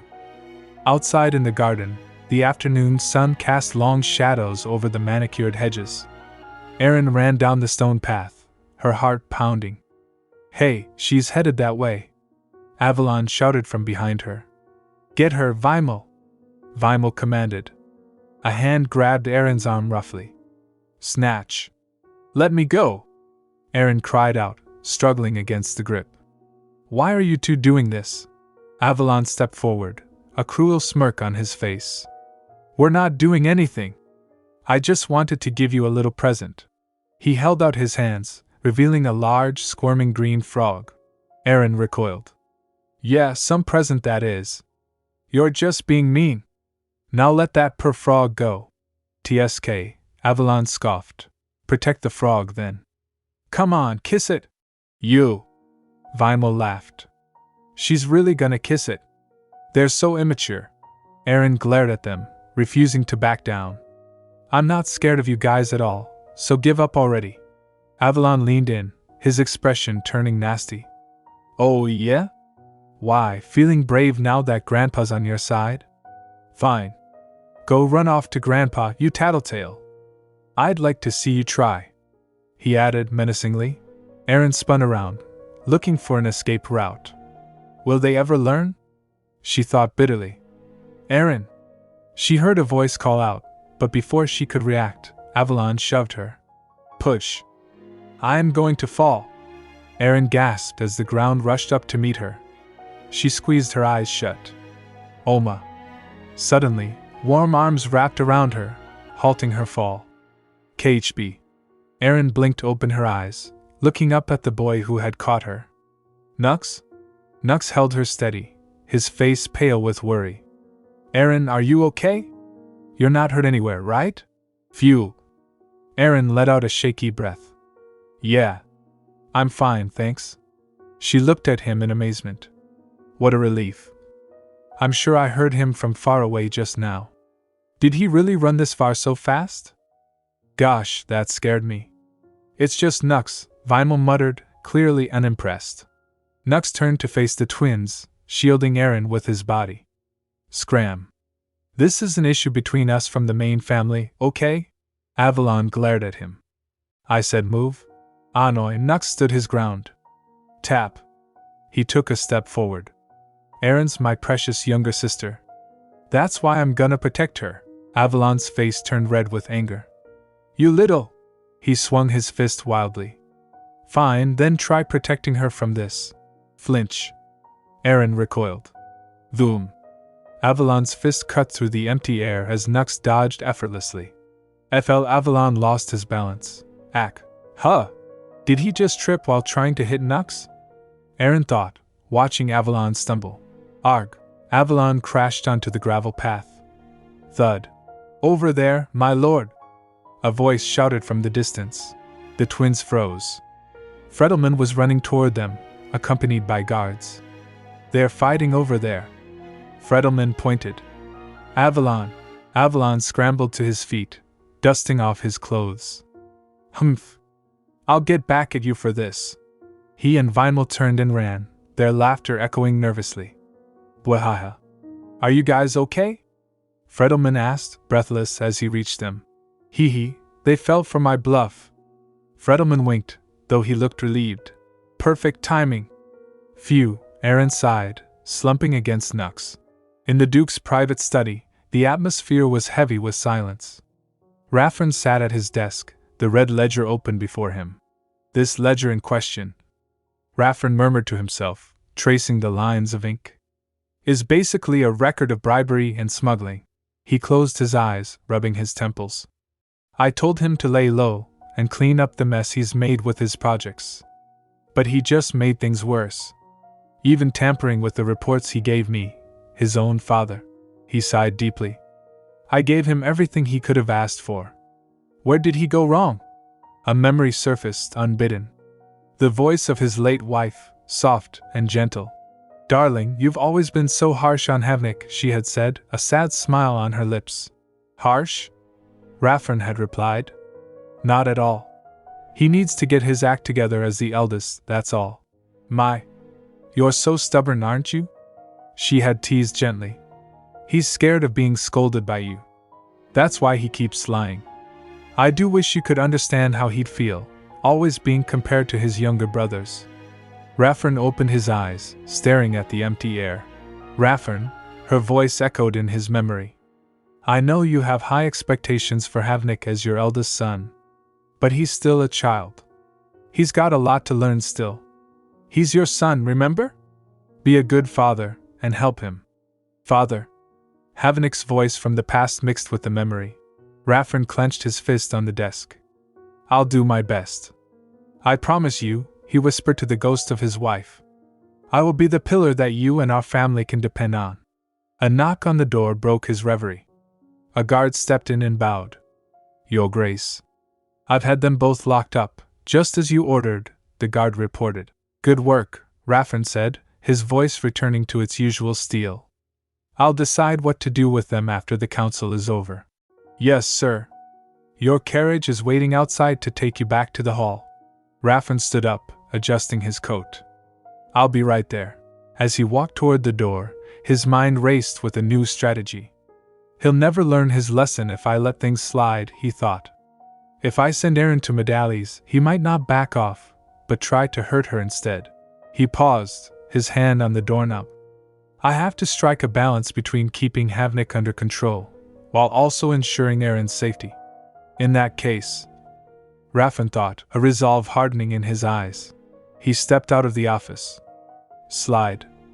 I'll have to keep both of them close by, he decided, and take responsibility for them myself. In a small, dimly lit room used for temporary confinement, Alf 1 sat on the cold floor with her knees pulled to her chest. Hilberg sat silently in the corner, his head bowed in shame. How the heck did I end up in this mess? Alf 1 groaned internally. She glanced at the old man. Mr. Hilberg's clammed up, after apologizing for ruining our entire plan, she thought. And the House Council should be wrapping up soon. She rested her chin on her knees. Am I doomed to just sit here like a fool, with nothing to show for my work? Her stomach growled. I wish I had snuck in something to snack on. She shifted, and something crinkled in her pocket. Russell. Alf 1 blinked. She reached into her pocket and pulled out a small, folded piece of paper. This is, she whispered, her eyes widening as she unfolded it. Guard. Please, let me see Lady Aerin. Alf 1 clung to the cold iron bars of her cell, her knuckles white. The dim dungeon light cast long shadows across her tear-streaked face. I know you can hear me, sir. Please. The guard standing watch didn't even turn his head. Quiet down, he barked, his voice echoing off the damp stone walls. You're merely a prisoner. How dare you utter that name? Alf 1 sank to the floor, her energy draining away. I know I'm a prisoner, okay? I know, but... She choked back a sob. That's not the point right now. She buried her face in her hands, her shoulders shaking. Sob. Footsteps approached, slow, deliberate. Step. There you are, a calm voice said. I was wondering where you had gone. Alf 1 looked up, her eyes red and puffy. Standing on the other side of the bars, looking out of place in the grim dungeon, was a tall figure. Lord Geoffrey, she gasped. What are you doing here? The second day of the House Council had dawned, bringing with it a sense of impending disaster. The grand hall was filled with the murmur of nobles, the air heavy with anticipation. Alf 1 never showed up at the hall yesterday. Without her testimony, the council proceeded exactly as Havenik had planned. Havenik stood at the podium, bathed in the warm glow of the chandeliers. His presentation on his failed businesses was strangely better received than the one he gave in Aerin's past life. At the end of the day, he was reporting on failures, but the way he spun the tale was masterful. I'm sure all of you here have caught on, Havenik said, his voice thick with practiced emotion, that this is not simply a failure, but something more. He launched into a speech that would only convince nobles who were clueless about economics. He twisted the truth, painting himself as a tragic hero who had sacrificed for the greater good. Perfect dramatic timing, a noble whispered in awe. A tear-jerking story, another agreed, dabbing at their eyes. A tug at their conscience. The ladies in the crowd swooned, distracted entirely by his appearance. A flash of those handsome looks. How handsome, oh my! Aerin sat stiffly in her seat, watching the farce unfold. Of course, anyone who had actually handled money in the crowd seemed to have noticed that his numbers didn't add up. She glanced at Duke Raffen. He sat like a statue, his face unreadable. But after seeing how Raffen didn't say a word, they too kept quiet. Aerin narrowed her eyes at Havenik. I found it strange that he didn't bother to fake the numbers properly, but I guess he meant to smooth talk his way out of it from the start. No need to make things so complicated, right? She clenched her fists in her lap. Now that I know what he planned to do, I really can't forgive him. Following the end of his presentation, the main event began, the discussion about Aerin's adoption. The long table was set, the key players seated, except for one. Why isn't Medali here yet? A noble muttered, checking his pocket watch. Suddenly, the double doors swung open. Fwish. Medali rushed in, looking disheveled and out of breath. He bowed deeply to the Duke. I apologize for the delay. Huff, huff. He straightened up, wiping sweat from his brow. My son suddenly came down with a fever. I had to call a physician for him. Forgive me, Your Grace. Raffen looked at him impassively. A fever? Is the child all right? They said it was a sudden mana overload. Medali explained, his voice still shaky, but I made sure he was stabilized before I left. Aerin's eyes widened. Mana overload? Are Nux's powers already starting to awaken? She searched her memory. I don't remember it happening this early in my past life. She let out a small sigh of relief. I'm glad the child is alright. Havenik, however, saw blood in the water. He smirked, leaning back in his chair. But Medali. His grin was predatory. If your own son wasn't feeling well, shouldn't you have left him at home, instead of dragging him here? Medali stiffened. Don't twist my words. His fever happened out of the blue today. But you said it was a mana overload, didn't you? Havenik interrupted smoothly. I'm sure there had to have been some warning signs. He stared Medali down. Yet you had no idea anything was wrong? Are you always that negligent at home? Medali opened his mouth but found no words. Havenik turned to the assembly, spreading his hands. Let's hear what everyone else thinks. There's no denying that Medali is a key figure in the Coke Guild. But whether he's fit to be a father of 2 children? That's another story. How dare he insult Lord Medali? One of Medali's relatives whispered furiously, but was quickly silenced. Shh! Hear, hear! The crowd applauded, swayed by Havenik's charisma. The Lord is right. Aerin gripped the arms of her chair. Right about what? This is just ridiculous. Half the people here don't even know what mana overload symptoms look like. She looked at her grandfather, pleading silently. Grandfather, say something. But Raffern remained silent. At this rate, Havenik's going to gain the upper hand. Aerin realized with growing panic. Darn it, I've got no other choice. If I don't vouch for Medali now, no one will. Aerin tensed her legs, ready to jump up. Spring. Aren't you all ashamed, bickering like this in front of a child? A deep voice boomed from the entrance, cutting through the noise. The doors opened again, revealing a tall figure. Step. Whispers erupted instantly. Lord Geoffrey? That mad scientist? Geoffrey walked into the center of the hall, ignoring the murmurs. He stopped and bowed elegantly to the Duke. Good evening.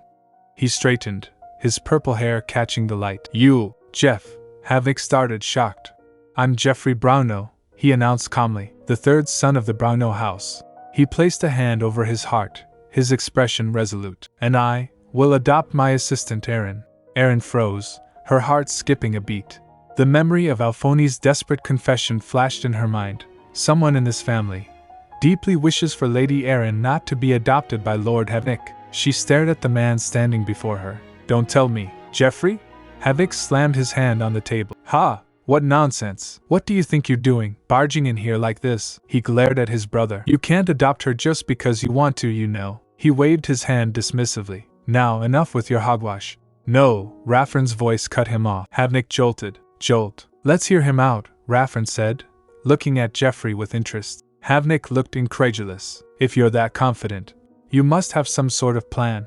Raffern gestured to Geoffrey. I'd like to hear your thoughts. Medali, what do you say? Medali, still recovering from the previous attack, nodded. Of course, Your Grace.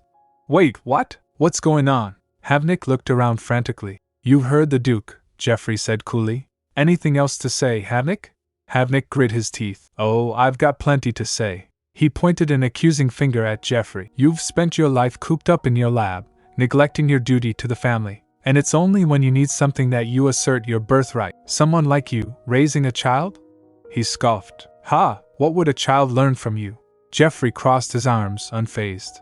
The family? You really are clueless. He turned slightly toward the crowd. I've already started my own business here. Haven't I, Viscount Duce? A man in the crowd jumped, surprised to be called upon. Jump. Oh, yes, my lord, the Viscount stammered, standing up. Lord Geoffrey's mana instruments are in high demand in the capital. They sell out the moment they're stocked, despite their high price. The crowd murmured in surprise. And from what I've heard, the Viscount continued, glancing at Aerin. This business is a joint venture between Lady Aerin and Lord Geoffrey. Havenik laughed nervously. Ha! It's only been around for a few months, hasn't it? I've also turned his designs into goods too, the Viscount added. A joint venture? Are they already that close? The nobles whispered amongst themselves. I've got one of those dryers too. Havenik felt the tide turning against him. Darn, I can't let this go on. He stepped forward, his face twisting in anger. Before we go any further, let's get one thing straight. He glared at Geoffrey, his voice rising. I'm sure you know that this adoption has been in discussion for some time now. But every single time, you've kept your mouth shut. And now you just barge in here claiming you'll adopt her? He shouted, his composure cracking completely. Speak! What are you plotting here, Geoffrey? Speak, what are you plotting here, Geoffrey? Havenik bellowed, his voice echoing through the council hall. He pointed a trembling finger at his younger brother, his face twisted in a mix of rage and panic. Geoffrey stood calm and composed, a stark contrast to Havenik's frantic energy. There's no plot here, he replied with a weary sigh. I'm just giving Aerin more options. Why are you getting so worked up? Geoffrey continued, his gaze piercing. If anyone's plotting, it's you. Havenik sneered, trying to regain the offensive. You said you planned to set up a research center dedicated to commercializing my inventions, didn't you? And that you want to educate Aerin there. He stepped closer, accusations flying. Wouldn't that mean you're the one with something to gain from this adoption? Geoffrey scoffed, dismissing the notion with a wave of his hand. Don't be a fool. That plan has been in the works for a long time. Don't try to compare it to that hasty, amateur project of yours. Then tell me, Havenik pressed, desperate to deflect. Why train her there instead of the academy? Isn't that just a way for you to exploit her talents for your own good? With her brilliance, you'd recoup your losses in an instant. Geoffrey didn't flinch. Instead, he turned the tables with surgical precision. Judging by the fortune you poured into it, your little mining venture really must have been a spontaneous project. Yet I noticed that you greatly understated your losses. Havenik flinched visibly. Why? Geoffrey asked, his voice dropping to a dangerous calm. Did you think it'd be fine since you planned to use your other projects to make up for it? How dare you accuse me of lying on my report? Havenik shouted, sweat beading on his forehead. What proof do you have? Geoffrey began to recite the figures from memory, counting them off on his fingers. 5 million gold to buy the mine, 3 million spent on timber, 2 million on minor provisions. He paused for effect. And that curious, unaccounted down payment of 1 million.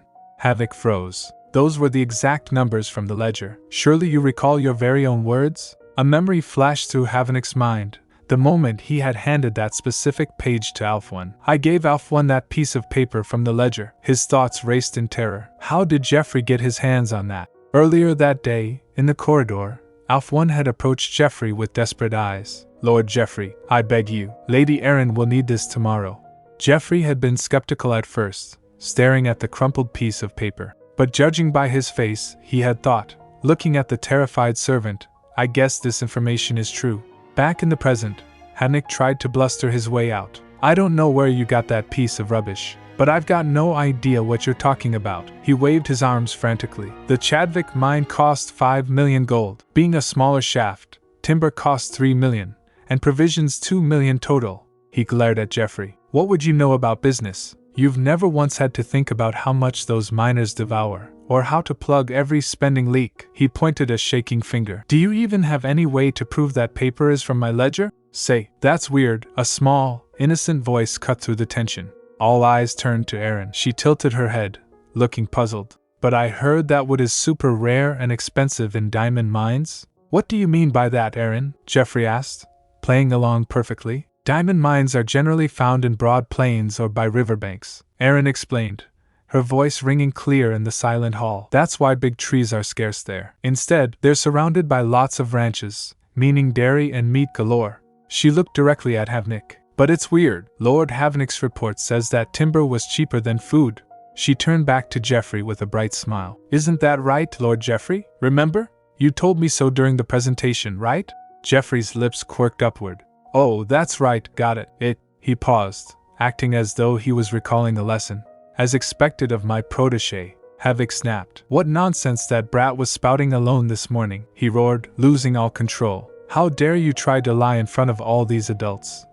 Gasp. Aerin recoiled, clinging to Geoffrey's coat. How can you be so sure? Havenik screamed, advancing on her. Why are you listening to a child? Why, you little... Enough. Duke Havenek's voice thundered from the dais. This isn't the place for you two to bicker. The hall fell silent. Medali stepped forward, bowing respectfully. Your Grace. I also agree that Lord Havenik's motives for adopting Lady Aerin do not seem fully innocent or benevolent. It also troubles me how he's never once called her by her name. Medali sighed, a look of resignation on his face. I meant to adopt her, if only to prevent Lord Havenik from sweeping her away. But if Lord Geoffrey would be kind enough to take her in, then I shall gladly step down as a candidate. Raffren nodded slowly, then turned his piercing gaze to his third son. It is also the first time that he's expressed his opinion like this, too, Geoffrey. It's been obvious that you've avoided the topic of Aerin's adoption until today. What changed your mind? Geoffrey lowered his gaze, his expression softening into something deeply sorrowful. It's true that I was very hesitant to step up at first. After all, I have a mission of my own. He clenched his fist over his heart. The mysterious explosion that robbed me of my dear family. I lost everyone, without a single clue about why this had to happen. Why both of them had to die, or exactly who was behind this horrible tragedy. The council listened in respectful silence, as Jeffrey bared his soul. That's why I vowed to figure out who was behind it all. I couldn't let them go without finding out the truth. He paused. To be exact, I didn't want to let them go. He looked up, meeting his father's eyes. I thought I lacked both the energy and time to take care of a child, and it wouldn't be fair to her either, to have a father nicknamed a mad scientist. However, I'm sorry to interrupt you, but Aerin tried to interject, feeling the weight of the moment, but Jeffrey continued, lost in his revelation. A small spark of warmth entered my world, Jeffrey said, his voice tender. When she laughed, I chuckled along inside. When she cried, my heart was weighed down. He looked down at Aerin, who was staring up at him with wide, watery eyes. That warmth she brought back into my life was one that I was all too familiar with. At long last, I understood that I couldn't let her go. I couldn't let Aerin leave my side. Memories flooded his mind, images of his late wife and daughter, Viola, smiling under the evening sky, like stars blinking in the evening sky.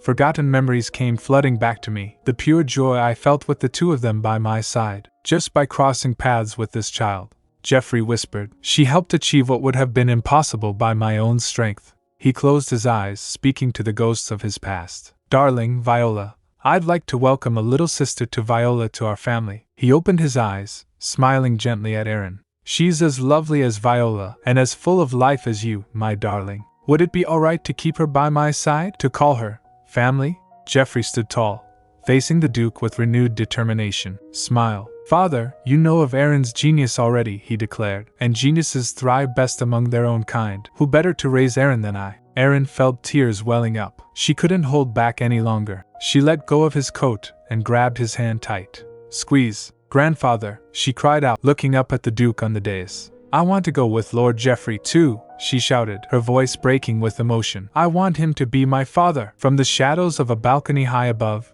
a figure watched the scene unfold with a smirk. This is better than I expected. Snicker. I'm back, another voice said, footsteps approaching. Where have you been all this time? I went to get a peek at something amusing, the watcher replied, leaning against the railing. So, seems like there's been an interesting turn of events at your old friend's house. The newcomer raised an eyebrow. By old friend, you mean the Braunos? Hey, what ya doing? Let's go. Someone called out from the hallway. Ethan, be right there, the newcomer replied, turning away from the balcony, leaving the drama of the Brauno house behind them. Now, where should I put this, Aerin? Jeffrey asked, holding a heavy stack of books high in the air. Sunlight streamed through the tall library windows, illuminating dust motes dancing around them. Aerin stood on her tiptoes, pointing to a high shelf. Can you reach with your hands?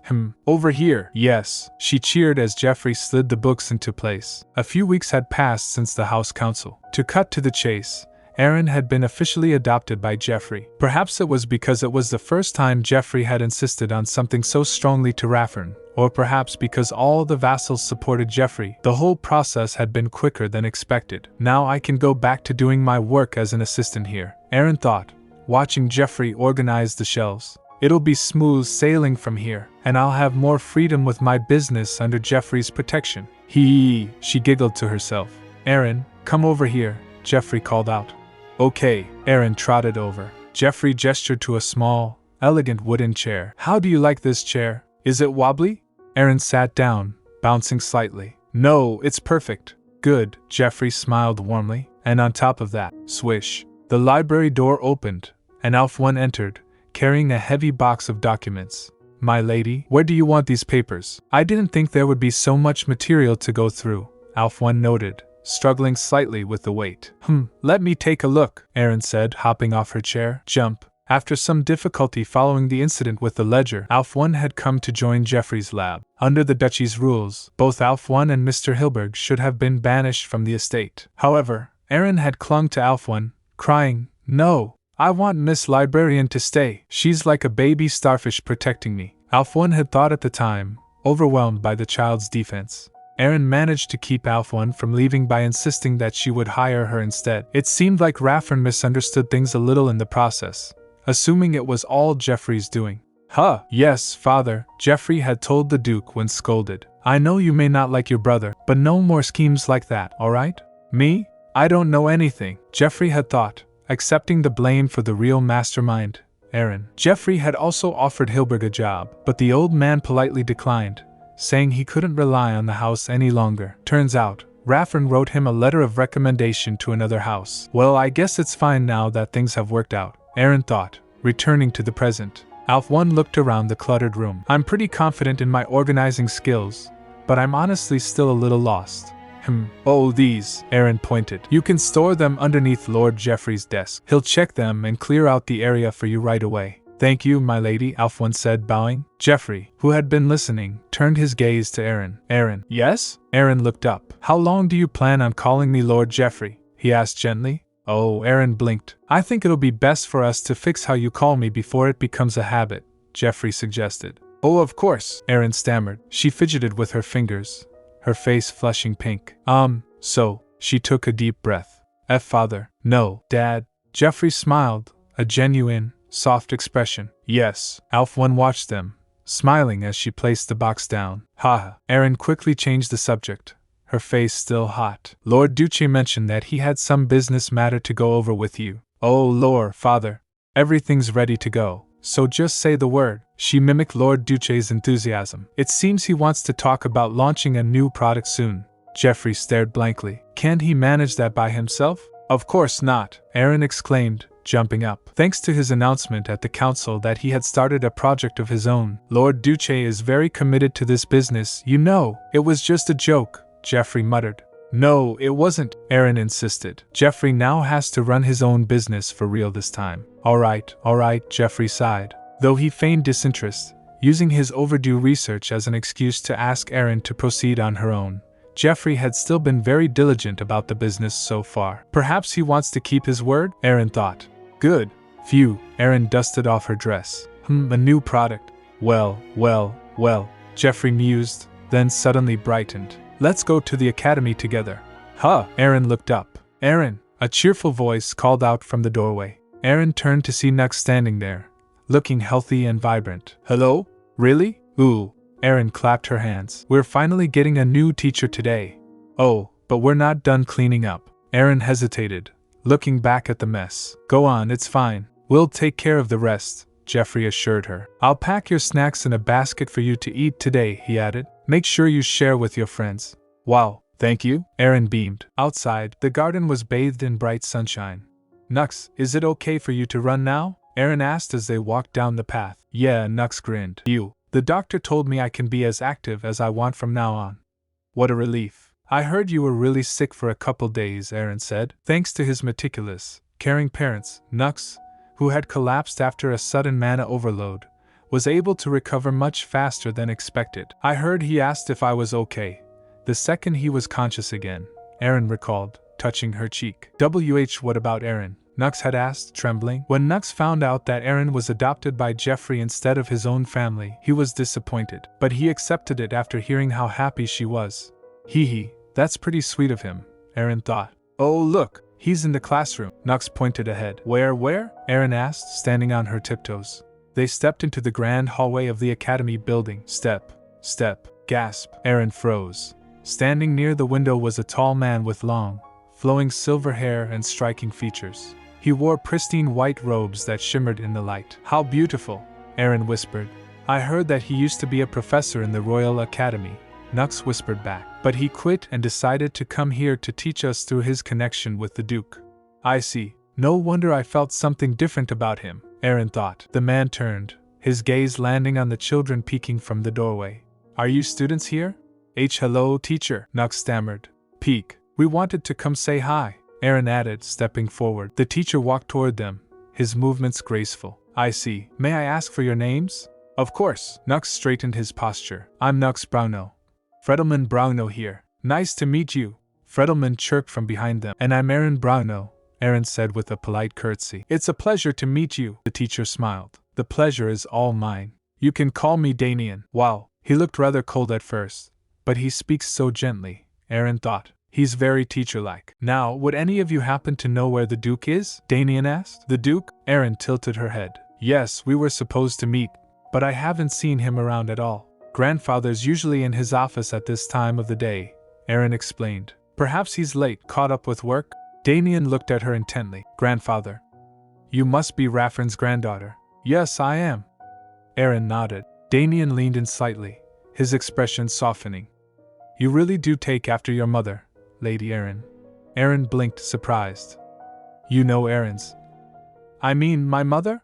I met her once with Lord Colony, Danian said, his eyes distant. Her deep magenta eyes left quite an impression on me. But seeing you brings back those memories again. He smiled politely. I hope she's doing well? Aerin flinched. She clasped her hands in front of her dress. My mother passed away when I was very little. That's why Lord Geoffrey's taken me in, she finished softly. Danian's expression shifted to regret. How insensitive of me. I apologize. I must not have heard the news after spending so much time away from here. He bowed his head deeply. Fwish. Oh, don't worry. Aerin waved her hands. I've got Lord Geoffrey now, so I'm fine. I'm glad to hear that, Danian replied. Mr. Danian must go way back with the Brauno family. Aerin thought. I didn't think I'd hear about Erin's mother from him here. Ahem, Danian cleared his throat. Well, it's nice to meet you all. We can talk further when we have our first class, he said with a smile. Yay! The children cheered. Well then. I'll see you all tomorrow, Danian said, watching them scamper off down the hallway. As the children disappeared from view, Danian stood alone in the shadow of the doorway. His smile faded, replaced by a cold, calculating look. I see. So that's the person you mentioned, he whispered to himself. He stared at the spot where Aerin had stood. Aerin Brauno. I'll make sure to keep a very close eye on that child, he vowed, his eyes narrowing. Sniff, sniffle, sob. The sound of weeping echoed softly in the darkness of the dream. Aerin stood in a void, watching two silhouettes, a man and a woman, facing away from her. Daddy, Mommy, she whispered, reaching out. Then, she noticed another figure standing near them. Who is that? She wondered. A little girl. The small figure turned slightly. Hey, why are you crying over there? The girl asked. Aerin blinked, tears streaming down her face. Huh, who are you? The girl stepped closer, her face obscured. Gasp. Aerin jolted awake, sitting up in her bed, her chest heaving. Sunlight poured into the room, banishing the shadows of the nightmare. My, aren't you up early today? Aerin looked over to see Marie, her maid, bustling about the room. Marie. Aerin rubbed her eyes. Yes, my lady? Marie asked, pausing with a smile. Aerin glanced away, the unease of the dream still lingering. Never mind. She let out a heavy sigh as she sat on the edge of the bed. That dream left a bad taste in my mouth, she thought. What was up with that, anyway? Her thoughts drifted to the current state of the household. That's Havenik. He's been laying low lately. But where's he going in such a hurry? She imagined him rushing through the corridors. He's heading for Raffern's office. Is he going to protest against Dad's arrest order on him? In the Duke's office, the memory of a humiliating lecture played over in Havenik's mind. Father, why did you even put me up as a candidate for Aerin? Havenik had shouted. That rascal Geoffrey suddenly burst out of nowhere and humiliated me in front of everybody. But for you, father, to side with him? You know what that did to my reputation. Raffern had glared at him from behind his desk. You fool. He threw a stack of papers onto the desk. All that's written here are bribes and slush funds. How long did you think I'd turn a blind eye to your antics? Does your greed know no bounds? No shame? Raffern's voice was cold as steel. I'm tired of cleaning up after your mess. Take your hands off all your business projects. Now, that's an order. What? You can't, not like this, father, Havenik had stammered. This ledger. Well, I don't want to hear any excuses, Raffern cut him off. Learn how to become a decent human being first. Now, Havenik huddled in the corner of a dimly lit, seedy pub, hiding from the prying eyes of society. He trembled with rage and self-pity. Curse it, he thought, clutching his drink. House arrest? At my age? I don't deserve any of this. He recalled Syria's dismissal when he sought comfort. I'm busy enough tending to the children, but now you've gotten yourself grounded? Ugh, I don't care anymore. Handle it yourself. And rumors have spread to the social club I used to frequent, so I can't even go there. Havenik lamented. I can't be hiding here in some seedy pub. Suddenly, familiar voices drifted from a nearby table. That's... Havenik froze. Fellows, did you hear how this scoundrel scammed the duchy? A rough voice laughed. Scam? Another asked. I protest. I was just being a shrewd businessman, a merchant boasted. From what I've heard, the eldest son there messed up quite fabulously recently. I heard the Duke plans to cancel all his businesses as punishment. Then that'll be the end of my project too, another man whined. I can't just sit back and see my investments crumble, can I? Investments? What a joke, the first merchant scoffed. You just peddle counterfeits alongside the real goods. Incredible. To think a merchant like you could rip off a reputable family like that. Come on, 10 million gold is just a piece of cake, the scammer bragged, taking a swig of ale. I'm sure the noble son there considered it a small charity payment for a humble merchant hailing from afar. Havenik sat in the shadows, his blood boiling. Back in the main estate, Raffern sat in his office with a guest. The white-haired teacher, Danian, sat opposite him, tea in hand. Knock, knock. He still has guests, the guard outside whispered. Is it urgent? Suddenly, the doors swung open. Father! Father! Havenik marched in, ignoring the guard. Lord Havenik! I must tell you something, Havenik announced, striding toward the desk. Raffern frowned. I'm sorry to your guest, but could you come back another time? You insolent fool. Danian stood up gracefully, bowing. Your Grace, please don't mind. Class will start soon, so I'll take my leave now. I'm sorry about this. Raffern sighed. Don't be. Danian smiled enigmatically. I'll visit you again later. As the door clicked shut behind the teacher, Raffern turned his stern gaze to his son. Fine, out with it. What do you have to say? Take a look at this, Havenik said, placing a document on the desk. Raffern picked it up. This is the deed for Felfark's maritime shipping rights. He looked up, surprised. Felfark? You mean Triniot's guild? Yes, Havenik nodded, his chest swelling with pride. They've offered to let us share their route for free. Free? Raffern raised an eyebrow. I made him confess that he had tried to trick our guild by selling us counterfeits, Havenik explained, omitting the part where he overheard it in a pub. I received this deed as reparations for his deceit. With this, the Coke Guild will be free to expand its business across the ocean. He looked at his father, desperate for validation. Isn't this more than enough to make up for my mistakes so far? I'm sure you're still disappointed in me, father. Raffern studied the deed, then looked at his son. But you did well.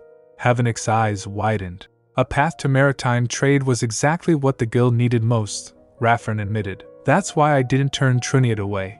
He leaned back. But this is merely a method to make up for your mistakes. Nothing more, nothing less. I've got no intention of letting you return to the family business. Humph, Raffern grunted. You've always had a bad habit of being all talk and no action since you were a child. Your mother and I would spend hours listening to your silly, glib nonsense. And more often than not, you'd exhaust the rest of the nobles working in the duchy, chatting with them about some far-fetched rumor you heard around the capital. He narrowed his eyes. I've seen enough of you manipulating people into taking your side. Havenik flinched, his hope fading. You've always been so harsh. This new project of ours, Raffern interrupted, sliding a paper across the desk. We'll use costly mana stones. Mana stones, Raffern repeated. That's why securing demand from the nobles is essential. However, they'll balk, being the conservative, careful people they are. He looked Havenik dead in the eye. Do you think you can use your eloquence to make them our clients? Havenik stared at him. You'll have to secure 10 times the amount you lost in that stupid mining project of yours. Perhaps even more. A spark lit up in Havenik's eyes. Oh, of course. That's right up my alley. Please, leave it to me. He walked out of the office in a daze. I never thought the day would come where I'd hear my stubborn father say something like that. He stopped in the empty corridor. Is this the first time father has acknowledged anything about me? He grinned. Well, truthfully, this wasn't an easy feat. I managed to nab a maritime trading deed all by myself, after all. If this goes well, maybe. Is that what you want? A voice chuckled from the shadows. Snicker. Havenik spun around. Who's there? The corridor was empty. I know, I heard a child's voice. Come on, don't take the easy way out already, the voice teased. You could achieve so much more than that. Let me give you what you truly desire, the unseen presence whispered. You could have anything you want, with my help. Now for today's class. The morning sunlight streamed through the high windows of the academy classroom, illuminating the dust motes dancing in the air. Mr. Danian stood at the front, his posture impeccable, his silver hair catching the light. Today is Mr. Danian's first class, Aerin thought, sitting attentively at her desk. His breadth of knowledge was way beyond what she had expected. Even when the students hit a difficult part in class, Danian was able to explain it in simple words to help them understand. Despite his rather cold and strict demeanor, he engaged the children with surprising warmth. "Where are you from?" he asked one student. "How long have you been growing your hair out?" he asked another. "What type of tea do you like?" "Now, one question at a time, please," Danian said, raising a hand gently. Everyone was giddy with excitement now that he was playing along so well. He was gentle and courteous to his students, too. Giggle. Danian turned his gaze to the back of the room. "Lord Avalon, Lord Vimal, you seem to be having trouble concentrating. Is something wrong?" Avalon crossed his arms, slouching in his chair. "I don't want to solve this problem." "Humph. Is it too difficult for you?" Danian asked calmly. "No, it's just boring, that's all," Avalon retorted. "Yeah, can we just go out and run around?" Vimal added. Aerin watched them, shaking her head slightly. "Look at them. They don't have a lick of respect for Mr. Danian, do they?" she sighed. "Just leave them be. That's just how they are." "Very well," Danian said, his voice steady. "I'll go over the solution for the problem set for you two after class today." "What? No way!" Avalon shouted, slamming his hand on the desk. "You can't force us to do that. However, it's important that you follow the required curriculum that's expected of everyone else," Danian replied, the sound of chalk clicking against the board punctuating his words. "You don't learn things here in this classroom just because you have to as students. The lessons you learn here will become the foundation of how you carry yourselves as members of society in the future. That's why I cannot let you simply give up just because you don't want to do it." He looked them in the eye. "If you don't want to stay after class, let's try and solve it together now." Aerin smiled. Mr. Danian also wasn't the kind of teacher to turn a blind eye to distracted students. He's got the charisma and the gift of teaching. Classes at the academy have become so much better since he became our teacher. "I guess this is the kind of caliber required of an academy professor," she mused. "That wasn't the only thing that amazed me about Mr. Danian. Lord Nux, would you come over here?" Danian called out. Nux walked to the front, looking nervous. "Was this your first time experiencing a mana overload?" Danian asked softly. "Ooh, yes, it was," Nux admitted. "That must have been quite frightening," Danian sympathized. "How did you handle it?" "I'm not sure," Nux rubbed his arm. "The doctor gave me some medicine, that's all." "I see," Danian nodded. "Let me teach you how to control it if it ever happens to you again." Aerin watched as Danian scribbled notes for Nux. He seemed to know a lot about magic and mana in general, too. He said his main field of study back at the academy was mana, right? He's not even a mage himself, yet he's academically so invested in magic. "How are you enjoying class?" a deep voice asked from the doorway. Aerin turned around. Grandfather, Duke Havenik stood there, looking regal in his formal attire. "Come here, give your grandpa a hug," he said, opening his arms. Aerin ran into his embrace. "Hug? What brings you here?" she asked, looking up at him. "I came to see if the new teacher was doing a good job teaching my little Aerin." "Of course," Havenik chuckled. Hee. "Really?" Aerin beamed. Danian bowed respectfully. "Good afternoon, Your Grace. I assume everything went well with the business you had this morning?" "That's right," Havenik nodded. "I'm sorry you had to leave in such a hurry because of my unexpected guest." "Do not worry," Danian replied smoothly. "Family affairs come first and foremost. After all." "Thank you," Havenik said. Then he frowned slightly. "Why have you been speaking so formally to me, though?" "It's my way of paying respect to you, Your Grace," Danian said. "Don't be silly with that nonsense." Havenik waved a hand. "You can speak to me as you always have." He chuckled. "Shall I call you young master like I used to?" "Young master?" Aerin blinked. "Oh, come on, Danian," Havenik laughed. "Enough with the teasing. We can get along as we always have." "Ha, fine. Danian smiled, clinking his teacup against its saucer. Aerin stared at them in shock. "I know they already knew each other, but were they this close?" "Grandpa," she whispered, "are you and Mr. Danian very good friends?" "Didn't he tell you anything?" Havenik asked. "He and I are old friends. We've known each other for 30 years now?" "Just about," Danian agreed. 30 years? Aerin mentally screamed. They're basically the same age? But Danian looks at least 10 years younger than Havenik. How could he look so young? Who would believe that a stubborn, hot-headed workaholic like you could become a doting grandfather like this? Danian teased. Ahem. Havenik cleared his throat, looking embarrassed. "Watch your words. Aerin is with us. Anyway, anything new with you?"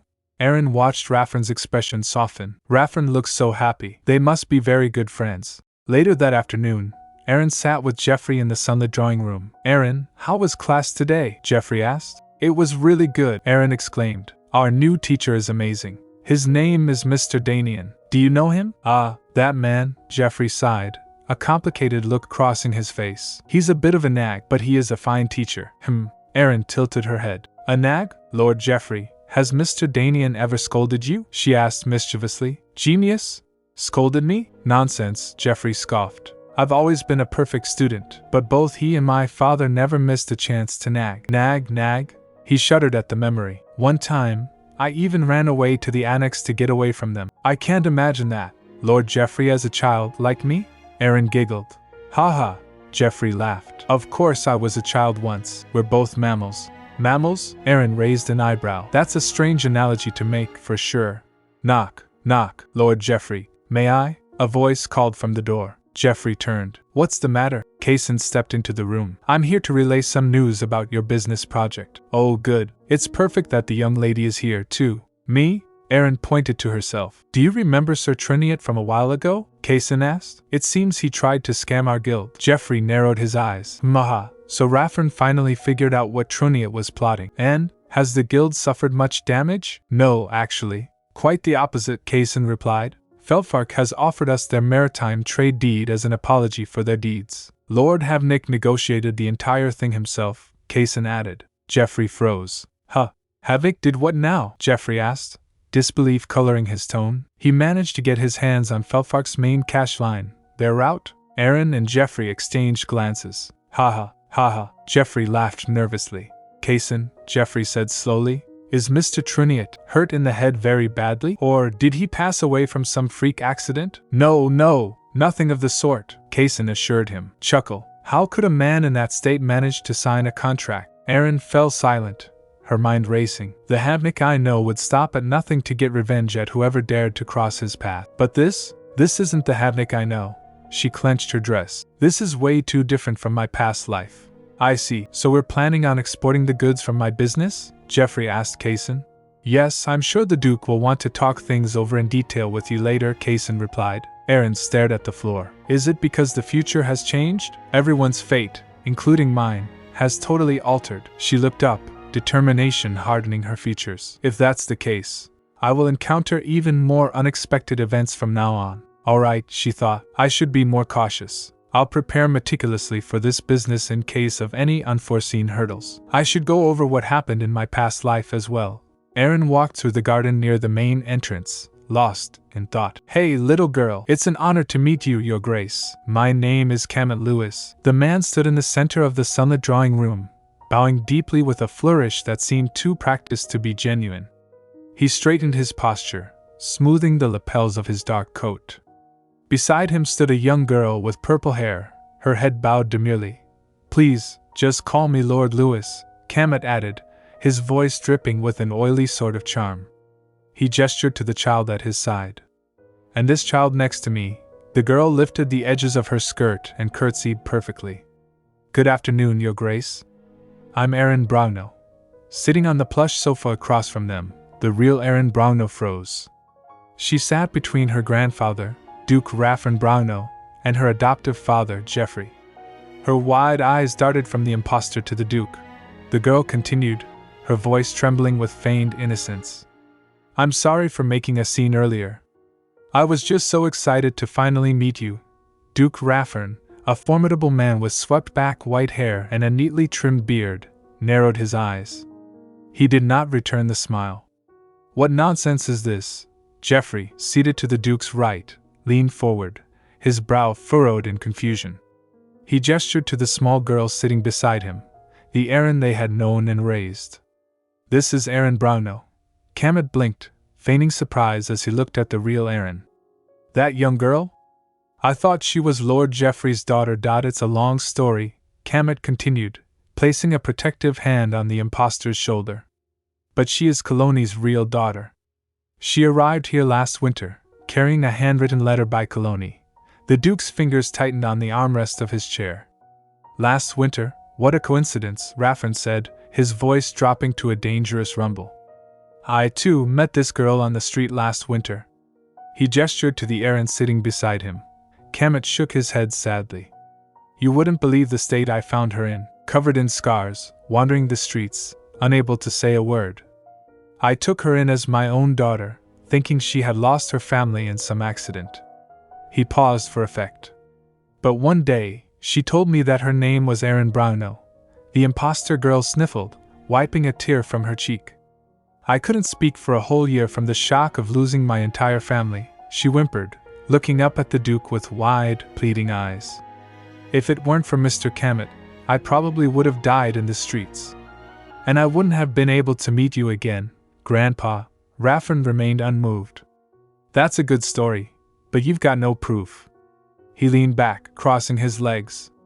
Saying you picked her up a year ago on the street, and that she couldn't say a word? To me, it sounds like you've just made up something on the spot. I didn't believe her at first, either, Kemet admitted quickly. But she kept insisting, and her story never changed. Also, everything was too detailed to be made up. Kemet's gaze hardened as he played his trump card. He gestured between the imposter and the portrait of the late Lord Colony hanging on the wall. And on top of that, that's Lord Colony in the middle, am I right? Raffern didn't answer, but his silence was telling. While I've never met the esteemed Lord, Kemet said, his voice lowering to a conspiratorial whisper, you can't deny that they look identical to one another. He cast a sidelong glance at the real Aerin. More so than that young lady sitting next to you. Geoffrey slammed his hand onto his knee. Mind your words, Lord Lewis. But you see my point, don't you? Kemet stammered, raising his hands in mock defense. You could say the same about that young girl. She came to your door with a handwritten letter from Lord Colony, true? But who's to say that letter wasn't forged? The air in the room instantly turned frigid. Duke Raffern slowly rose from his seat, his towering figure casting a shadow over the shorter man. What did you just say? The Duke's voice was a low growl. I, his father, read that letter. Are you suggesting that I'm incapable of recognizing a forged letter, Lord Lewis? Kemet flinched, taking a hasty step back. And no, I wouldn't dare, but I still cannot accept your denial, Raffern said coldly. He sat back down, sighing as he realized the man wouldn't be dismissed so easily. He turned to the real Aerin. He won't give up easily, will he? Aerin still has the letter. The Duke smiled gently at her. Can you go bring it over to us, dear? Aerin's heart stopped. A letter. Panic surged through her chest. I had no idea something like that even existed. How am I supposed to find it? She gripped the fabric of her skirt, her mind racing. Should I come clean and tell them I don't know where it is? She looked at the expectant faces of the adults. No, calm down. Don't get swept up in this mess. Geoffrey's right. They've got no proof. A thought struck her. On the other hand, I've got something even Raffern's laid eyes on. Aerin steeled herself. She crossed her arms and looked directly at Kemet. I don't want to. You just called my father's letter a fake, right? She challenged, her voice ringing clear and childishly petulant. So why do you want to see it? After all, it's not even real to you. Internally, she was screaming. I need to buy some time by arguing with him. You've got no idea how to negotiate a deal, mister, Aerin scolded, channeling the haughtiness of a noble. You've turned me into a big liar just to prove your own point. She tucked a stray lock of hair behind her ear, chin raised. A smart businessman never belittles a competitor's products to sell more of his own. That's why you've failed this deal, and will never see the letter. Never, ever. Kemet stared at her, mouth agape. What on earth? Aerin sniffed, turning her head away and squeezing her eyes shut to produce a tear. I didn't lie there. Geoffrey cleared his throat loudly, looking pained. Dear God. We're in front of children. He rubbed his temple. We won't get anywhere with this today. Let us continue this conversation another time. Yes, good one, Geoffrey. Aerin cheered internally, though she kept her face buried in her hands. We'll make sure to bring the letter along by our next meeting, so be patient, please, Geoffrey said, standing up to signal the end of the audience. Unless you've got something urgent, that is. Like something that requires you to conclude this matter today, No, no, of course not, Kamet said quickly, sensing the shift in momentum. Well, it was a rather long journey here, and I just don't want to put her through it again, Jeffrey said, placing a hand on Aerin's head. Duke Havenik waved a hand dismissively. Very well. We'll provide you two with a room in the annex. Thank you. Kamet bowed again, looking relieved as he led the impostor away. Once the doors closed behind them, silence returned to the drawing room. Sunlight illuminated the tea set on the table, the steam curling into the quiet air. Do you seriously believe that man, father? Jeffrey asked, his expression grave. What do you mean? Havenik asked, staring into his teacup. I'm asking because instead of chasing him out, you actually seemed rather invested in his story, Jeffrey pressed. Do you think that Aerin has been lying to us? Of course not, Havenik replied sharply. I have never heard of a baron by the name of Kamet Lewis in the first place. I also find them suspicious, Jeffrey agreed. Then why? The Duke's face darkened. Do you think something like this won't ever happen again? Jeffrey flinched out. We've had many kidnappings of Brauno children, Havenik said, his voice heavy with old grief. And even those who demand rewards for bringing in a long-lost child of our family. If we let those two go now, it'll only invite more of them to take advantage of us. People will swarm the place, claiming they've found the real Aerin. He looked up at his son. Do you have any idea how anxious our Aerin will feel then? Jeffrey's expression softened into understanding. If so, I'll help you with your plan. And no matter what happens, Aerin is my daughter, Havenik vowed, his fists clenching. But if anything happens to hurt her in the process, I won't stand for it, Jeffrey warned, his eyes flashing. Please keep that in mind, father. Well noted, the Duke murmured. Left alone on the terrace, Duke Havenik leaned back in his chair, rubbing his forehead. Kamet Lewis, you dare try to take advantage of our family's tragedy? He scowled at the garden below.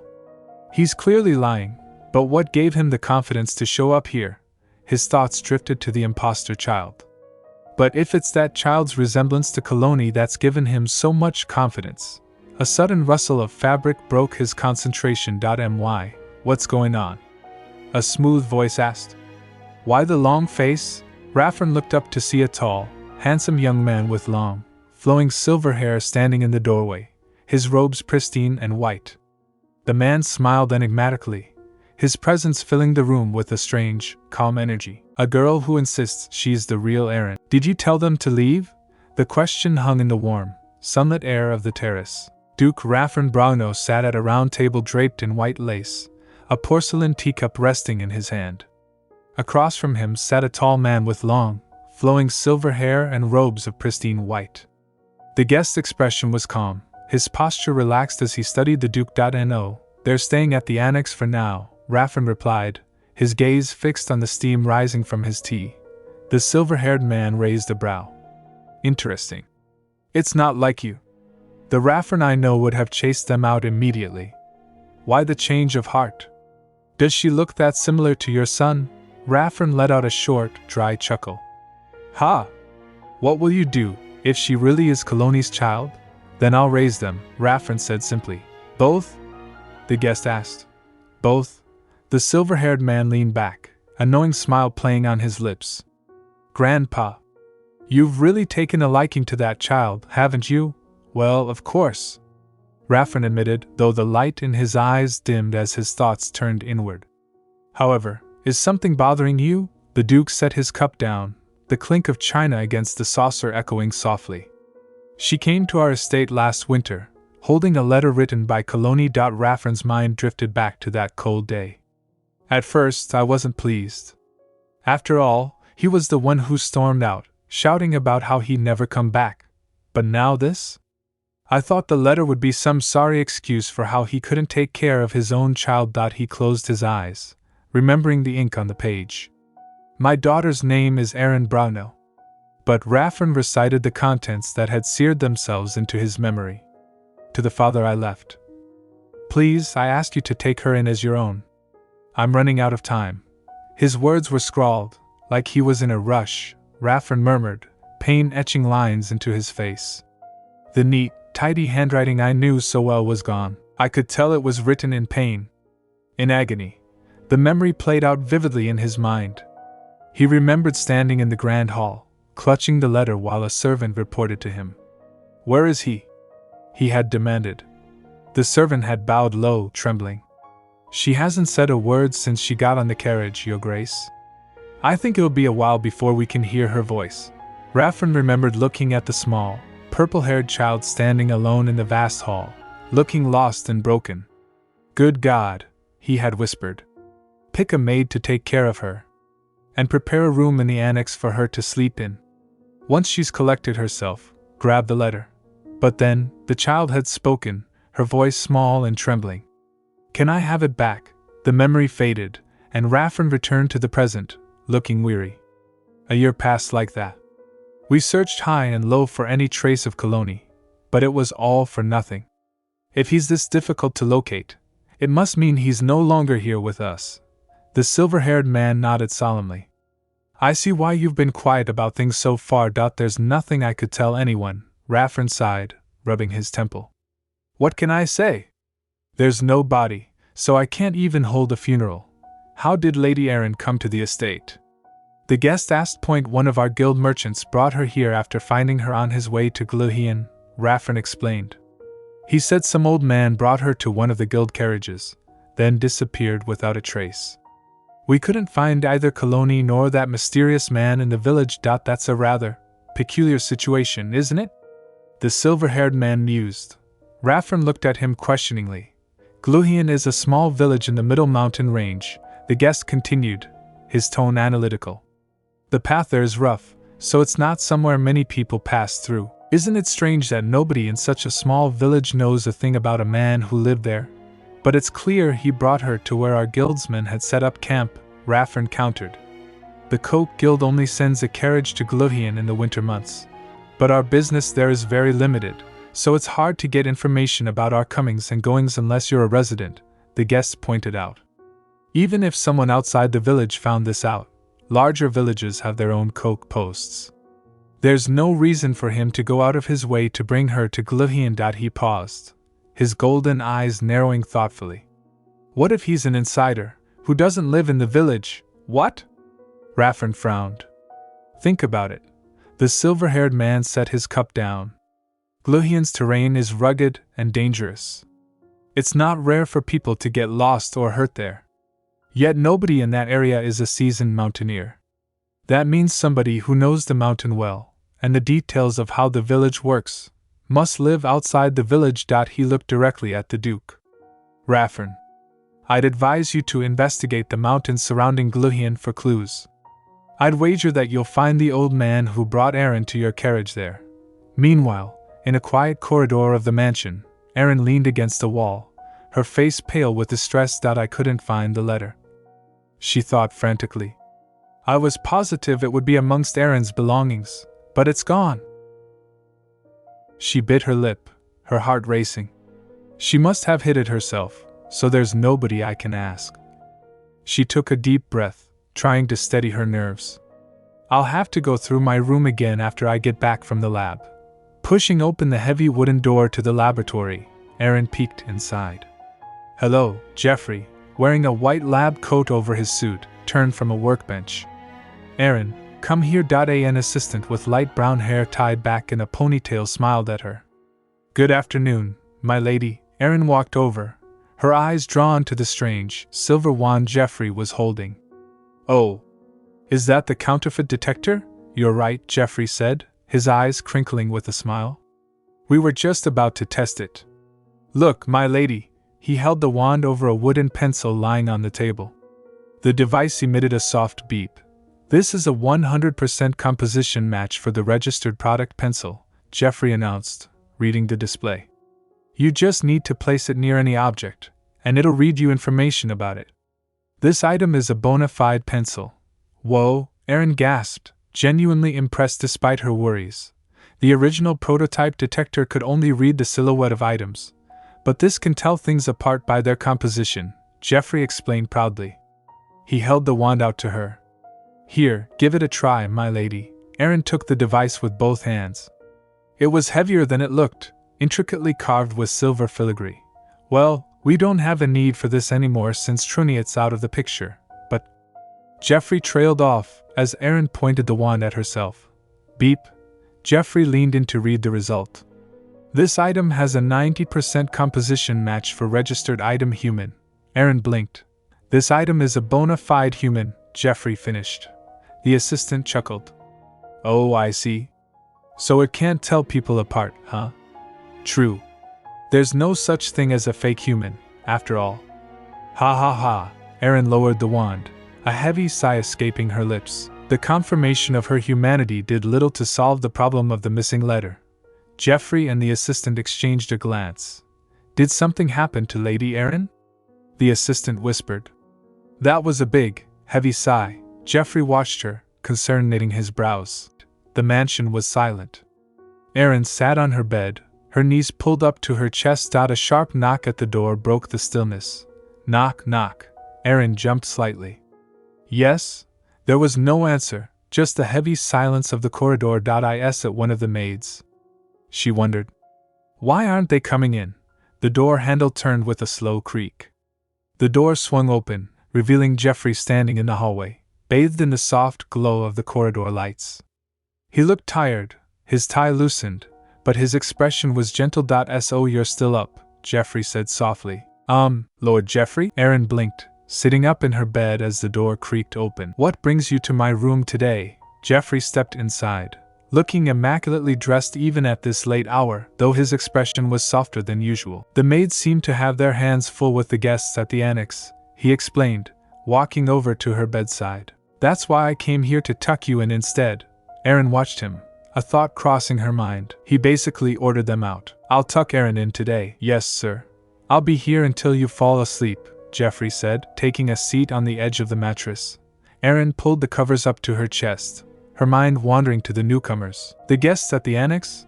Does that girl really take after my father, that much? She asked quietly, voicing the question that had been gnawing at her. Jeffrey tilted his head slightly. That's what Mr. Kamet said. He said she looked more like him than I did. He looked down at her with a gentle, inquisitive gaze. You're his younger brother, so I wanted to ask what you thought. Aerin hesitated, fidgeting with the hem of her blanket. If I'm being honest, she does look like him. Does that bother you? A little. Jeffrey leaned forward, resting his elbows on his knees. And what did you think? You're his daughter, aren't you? Aerin froze. Her heart began to race. Well, should I just make something up? She bit her lip. No, things might backfire later in the future. And lying won't help my relationship with Jeffrey either. She took a deep breath. That leaves me with just one choice. Telling the truth, she whispered. Can you promise not to get angry at me? Jeffrey raised an eyebrow. Why would I do that? You might think you've been deceived, she murmured, looking down. I won't get angry, Jeffrey assured her, his voice steady. There's no reason for me to do that in the first place. Aerin gulps, her throat dry. I don't remember anything about my father. The silence stretched for a moment. Nothing? Jeffrey asked. Yes. Nothing, she admitted, her shoulders slumping. That's why I couldn't show everyone his letter. I'm sorry for pretending. She waited for the disappointment, for the interrogation. Instead, she felt a warm hand gently patting her head. I was wondering what you were going to say, Jeffrey said, a faint smile playing on his lips. People are like delicate mana instruments sometimes. Sometimes things don't work like they should when you go through a big shock. I'm sure last year was a harrowing time for you. He stroked her hair soothingly. It's not surprising that some memories are lost for you. You don't have to apologize to me for anything. Aerin stared at him, blinking rapidly too. Why do you look so puzzled? Jeffrey asked, amused. Did you know that I had no memory of my father? Only when you told me just now, Aerin stammered. Oh right. I just didn't expect you to believe me so easily. And why should I not? That's also true. Aerin conceded, feeling a heavy weight lift off her chest. Go on, ask me anything, Jeffrey offered. About what? About your father. My older brother, Kaloni. He looked thoughtful. Who knows, maybe your memory will come back after we talk about him a little. Aerin perked up, curiosity overcoming her sleepiness. What was he like? Jeffrey looked up at the ceiling, recalling the past. He had great handwriting. His actual writing skills weren't impressive, but his penmanship impressed everyone who saw his writing. Jeffrey chuckled softly. My mother, well, your grandmother, loved his writing in particular. She would ask him to write her a letter every time she saw him. He looked back at Aerin. I'm sure I've got a letter from him somewhere. Never threw it away. So it has to be in the estate. Can you show me sometime? Aerin asked eagerly. I want to see. Very well, Jeffrey nodded. Is there anything else you'd like to know? Well, Aerin began, but a wave of exhaustion washed over her. Her eyelids grew heavy, and she swayed slightly. MMPH. Lord Jeffrey, she mumbled, fighting a yawn. I'm still awake. Don't be silly, Jeffrey said softly, tucking the blanket tighter around her. You can barely keep your eyes open. Aerin blinked slowly, her vision blurring. I'll tell you more another time, Jeffrey whispered. But you've got to get your sleep if you want to grow tall. He patted her gently through the duvet. 3. Lord Jeffrey, Aerin murmured, her voice thick with sleep. Yes, you kind of seem like father. Jeffrey paused, his hand stilling on the blanket. I used to. Aerin mumbled, drifting in the space between wakefulness and dreams. I used to be like this when I was a child, too. She snuggled deeper into the pillow. I feel fuzzy and warm. Then, a sudden thought pierced the fog of sleep. Lord Jeffrey, what if I'm not actually the real Aerin? She asked, her voice barely a whisper. Well, Jeffrey didn't hesitate. Then you'll just be Jeffrey's daughter. Aerin's eyes widened slightly, then softened. She squeezed his hand. I see. Good night.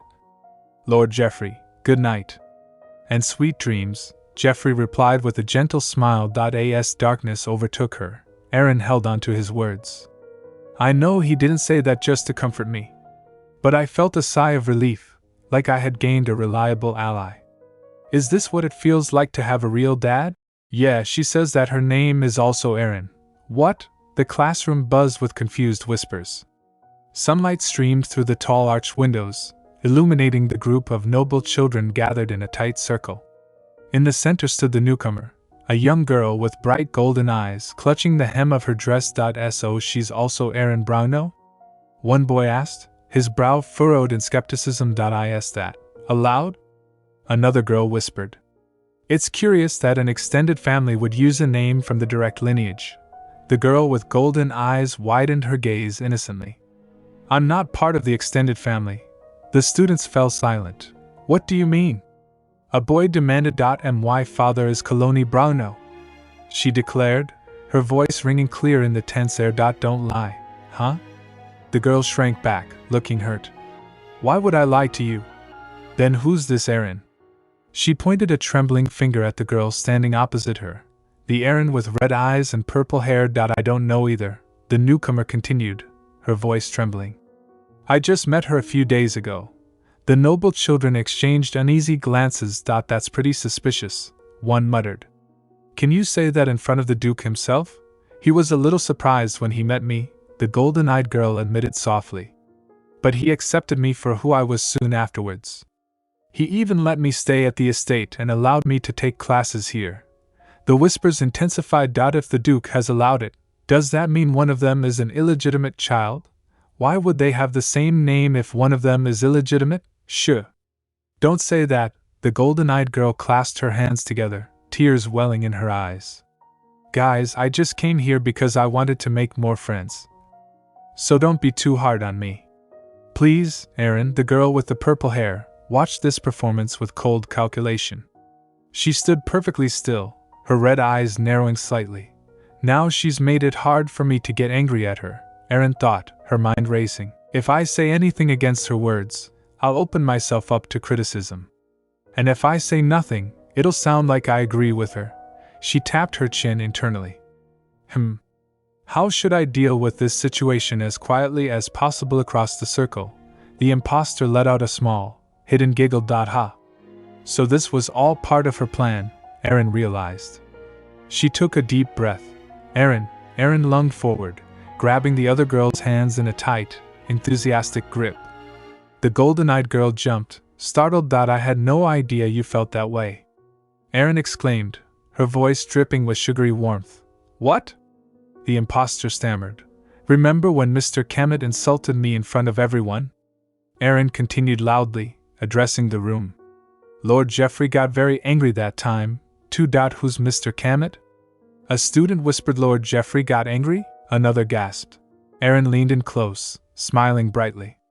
So, we never got a chance to really talk to one another. Will you let me become your first friend today?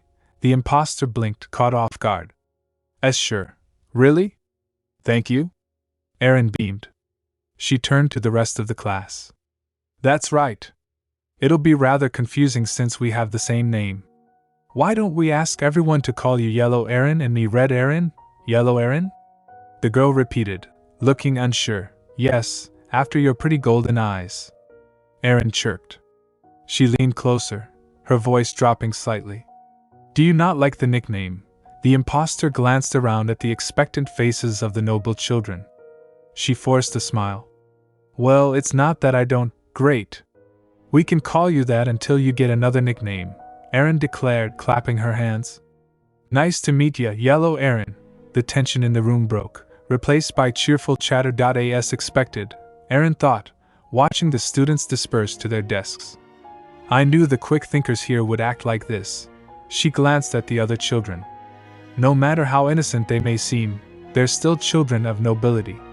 They know taking the wrong side, even once in their life, can ruin their entire family. She cast a sidelong glance at Yellow Aerin. You're not the only one who can play games here, little girl. Don't underestimate me. Want to sit next to me today? Aerin offered cheerfully. I think you'll enjoy classes here.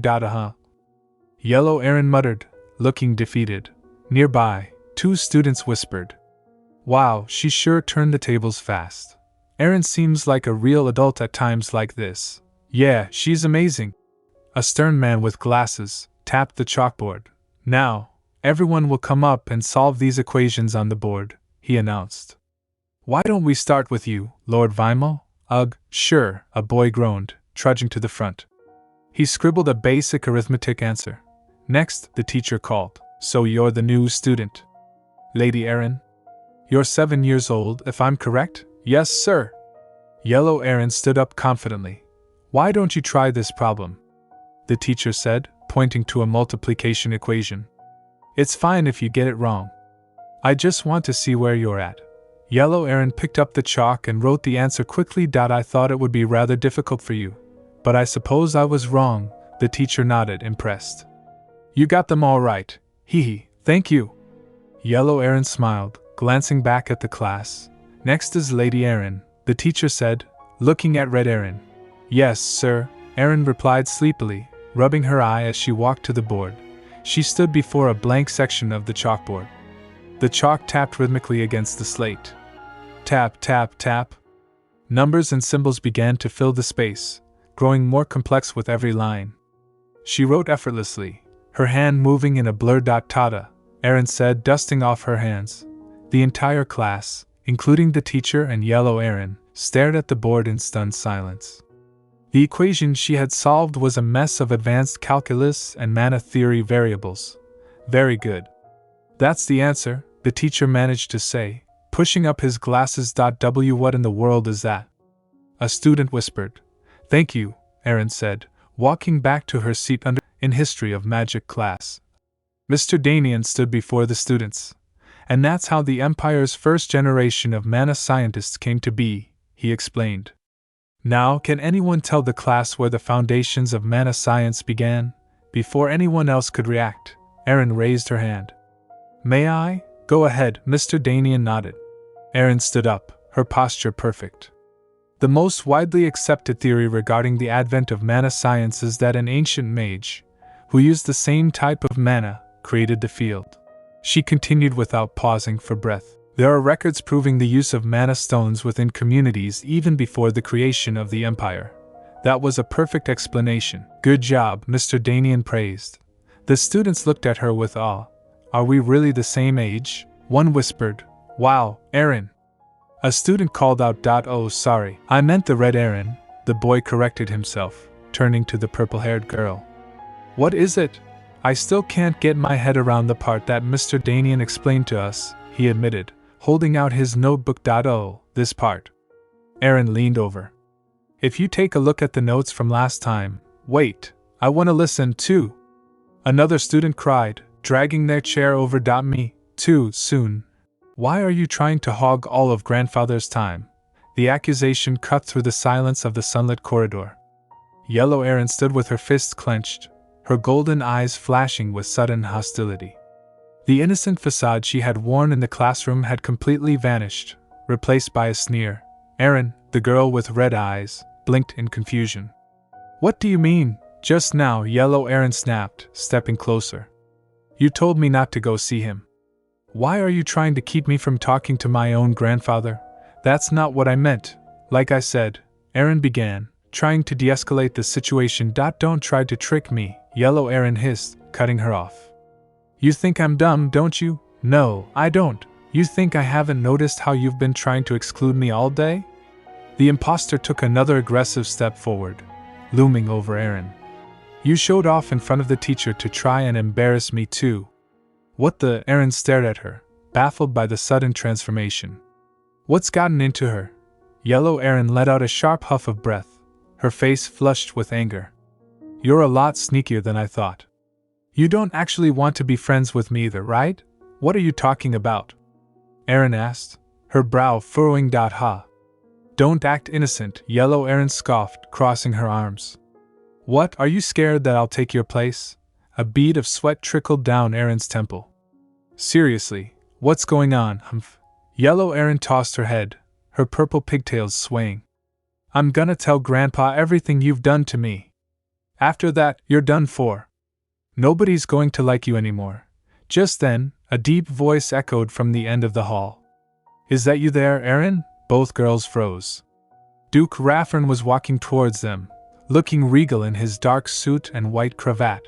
Grandfather! Yellow Aerin cried out. Her angry expression instantly melted into one of pure, wide-eyed delight. I was wondering what was taking you so long, Havenik said with a warm smile. I'm so happy to see you. Yellow Aerin squealed, dashing down the hallway. Did you come all this way just for me?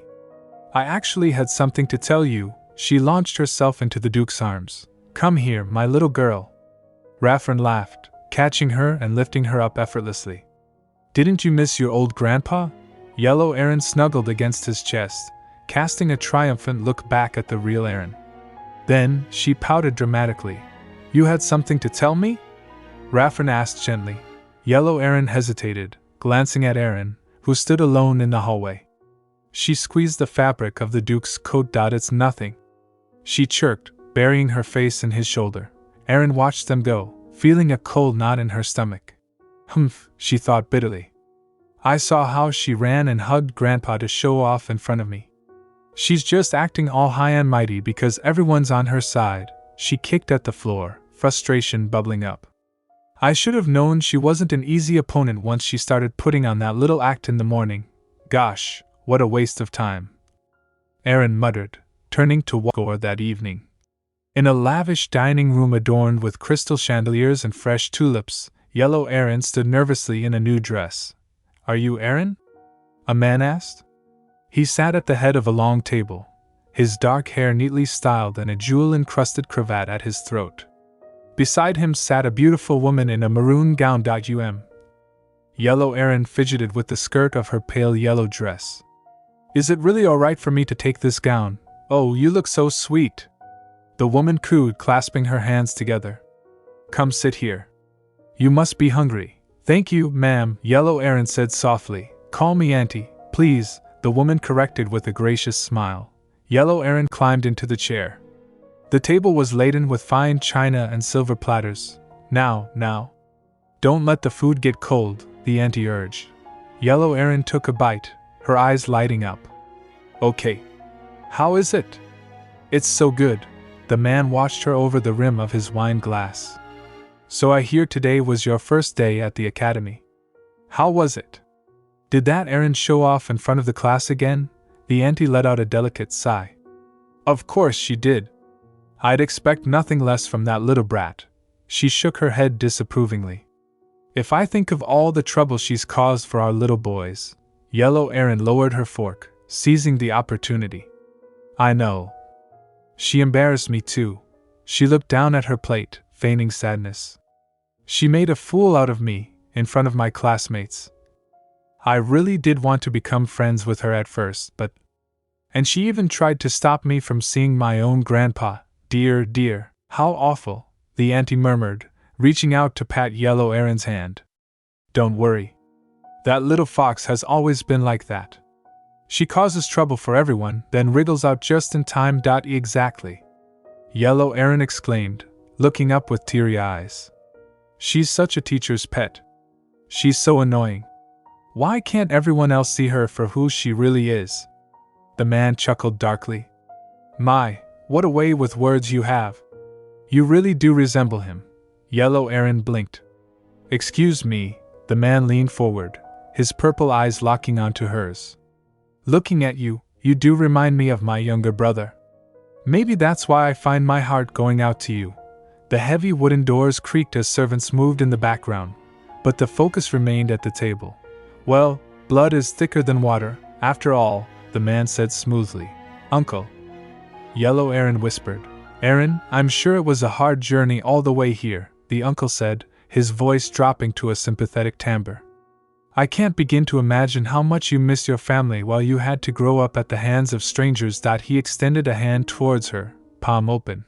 But don't worry, he vowed, a confident smile spreading across his face. From now on, we'll be your real family. Are you mad? The man in the dark shirt demanded, his voice echoing slightly in the dim, opulent room. The woman standing by the window, bathed in the cool light of the moon, turned to face him. She wore an elegant gown of deep plum, her expression unreadable. You want us to become her guardian? The man continued, his tone incredulous. You should have discussed this with me first. Calm down, the woman replied smoothly, adjusting her gloves. I'm not saying we adopt her. It's not our first time sponsoring kids, is it?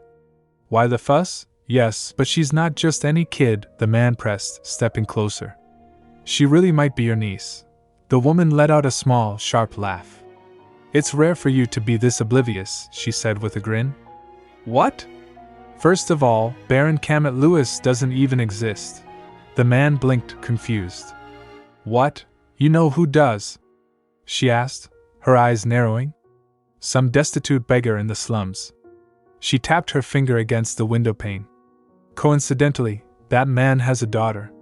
Nobody's ever seen her leave the house. Quite the doting father, isn't he?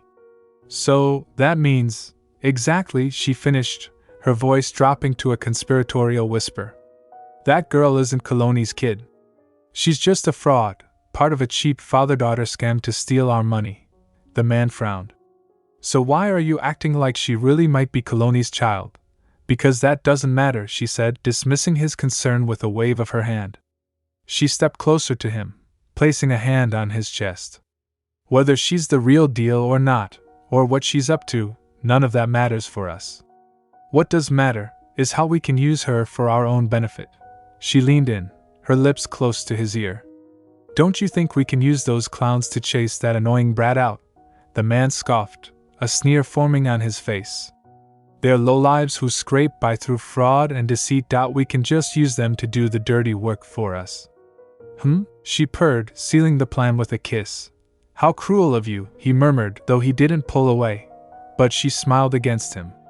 I think that's the most clever plan you've ever managed to come up with. The memory of their agreement lingered in the air as the plan was put into motion. My guardian?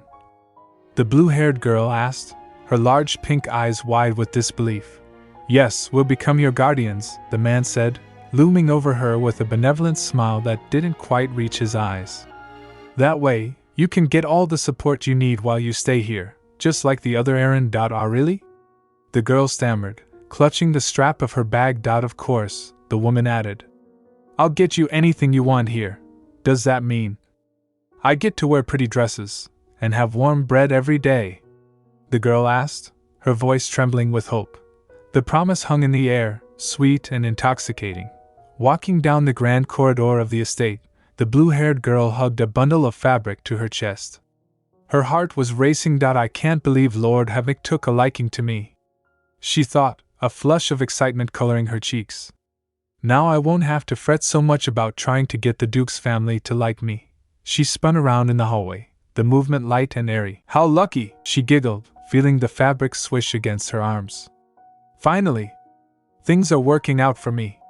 Now, as long as I don't do anything to annoy him. She reached for the door handle of a secluded room and pushed it open. Ah, you're back. A rough voice barked from the darkness. The girl flinched violently, the smile vanishing from her face. What took you so long? The man inside demanded. The room was dim, cluttered with empty bottles. The air reeked of alcohol. The man, disheveled and unshaven, sat slumped on a sofa. Did you drink again? The girl whispered, her voice tight with fear. She stepped inside, the door clicking shut behind her. Do you really want to get drunk like that here, of all places? What if the Duke sees you like this? Ha, like Mr. High and Mighty would ever grace these quarters, the man slurred, letting out a loud hiccup. He squinted at her, his gaze dropping to her hands. What's that you're hiding behind your back? Elsewhere in the estate, a very different scene was unfolding. Oh, grandfather. He's pretty clingy, isn't he? Aerin thought, walking beside the imposing figure of the Duke. He loomed over her, but his presence was warm and protective. I didn't mean to stay with him for so long, she mused internally. Aerin, you must be hungry. The Duke boomed, his voice jovial. Let's go have dinner together. I thought you were busy, Aerin said, looking up at him. We can talk business later. Well, not that I didn't have enough time for my little grandkid. He guffawed. I enjoy it myself. Aerin walked beside him, but her mind drifted. I should have just invited her along for dinner, she thought, a pang of guilt striking her. I feel kind of bad now. Suddenly, movement caught her eye. Through the large glass windows of the corridor, she saw a small figure running across the courtyard below. That's the girl from my dream. Aerin realized, stopping in her tracks. Aerin? She whispered, the name slipping out. The figure dashed away, disappearing around a corner. Wait, Aerin called out instinctively. Huh? She blinked, staring at the empty space. This time, I know I'm not dreaming. Where is she going? Without a second thought, Aerin turned and ran after the figure. She moved quietly, pressing a finger to her lips as she navigated the hallways. Shh. Be quiet, she stopped, panting slightly, and peeked around a corner. Wait, isn't this the yellow room? She thought, recognizing the location. Aerin's room, she leaned in, listening. Inside the room, the tension was palpable. Give it back! The blue-haired girl cried out, her voice shrill. Where'd you get this gown? The drunk man shouted, snatching the fabric from her grasp. Give it back! She screamed again. Did you steal this? He accused, shaking the dress. Couldn't get rid of your old habits? No. Lord Havenik gave it to me. She yelled, her eyes welling with tears. Havenik? The eldest son? The man asked, pausing. Yes, him. The next Duke. She insisted. Why would he do that for you? The man demanded suspiciously. He said he likes me. That's why. We even had dinner together. The man huffed, looking down at the dress in his hands. He fingered the material roughly. Ha! It doesn't even have any jewels I can sell off. He dropped the dress onto the floor with a disdainful thud. What a joke. Getting so excited over a rag like this. The girl stared at the dress on the floor, her small hands balling into fists at her sides. She trembled, not with fear, but with a sudden, rising fury. You won't be able to treat me like this any longer, she stated, her voice shaking but firm. She looked up at him, her tear-filled eyes burning with defiance. Because Lord Havenik promised to become my new guardian. Havenik's agreed to become Yellow Aerin's guardian, the man asked, his voice low with disbelief. Standing in the shadows of the room, the blue-haired girl nodded. Lord Havenik told me he'd give me whatever I wanted, she replied confidently. He even said he'd let me stay and live in the estate. That's why, she began. But the man cut her off, his face breaking into a grin. Well, why didn't you say so? He exclaimed, adjusting his collar. It's more promising to make connections with the future head of house than that old Duke. He leaned in, his eyes gleaming with greed. Things are turning out much better than our original plan, my girl. He reached out to grab her shoulder, shaking her slightly in his excitement. At this rate, you and I will both live lives of luxury. The girl pulled away sharply. Don't be ridiculous, she snapped. As soon as I know I'm set for the future, I'm walking away from this plan. She glared up at him, her small hands clutching the fabric of her dress. Why keep you by my side when I've got Lord Havenik's support? She challenged. Just take your ransom money and get lost. I'll stay here, living it up as a noble. Her voice turned icy. And don't you dare think about lingering around the estate after you've been paid off. The man let out a dark snicker. I was wondering what nonsense you were spewing, he muttered, his expression shifting to one of mockery. You think you can live here forever?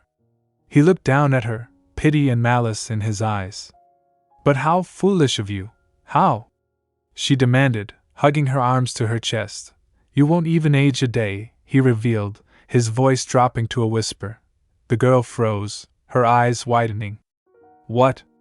All my life, I've never seen you grow a bit, the man continued ruthlessly. And when that happens, what will you do? He stepped closer, looming over her.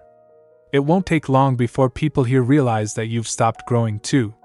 He flicked her forehead lightly but condescendingly. You think they won't toss you out then? The truth hung heavy in the air. It's been 25 years. He shouted. 25 years I've had to raise and put up with you. He gestured vaguely at her petite form. With that body of yours, where could you go? How would you sustain yourself? In the end, you're destined to come crawling back to me, your father, he sneered. Don't be arrogant and forget where you stand. He turned away, his point made. Family ties don't vanish that easily, kid, he said over his shoulder. So wake up from your fantasy, and get real. This is all just another scheme of ours, he finished, leaving the girl stunned. What did he just say? She whispered to herself, trembling. Outside, hidden behind a large tree, Aerin pressed herself against the bark, her heart racing. She had heard everything. What exactly were they talking about? She wondered, glancing toward the window where the argument had taken place. Her mind raced to process the information. 25 years. She should be fully grown by now, Aerin thought, confusion knitting her brow. Why does she still look like a child? Wow! A shout broke her concentration. Aerin turned to see Nux standing in the garden, holding a glowing rock. Look, Nux! You did it! The rock's glowing. She cheered, momentarily forgetting the dark secret she had just uncovered. Jeffrey, their silver-haired instructor, smiled approvingly. Phew! Very good, he said, observing the boy. This is impressive for your first attempt. If you make a habit of releasing your mana like this in your daily life, it'll prevent any further mana overload incidents, Jeffrey instructed. Yes, sir. Nux beamed, clutching the stone. Sir, what kind of mana is infused within this stone? Jeffrey stroked his chin thoughtfully. If I had to take a guess, I'd say it's a healing stone, he replied. Of course, I'll need to examine it later. Aerin's eyes widened behind her glasses. A healing stone. She realized with a start. Healing stones were rare to find, even after mana instruments became widely distributed, she thought, staring at Nux in awe. But he's already managed to forge one? Wow, no wonder he's destined to become an imperial mage. Nearby, the blue-haired girl sat curled up at the base of a tree, watching them with dull eyes. Huh? Humph, she scoffed quietly. Must be nice, being able to dream about a future. Aerin approached her, sitting down on the grass. Don't you have a dream? She asked gently. The blue-haired girl didn't look at her. Like something you want to do when you grow up? Aerin prompted. No, the girl replied flatly. Well, not anymore. I left those behind a long time ago. Aerin tilted her head. What was it back then? What? The girl snapped, finally looking up. You said you had a dream a long time ago. What was it? Aerin persisted. The girl picked at the grass, looking away again. Like I said, I don't have one, she muttered. Dreams are meant for rich kids, not someone like me. She glared at the ground. They're for people like you. Aerin gazed at her for a moment, then spoke softly. There's only one thing that people who don't have anything can do. The blue-haired girl looked up, confused. Study, Aerin stated simply. Not that everyone can become a genius like me or Lord Geoffrey, she added with a small smile. Huh? The girl exclaimed, taken aback. But at least that way, you don't stay a fool. Both Lady Aerins, could you come over here, please? Geoffrey called out, his voice echoing softly across the sunlit garden. Aerin blinked, startled by the plural address, but she stepped forward alongside the blue-haired girl. Okay. Here, take this stone, Nux said, beaming with pride as he held out the glowing object he had just forged. Aerin reached out and took the small, smooth stone into her hands. Her eyes widened immediately. Oh. It feels really warm. Yes, Geoffrey explained, looking down at them with a gentle smile. It's a healing stone, that's why. It's been infused with the purest form of mana. That's why it feels warm. Oh, so that's why, Nux murmured, looking pleased with himself. Me too. However, the blue-haired girl standing next to Aerin frowned, staring at the stone in Aerin's hands. It doesn't feel warm at all to me, though, she said quietly. Nux tilted his head, confused. What's wrong? No, it's just interesting. It's my first time seeing a healing stone. No? The blue-haired girl teased, though her expression remained somewhat distant. Geoffrey stepped in to clarify, his tone educational. Stones infused with magical powers themselves are rare to find. Since there are so few mages, mass production of these stones is nearly impossible. You're not listening. Nux complained to the blue-haired girl, pouting. Geoffrey turned his attention back to the bespectacled girl. Aerin, do you want to keep this stone? Later that day, Aerin walked through the corridors of the estate, clutching the warm stone. I didn't think he was actually serious, she thought, glancing down at the gift. Can I really just accept this? I'd better give him a gift in return next time. She shook her head, refocusing on her primary goal. Anyway, she muttered to herself. Finally, an afternoon without any plans. A real day off. The lab is taking a day off to go buy more mana stones. Her expression hardened with determination. I need to find Coloni's letter today, no matter what. Not that I'm very optimistic about my chances, though. Suddenly, a familiar swishing sound cut through the air behind her. Letter? A small voice asked. Aerin spun around. Aerin! She gasped, seeing the blue-haired spirit floating before her once again. She's appeared in front of me again, Aerin thought, her heart racing. What now? Can I get closer to her? She took a cautious step forward, but the spirit scowled and drifted back. I suppose she doesn't want me to, Aerin realized, stopping in her tracks. She sighed and crossed her arms. Hi. We meet again, huh? What's up this time? Daddy's letter, the spirit whispered, her large eyes filled with sadness. Aerin seized the opportunity. Do you know where Lord Coloni's letter is? She asked urgently. Will you lend it to me? The spirit shook her head slowly. Nobody understands the true meaning of the letter. That's why I can't give it to anyone. Then why did you appear in front of me? Aerin asked, frustration creeping into her voice. The spirit floated silently for a moment before landing softly on the floor. She looked up at Aerin with a vulnerable expression. Do you need my help with something? Aerin asked, softening her tone. The spirit nodded. Sure, I'll do what I can, Aerin said. Then, she raised a finger. But my help comes with a price tag. You need to lend me that letter. How's that for a deal? The spirit hesitated, then nodded again. Okay. You promised. With a sudden swish of movement, disoriented. She was standing in a room, but the lighting was different, the atmosphere heavy and suffocating. My room. She wondered aloud. No, something's different. She looked around at the familiar furniture, but it felt distant, like an echo. This is part of Aerin's memory. Maid! A shrill voice shrieked from outside the door. Aerin flinched as the door burst open. A woman with sharp features and cold eyes strode in. Lady Syria. Where's that brat? I told you to get her ready soon. The Duke will be here any minute. Syria screamed at the cowering maid behind her. I apologize, Lady Syria, the maid stammered, bowing her head. But the young lady isn't feeling well today. Ha! Enough with the excuses. Syria spat, marching into the room. She's probably sniffling in her room clutching that dirty little letter of hers. Aerin watched, invisible to the memory, as Syria clenched her fists. If she doesn't show her face this time, the Duke will be sure to scold me for being a bad stepmother, Syria hissed. God, not even a good beating's been enough to fix her attitude. She turned sharply to the maid. Enough.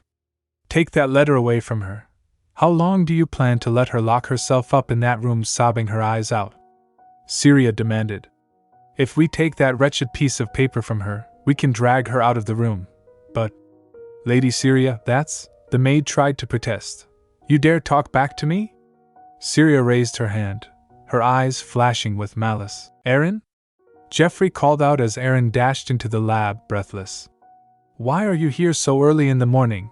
I found Father's letter, she announced, holding up the worn envelope triumphantly. Has your memory come back? He asked, eyes widening. No, I just happened to find it, she explained. I'm glad, Geoffrey said with a relieved smile. I expected you to take longer to find it. Now we can finally chase that rascal Kamet out. I'd better go wake your grandfather up, he added, turning to leave. Wait, not yet. Aerin stopped him. Don't you think we'll need a certificate of assurance? Later, inside the lab, a complex mana device whirred to life. Item registration complete, the mechanical voice announced. Would you like to assign a name to this item? Yes, save it as Kaloni's handwriting, Aerin instructed. Confirmed. This will be recognized as Kaloni's handwriting from now on. Well then, with this, Kamet won't be able to try another shady trick on us again, Aerin said confidently. I figured someone like him would need some cold, hard evidence to keep him quiet. And using an invention by a genius mana scientist is worlds more convincing than just arguing my point. Geoffrey chuckled, adjusting his invisible glasses. As expected of my assistant. No, my daughter. Brilliant idea. My lady, the detection device is all ready to go. Alf1 called out. Okay. Let's see. Aerin placed the letter onto the scanner. If we scan the letter here, the machine clunked and beeped. A red light flashed. This item does not match the registered handwriting sample of Kaloni. It is incorrect. This is not Kaloni's handwriting. Aerin froze. What? This is not Kaloni's handwriting, the machine repeated. And no matter how many times we scan it, we keep getting the same result, Aerin muttered, frustration building as she ran the test again. Lord Geoffrey's letters are a match or higher. Why is mine the only one to get rejected? Is it because the handwriting is all wobbly since it's written in pencil? She wondered. No. If so, the device wouldn't have been able to identify his letters as a child. But you saw how it came out with a 99% match. Geoffrey tapped the table, peering closely at the letter. Something else is wrong here, he said gravely. Huh? Could this be the issue? He pointed at specific letters. Look! The starting points of the strokes are different. Like the B in Brauno, or the T in time. He looked at Aerin. Someone tried their best to forge this letter. What? Aerin gasped. So, was Aerin hiding a fake letter all this time? She thought back to the blue-haired spirit's words. Nobody understands the true meaning of the letter. Is this what she meant? Aerin wondered. Because she didn't want anyone to find out that it wasn't real, my lady. Do you remember exactly how you received that letter? Alf1 asked gently. Did the Lord give it to you himself? Or was it written by someone else on his behalf? I don't know. Aerin whispered, clutching her head. I don't remember anything from then. I don't even know how I came to this estate. She looked up at Alf1, panic rising. What should I do, Alf1? Excuse me. Well, I'm not sure. Alf1 stammered. What do you mean, you don't remember? Hee. I guess this is the end. Aerin laughed nervously, tears pricking her eyes. My lady. Alf1 cried. Geoffrey stepped forward, placing a firm hand on her shoulder. Aerin, get to class for the time being, he said calmly. This changes nothing, all right? Like I told you. You're my daughter, he smiled reassuringly. Everything will be fine once you come back from class. Leave it to your father. Aerin glanced back at him one last time, gave a small wave, and walked out. The atmosphere in the lab grew heavy. Maybe I shouldn't have said anything. Alf1 sighed. She looked so shocked. I feel bad. It would have been worse if you hadn't figured out what was wrong, Jeffrey replied. To make things clear, the fact that Aerin has lost her memory is a secret. Of course, my lord, Alf1 nodded.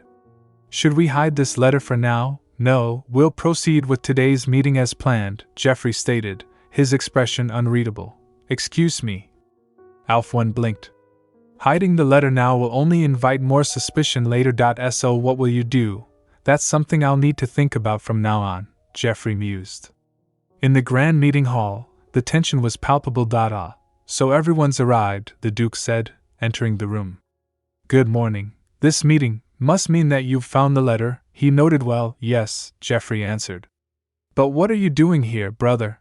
Lord Havenik sat leisurely in a chair, flipping through a book. What a cold welcome. I'm part of the family too, aren't I? He drawled. I've got the right to know what's going on within the estate. He glanced up, his eyes sharp. Especially considering one of us here may be a conniving fraud who dares to try and trick our family. I'm a little sensitive to things of that matter right now, you see. What with recent events. He waved a hand dismissively. In any case, don't mind me. I'm just a bystander. Carry on. No, we're still missing one person, Jeffrey said, looking toward the door. I don't think so. Hasn't everyone arrived? The Duke asked. I'm sorry for being late, a voice announced. The doors swung open, and Aerin stepped inside, her expression steely. Let us begin, my lady, Alf1 called out, catching up to Aerin in the hallway. You were on your way to the academy, right? I was told that the academy is closed today. Really? Aerin asked, feigning surprise. All of a sudden, it seems like your teacher has something important to discuss with the Duke, Alf1 explained. I see. Yes, come, let's head back to your quarters. Sure, but... Aerin paused, looking at the silver-haired man walking beside Alf1. I've never seen you before. Who are you? The atmosphere was tense. I apologize for the delay, Lord Danian said, stepping inside. Shall we begin the meeting, Lord Danian? Lord Kemet exclaimed, his eyes widening. What are you doing here? I called for him, the Duke stated calmly. I've asked him for his opinion on this matter before, and it seems he's got something to relay to us too. I've already explained the situation to him, so don't worry. Understood, Lord Kemet muttered, clearly unsettled. Then let's get straight to the point. He placed a worn piece of paper on the table. This is the letter Aerin brought to the estate when she first arrived. Looks like it was written by a very young child, Havenik commented, flipping the paper over. You should pay attention to its contents, not the handwriting, Lord Kemet retorted quickly. It was written in his last living moments. Of course his handwriting would seem rushed. The Duke hummed. In any case, this is the letter you've been wanting to see. Now let's end this useless nonsense. Something's off, Havenik interjected, staring intently at the letter. The colony I know doesn't write like this. What exactly is so off about it? Lord Kemet demanded defensively. Father, have you compared this letter with any of his old ones? Havenik asked the Duke. Well, no. I've never had them checked, the Duke admitted. Then I think a cross-comparison is necessary, Havenik declared. For example. Right, Jeffrey. Didn't you invent some counterfeit detector? We can test the handwriting with that. Jeffrey shifted uncomfortably. I'm still working on its precision levels. Haha, nonsense, Lord Kemet laughed nervously. Our genius Lord Jeffrey made it himself. It feels strange, seeing you be so modest. Havenik smirked. I didn't realize we had such a fine tool. Let's verify it right away, then. Neither I nor the young lady wish to be accused of forgery over a single letter. Like I said, it's not reliable for use yet, Jeffrey insisted firmly. Then. Havenik leaned back. Could you explain to me the circumstances when she brought the letter here? Did she relay any last words from the late lord? Aerin was in a state of deep panic and shock, Lord Kemet explained quickly. She wasn't in the position to talk properly. Then why don't we hear from her in person? Havenik suggested. She's got such a way with words. I'm sure she can convince us of the truth. I'll bring her here myself. Before you do, may I share my thoughts? Lord Danian spoke up, his voice calm and authoritative. If you'll allow it, of course, the Duke nodded. Go ahead, Havenik said, intrigued. Thank you, Your Grace. Then, Danian reached into his pocket and placed a small, smooth stone on the table with a clack. Do any of you men know what this is? This is a healing stone, Havenik identified. Exactly, Danian confirmed. It's used to heal wounds using the power of mana. Their mechanism works by cycling a specific type of mana throughout the patient's body. He continued his explanation, pacing slowly around the table. Mana that helps close a wound circulates through the body, and naturally dissipates out when the wound is healed. As such, mana doesn't tend to build up within someone. Lord Danian, forgive me, but we're not your students, Lord Kamet interrupted impatiently. But the healing stone is deemed useless against certain illnesses. Danian pressed on, ignoring the interruption. Those afflicted by this rare condition begin to accumulate mana within their bodies. As time passes, there comes a point when the level of mana within reaches a breaking point. In that instant, the body's time simply stops. He looked directly at Lord Kamet. This condition is called the Ageless Curse. Lord Kamet, the child you brought with you suffers from this illness, doesn't she? Lord Kamet let out a forced, high-pitched laugh. Ha! Ha! That's quite the story there, sir. Sure, I've heard rumors about that disease before. But that's just urban legend. A bedtime tale to scare kids who stay up late at night. You almost got me there. Urban legend? Hardly, Danian replied, his gaze unwavering. I am living proof that this curse is real. He turned to the Duke. Isn't that right, Your Grace? The Duke nodded slowly. He's right. I've never seen Danian age a day in all the years I've known him. Once you contract this illness, you can no longer interact with external mana, Danian explained. The mana already stored within prevents the energy of healing stones from entering your body. That's why I can't tell the difference in temperature between a healing stone and a plain one. He tapped the stone on the table. And that is what your Lady Aerin seems to feel as well. The room fell silent as the implication sank in. Is that child actually 7 years old? Danian asked softly. Before anyone could answer, the doors burst open. A servant rushed in, breathless and panicked. Your Grace. The servant cried. Lady Aerin. She's disappeared, outside.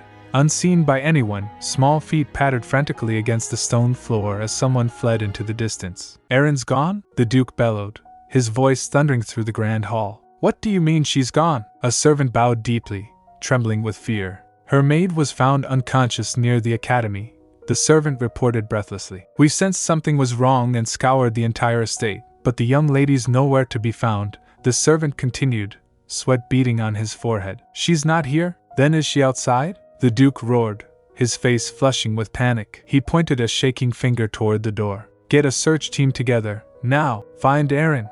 Why yes, sir, the servants cried in unison, scrambling to obey the order. In a guest room within the estate, Kamet shoved clothes frantically into a suitcase. The room was in disarray, drawers pulled open and fabric strewn about. Where are we going? Alma asked, her blue eyes wide with confusion. We need to get out of here, now, Kamet snapped without looking at her. So quit yapping and help me pack. What? Why? Alma pressed, clutching her skirt. They've figured out that you're no ordinary kid, Kamet hissed, slamming the suitcase shut. There's no way you'll be able to stay here safely anymore. He grabbed his coat, a wicked grin spreading across his face. Now that the real one's gone missing, this is our chance to slip away. The real one's gone? Alma repeated, stunned. And how did they figure that out? Thought this was my chance to hit the jackpot, but guess not, Kamet muttered, glaring at Alma with disdain. You're useless, absolutely useless. Anyway, our plan ends here, Kamet declared coldly. He turned and bolted for the door.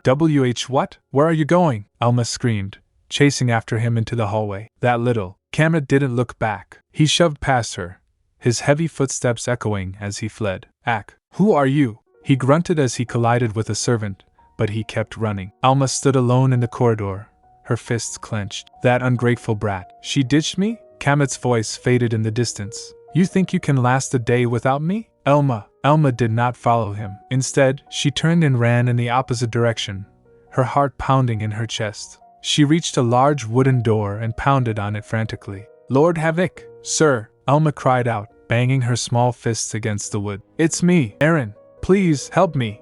The door creaked open. Lord Havenik stood there, his expression twisted in annoyance. "Lord Alma began, gasping for breath. "How dare a filthy brat like you raise your voice at me?"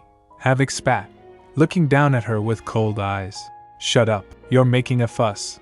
"Yes, sir?" Alma stammered, shrinking back. "TSK.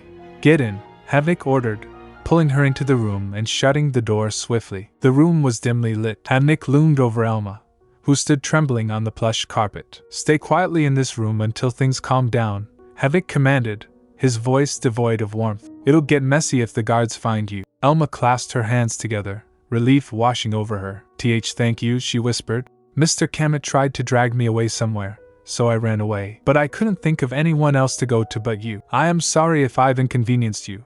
"Quiet," Havenik interrupted sharply. "I don't want to hear more from a fake like you." Alma flinched as Havenik leaned in close, his gaze piercing. "I'm only letting you live because you've still got some use to you. That's all." He grabbed her chin roughly. "All you need to do is take Aerin's place. And shut up," he sneered, "because soon enough, the real Aerin will be gone." Alma's eyes widened in horror. "Gone? Does he mean she'll die?" she thought, a chill running down her spine. "Wait, so that's who went missing? If so, her disappearance is no small matter," Alma realized, her mind racing. "No way. Did Lord Havenik plot this?" Havenik noticed her fear and smirked. "Must be your dirty slum instincts. You've got a knack of knowing how to save your own hide." He released her and straightened his coat. "I'll forgive you for trying to deceive me, but you'd better keep quiet and behave if you want to stay here." He walked toward the door, pausing to deliver one final threat. "Once you become useless to me, I'll make sure nobody can find you, like Aerin." The door clicked shut, leaving Alma alone in the silence. Is she really going to die? Alma thought, sinking to the floor. I never wished for that. She hugged her knees, trying to harden her heart.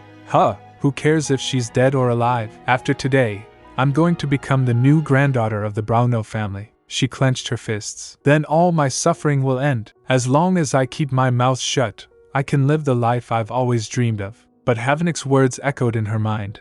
If I just follow Lord Havenik's words. You think a useless brat like you can do anything in this world? The memory of Havenik's cruel voice merged with another memory, Aerin's gentle voice in the garden. Don't you have a dream? Aerin had asked. What do you really wish for? Alma squeezed her eyes shut. That's why she whispered to the empty room. Outside, the estate was swarming with activity. Unit 1, head east of the village, a captain shouted to his squad. Unit 2, take the west side. The rest of you, search the mansion and around the gates, he commanded. 2 guards stood near the garden wall, looking confused. What's going on? One asked. I'm not sure, the other replied. I heard they've stopped all the carriages from leaving the estate too. Suddenly, a voice hissed from the bushes above them. Hey you two. Nux peered over the edge of the stone wall, looking down. A small hand reached up from the other side. Give me a hand, Alma whispered, struggling to climb. Nux grabbed her hand and pulled her up. He stared at her, recognizing the blue hair immediately. It's the other Aerin, Nux murmured. Alma looked at him, her expression fierce and determined. We need to go save Aerin, she declared. Far away from the estate, a carriage rattled down a bumpy road. Inside, rough-looking men sat slouched, grinning at each other. So much for the Grand Brauno family, one kidnapper scoffed. Their security's full of holes. Let's keep her around until tonight, then get rid of the kid, another man said, jerking his thumb toward the back where a small figure lay bound. Poor little girl, the first man mocked. See, the rich are much more ruthless than we are. Well, that's not our problem. How long has it been since we landed a gig this sweet? The third man laughed. Come on, let's drink till we drop tonight. Outside on the path, a lone traveler paused, watching the vehicle pass. What's with that carriage? The traveler muttered, narrowing his eyes. True, the road's not big enough for a carriage that size. Something's fishy. Daddy? Daddy? The desperate cries echoed through the chaos of the burning wreckage. Smoke billowed into the night sky, choking the air, while the sounds of shouting men and crackling flames surrounded them. Over here! Someone's still alive! A voice bellowed from the darkness. Hurry up, bring the stretcher. Why yes, sir! Amidst the debris, a man lay broken on the ground, his breathing ragged. Blood stained his clothes, and his vision was fading fast. "Daddy?" A young, silver-haired girl with tear-streaked cheeks scrambled toward him, her small hands reaching out. "Aerin," Lord Coloni whispered, his voice barely audible. He forced a weak smile, his hand trembling as he reached for her. "Thank God you're all right." "I'm fine," the young Aerin sobbed, clutching his hand. "I'm sorry if I worried you. What about you? Are you all right?" Coloni's breath hitched, a sharp gasp escaping his lips. "Ha! Aerin." He squeezed her hand with the last of his strength, his eyes filled with an intense, desperate plea. "Will you promise me one thing?" He pressed a crumpled letter into her small palm. "My daughter's name is Aerin Brauno," he rasped, his gaze shifting to the blurry figure of a man approaching them. "Please. I leave her in your care." His body seized, trembling violently. "I'm running out of time, Daddy. I'm all done." "Thank you," Aerin cried, her voice breaking. "Now it's time," the approaching man said coldly, grabbing her arm. "No! No! Let me go!" She screamed, thrashing as she was dragged away from her dying father. "Daddy? Daddy? Daddy?" Aerin's eyes snapped open. Her chest heaved, sweat clinging to her skin as the remnants of the nightmare faded into the darkness. She blinked, disoriented, staring at the wooden ceiling of a cramped, moving space. Dream? She thought, her heart still pounding against her ribs. She tried to move, but her wrists were bound tight. Meanwhile, on the outskirts of the village, a tense council was being held under the moonlight. Fredelman stood with his arms crossed, skepticism written all over his face as he surveyed the group of scruffy neighborhood children gathered before him. Beside him stood Nux and Elma, the blue-haired girl having joined the rescue effort. "Can we really trust these guys?" Fredelman asked, eyeing the children. "They just look like some neighborhood brats." "Trust me?" Nux replied confidently. "These guys act as the village watch. The villagers here trust them more than the royal guards." Fredelman raised an eyebrow. "Fredelman, how do you know all that?" Nux flinched, scratching his cheek awkwardly. "Oh, well. Just because? I'm pretty good friends with one of the guys here." Fredelman sighed, rubbing his temples. "That isn't assuring at all." He glared at the leader of the children. "Fine then. Go find someone else to help you. Although I doubt you'll be able to find anyone better than us," the boy retorted with a smirk. "Right, guys? That's right, boss." The others cheered. "Yeah," Fredelman grunted. "It's not like we have any other option, right? You want to find Aerin as fast as possible, right?" "That is true, but..." Nux hesitated. "So you're letting us take over?" "Good," the young boss declared. "Now tell us what this missing kid looks like." A smaller boy stepped forward, breathless. "Boss, we found something really weird." The group turned their attention to him. "There's a random carriage parked by the northern forest," the boy reported. "The northern forest?" the boss asked, surprised. "But there isn't even a proper road there. That's why Ethan left a trail following their path," the boy explained. "Who knows, they might be some dangerous guys. Good job, kid." "When in doubt, follow your instincts," the boss praised. He turned to the others, his expression serious. "Hey, focus! We're not here to chat," the boy added one more detail. "Oh, and I saw some girl with blue hair sleeping in the back." Elma stiffened slightly at the mention of blue hair, but the urgency of the situation pushed the thought aside. They had a lead. Inside the locked carriage, Aerin struggled against the door. It was dark, and the air was stale. "Ugh! Why isn't this budging?" she groaned, throwing her weight against the wood. She squirmed, trying to get better leverage. "All I need to do is open this." Suddenly, a loud crash echoed from above. "Alia!" Aerin flinched as a figure dropped from the ceiling, landing with a heavy thud on the floorboards. "Oh wow! Owie," the intruder muttered, rubbing his head. He was a young boy with messy hair, dusting himself off. He looked up and saw Aerin hanging awkwardly from her bonds. "You all right?" he asked casually. "Why are you hanging there?" "That's dangerous, you know." Aerin stared at him, bewildered. What? Who are you? And how'd you get in here? Pretty easy slipping past the guard, the boy replied with a grin, pointing a thumb over his shoulder. They're already wobbling around drunk. Guffaw. Some guards they are. Aerin's eyes lit up with hope. Wait, then is nobody outside? Yup. Now's the time to escape, the boy confirmed. Suddenly, a sharp clack sound came from the door he had just entered through. Hey, what was that? The boy asked, freezing. He turned and tried the handle.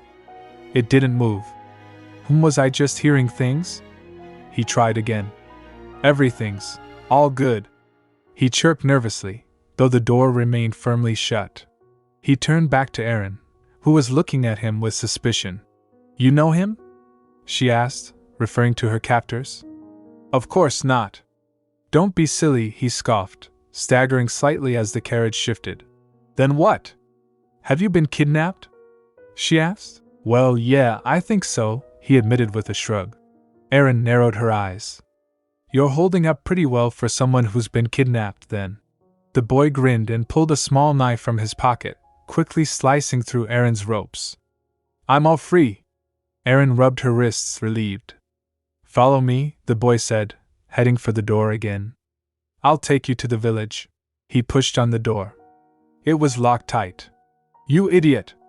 Aerin shouted. What are you doing, leaving the door unlocked? The boy rattled the handle, but it was no use. The latch had clicked shut from the outside. Oh, he murmured. Well, guess I'll wait here with you. He flopped down onto a crate, looking entirely too relaxed for the situation. Huh? Aerin stared at him in disbelief. Shouldn't you be a little more worried? You're locked in here too, you know. I left a trail outside, the boy said calmly, leaning back. When the time comes, my friends will come find me. Aerin studied him, searching for any sign of deceit. Really? Can I take your word for it? I don't lie, the boy stated firmly, his eyes meeting hers. I hate people who lie. He glanced down at the crate he was sitting on. Noticing a glimmer through a crack in the wood, he leaned closer. Huh! Click! He unlocked the latch of the crate and threw the lid open. What's in here? His eyes went wide. Oh my God! The crate was filled to the brim with glowing, colorful stones. They shimmered in the dim light. Look! It's full of magical stones, he whispered, picking one up. But how? He looked at Aerin, confusion etched on his face.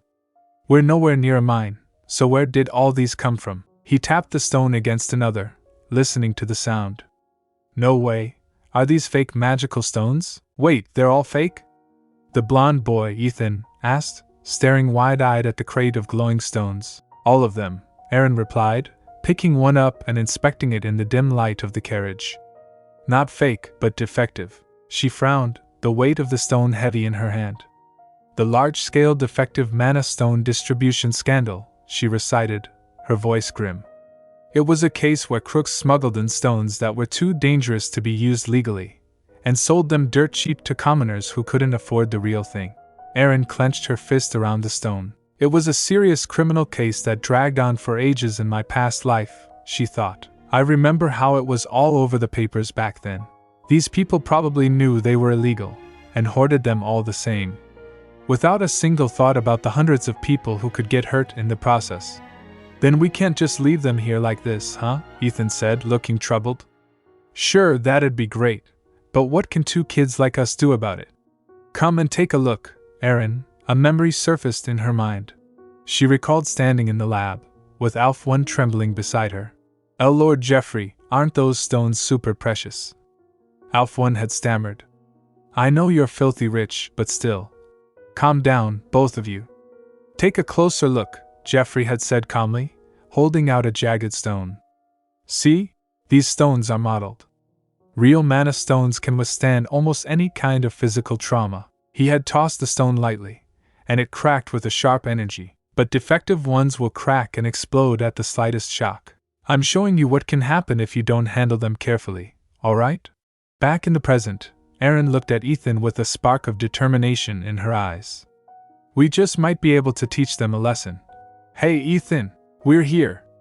A voice hissed from outside the carriage window. Ethan peeked through the slats. Hey there, boss. Are those your friends? Aerin asked, leaning in. Outside, the neighborhood watch kids were gathered in the darkness. Huh. What are you two doing over there? The leader asked, squinting at the carriage. Oh. The blue-haired girl, another kid whispered loudly, pointing at Elma, who stood nervously beside Nux. Say what? Ethan blinked, recognizing the group. Yellow Aerin. And Nux too? He asked, surprised to see the blue-haired girl and the redhead together. What are you doing here, spacing out like that? Nux hissed urgently at Aerin through the window. We gotta run before they find us. Hey Aerin, are you okay? Elma stammered. These guys have been looking for you all day, Ethan explained to Aerin. That's why they came to us for help. Do you know how long we've been searching for you? Nux complained, hoisting Elma up slightly. You're heavy. Anyway, let's scram before those drunkards figure out what's going on, the leader urged. Actually, Aerin interrupted, her voice steady. So I hear you guys can solve anything, right? Even things that stump grown-ups? The leader puffed out his chest. Of course. There's nothing we can't do. Then will you help me out with something? Aerin asked. The leader crossed his arms. So they're smuggling defective mana stones, huh? Sure, that's pretty bad, but what do you want to do about it? I'm gonna blow all these stones up at once, Aerin declared, her eyes flashing. Kaboom! Kaboom? Ethan gasped. Haha, I like how you think, the leader grinned. So what do you need us to do? I want you to capture those crooks while they're distracted by the explosion, Aerin commanded. After that, people from my family will arrive and take care of the rest. Ethan looked at her skeptically. Are you sure your family will come find you if you do that? Yup, Aerin smiled. Once he sees the smoke, my dad will definitely come find me. Moments later, inside the carriage, Aerin held a matchbox. Is this enough to light the whole thing up? Ethan asked worriedly. Yes, thanks, Aerin said. She struck the match against the box. CHSS. The flame flared to life. Alright, guys, she whispered. Light it up. She dropped the match into the crate of unstable stones. Boom! The explosion tore through the silence of the forest. The carriage shook violently as the defective stones detonated in a chain reaction. Boom! Boom! Nearby, the two kidnappers, James and his partner, scrambled up from their campfire in terror. What the? James screamed. Good God! The whole thing's gonna explode, he yelled, staring at the smoking carriage. It must be the mana stones in the cabin. They must have blown up. Run! Run! His partner shouted. The two men bolted into the trees, desperate to escape the blast radius. Boom! Arg! James cried out as the force of the explosion knocked him forward. James! But the woods were not safe. Whack! A rock flew from the darkness, striking James square in the face. Ugh! He grunted, stumbling back. What's going on? A rock? Ow! Another rock hit him. Ack! He tried to run, but his foot caught on a taut rope hidden in the grass. Trip! Ack! Who's there? He shouted, scrambling to his feet, panic seizing him. That brat! Stay where you are! He yelled at a shadow darting past. But the children were everywhere. They moved with practiced agility, using the terrain to their advantage. Crash! James fell hard, finally subdued. Aerin peered out from behind a tree, watching the chaos settle. She's the last one, right? The leader asked, tying up the second man. Yup, Nux confirmed. Wow, so you guys weren't lying, huh? Aerin said, walking over. You're pretty good at catching bad guys. Of course, we're not a bunch of amateurs, you know, the leader chuckled, dusting off his hands. Anyway, our job here is done. Time to leave, he announced abruptly. Huh, already? Aerin asked, surprised. We've still got a lot of work to finish up, the leader said, turning away. We don't have the time to humor you innocent nobles. Let's go, gang. Humph. Let's go, boss. The others cheered. There she is. The leader stopped and glanced back at Aerin, a smirk playing on his lips. That plan of yours was pretty amusing. Not bad for a boring aristocrat, kid. He tipped his imaginary hat. Come find us if you ever need a hand with anything. My treat. With that, they vanished into the night. Aerin, a desperate voice called out. Aerin spun around. Lord Geoffrey. Geoffrey came sprinting through the clearing, flanked by guards. His silver hair was messy, his face pale with fear. No wonder that mana stone explosion seemed suspiciously unfamiliar, Jeffrey thought, his breath coming in ragged gasps. Clearly the one behind it all. He stopped, spotting Aerin standing safely near the wreckage. "Ha, I told you to be careful with those, didn't I?" he breathed, his shoulders sagging with relief. Hee. "I know," Aerin admitted sheepishly, "but I figured this was the only way to get your attention." She ran to him. Jeffrey dropped to his knees and pulled her into a fierce hug. "I'm so glad you're okay," he whispered, burying his face in her hair. Aerin returned the embrace, clenching his coat tightly. "I'm glad you came to look for me, Father." "Thank you." After a moment, Jeffrey pulled back, his demeanor shifting to cold authority as he looked past her. Bad people." Aerin pointed at the tied-up men. "Who are these guys?" Jeffrey asked, his voice icy.